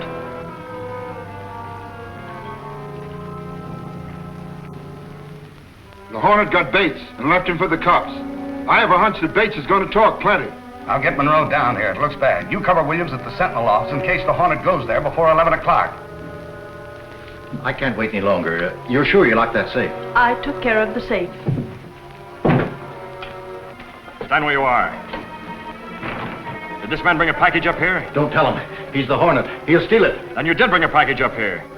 Would it induce you to find it if I told you that package contains a bomb to destroy this building at 11 o'clock? That's a lie. Where's that bomb? I don't know. Perhaps now you realize I'm in business. Where's that bomb? All right, if that's the way it is, I'll leave you tied up here to wait for it. If you know where that bomb is, miss, you'd better talk. It'll explode in 3 minutes.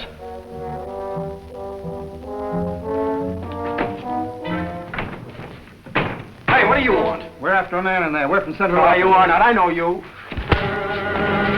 You've 1 minute to tell me where that bomb is. If you value your life, you'll talk fast. All right, I'll tell you. It's in there, in Mr. Reid's safe.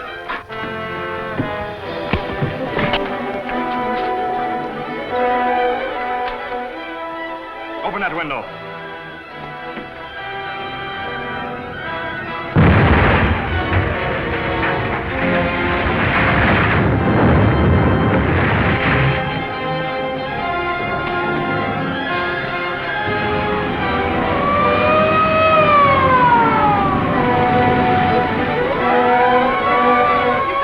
Before they catch you. He can't get away. He's trapped, and I'll collect the reward. Don't be too sure of that. over to the police. You've got enough evidence to convict him. This will only render him unconscious for a short while.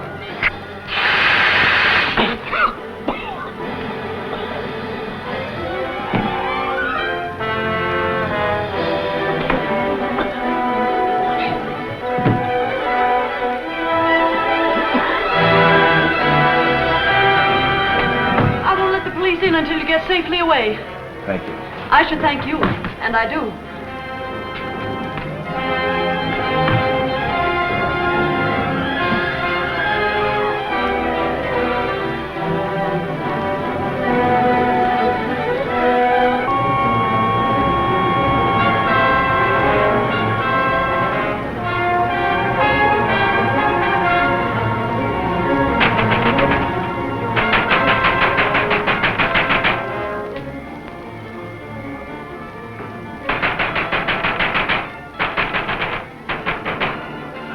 Say, what goes on? Who started the fireworks? Get those cops up here. I've got the man who tried to blow us up. Oh, I suppose you'll be telling me next the Green Hornet was here. He was, and he was wonderful. Oh, I give up.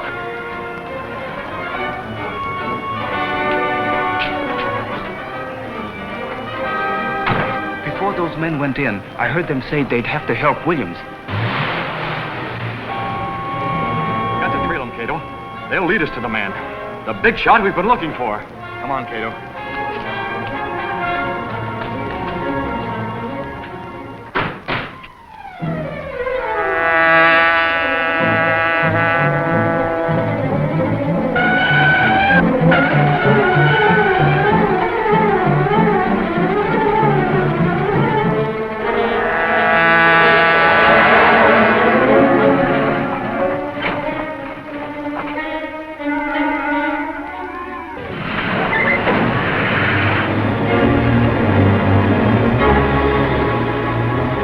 Place we've been looking for.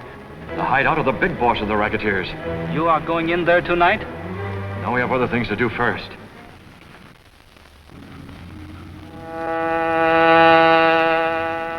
I told you not to come here straight from a job. You might be trailed. So what? Things are getting so tough it's the only place to go. What happened? Plenty. Somebody wires the Sentinel mob to Williams' game. They heaved his bomb out of the window. And maybe him, too. Bates must have talked. Maybe somebody else did, too. There's been the smell of a double cross around here for some time. What are you getting at, you lug? Stop it! There's no time for trouble. Well, we got trouble, all right. Why don't we split our take and get out of here while we're able to spend it? You'll get yours when the time comes. And that goes double for me, too. Read all about the Green Hornet. Green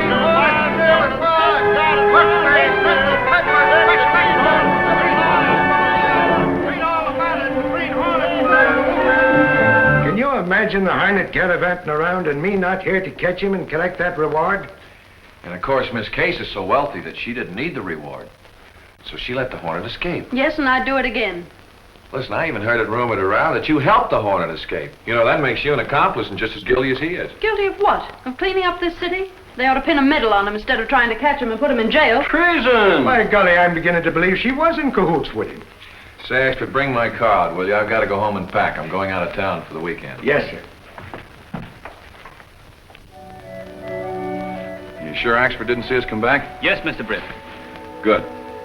We're going to investigate that place we discovered last night. You mean where those men went, in the car? Yes, Bates mentioned a man, Ogden, to whom he paid protection money. And there's a firm, a brokerage firm, Monroe and Ogden, occupying offices in that building. We will go there? Yes. I'm pretty sure that we'll find that Monroe and Ogden are the big shots we've been looking for.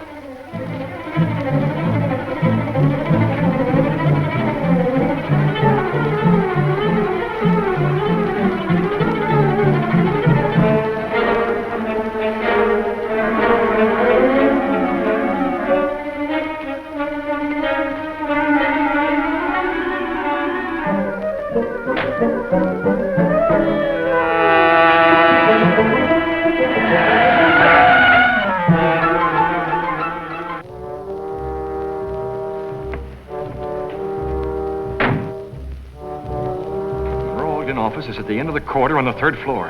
I'll take the fire escape. You might as well know, Monroe. We've been talking things over. What's the matter, turning yellow? No, but just as I told you yesterday, we think the job is getting too hot. Pete, come in here.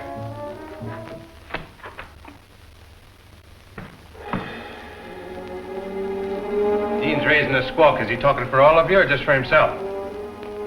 That's news to me. I'm satisfied, and I guess Andy is too. How about it, Andy? It's okay by me. That's the chief's signal. We'll see what he says. Yes, sir, we're ready. With regard to the question you put to me this morning, we have too big an investment at stake to give it up without a fight. The Green Hornet is giving us most of our trouble. He must be stopped, and the Sentinel must be silenced. We're carrying out the chief's orders. Well, I'm still for getting out while we can. And giving up everything we worked for? No. We'll take the dough that's in that safe and split it up and lay low for a while. Oh, we're wasting time. Let's bring that stuff up from the car. Dean and the boys can take care of that. You and I have an important call to make. Andy, you better wait here. I'll phone you in a few minutes. Okay.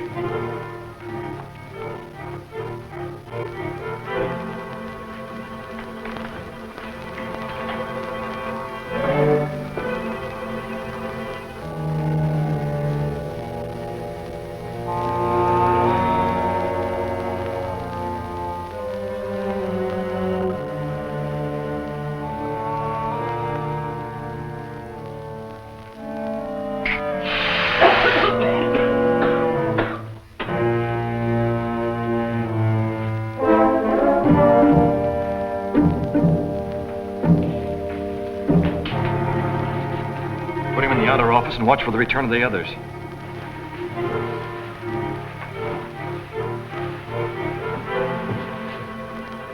With regard to the question you put to me this morning, we have too big an investment at stake to give it up without a fight. Pretty clever, Monroe. Using a phonograph record to conceal from the rest of the gang that you were the chief.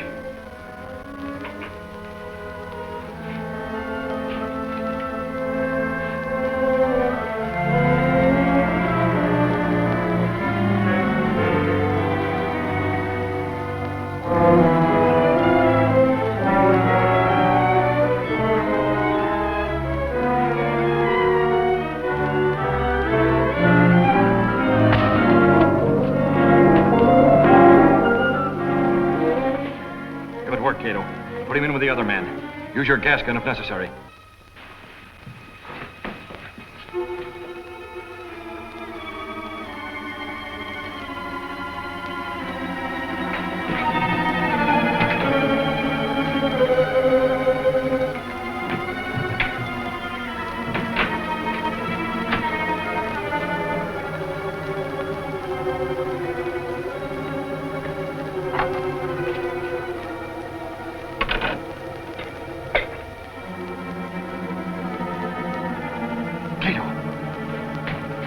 Any sign of the others returning? No, sir. Get in that closet and speak into the microphone you'll find there.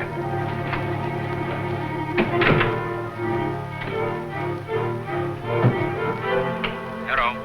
Hello? Can you hear me? Yes, that's enough.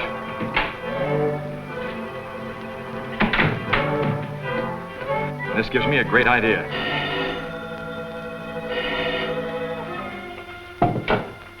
Hello? Andy? Yeah. This is Ogden. Did the boys get there with that stuff yet? No, and that ain't all. How long will it take you to get back here? About 5 minutes. What's up? Pete just come back.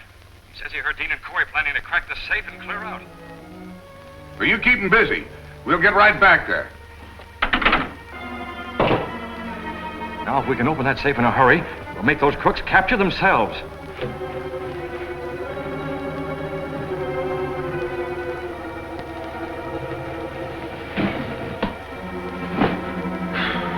Hey, where's Andy? Monroe told him to stay on the job. I'm looking for Pete, I guess. Where's he? I don't know. Hey, what's that? The signal Monroe gets when the chief wants to talk to him. Let's hear what he's got to say. Attention, Monroe. Pete and Andy have been caught by the police. They will talk. Get all the money out of the safe and take it to the Mortensen place. I'll meet you there later. And it's important to get rid of Dean and Corey at once, as we discussed. Oh, they discussed us, huh? They're going to get rid of us. Come on, Corey, we'll beat them to it. And what do we do? Open that safe, take the dough, and get out of here. Oh, it's open. What a break.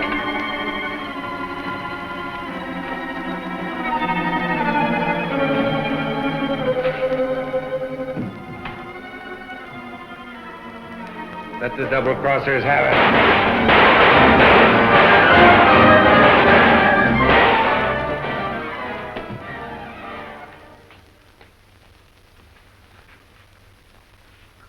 gather up all that money and put it in the Black Beauty at once. There is a lot of it. Every cent of it must be returned to the men it was stolen from. Roberts, Cooper, and all the others.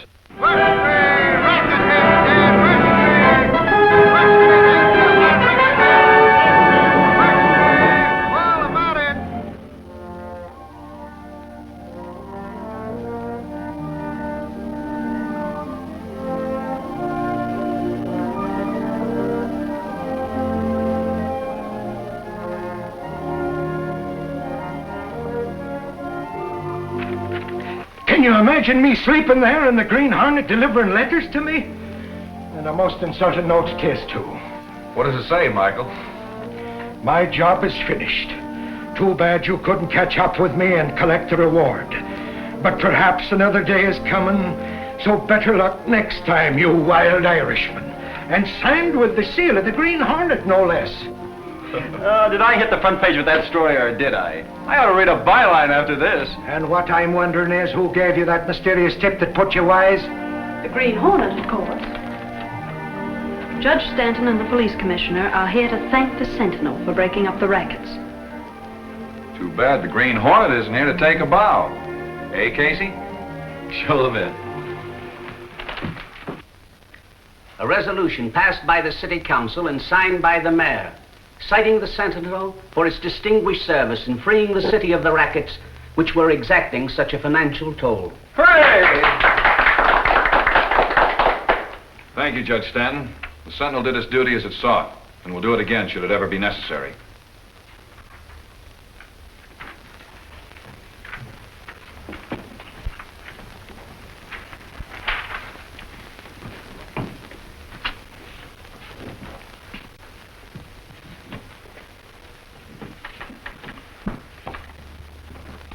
He's the one who really earned it. Oh, take that thing down. Sure, it is a sight that makes the eyes of me sore. Let us stay, Michael. The Green Hornet is gone. He said his job was finished. And if we get Miss Kay sore, she's liable to call him back again. I don't believe he's gone. I believe he's just been too clever for us. And he's probably someplace close right now laughing at us all for our stupidity. Miss Case, you're positively psychic.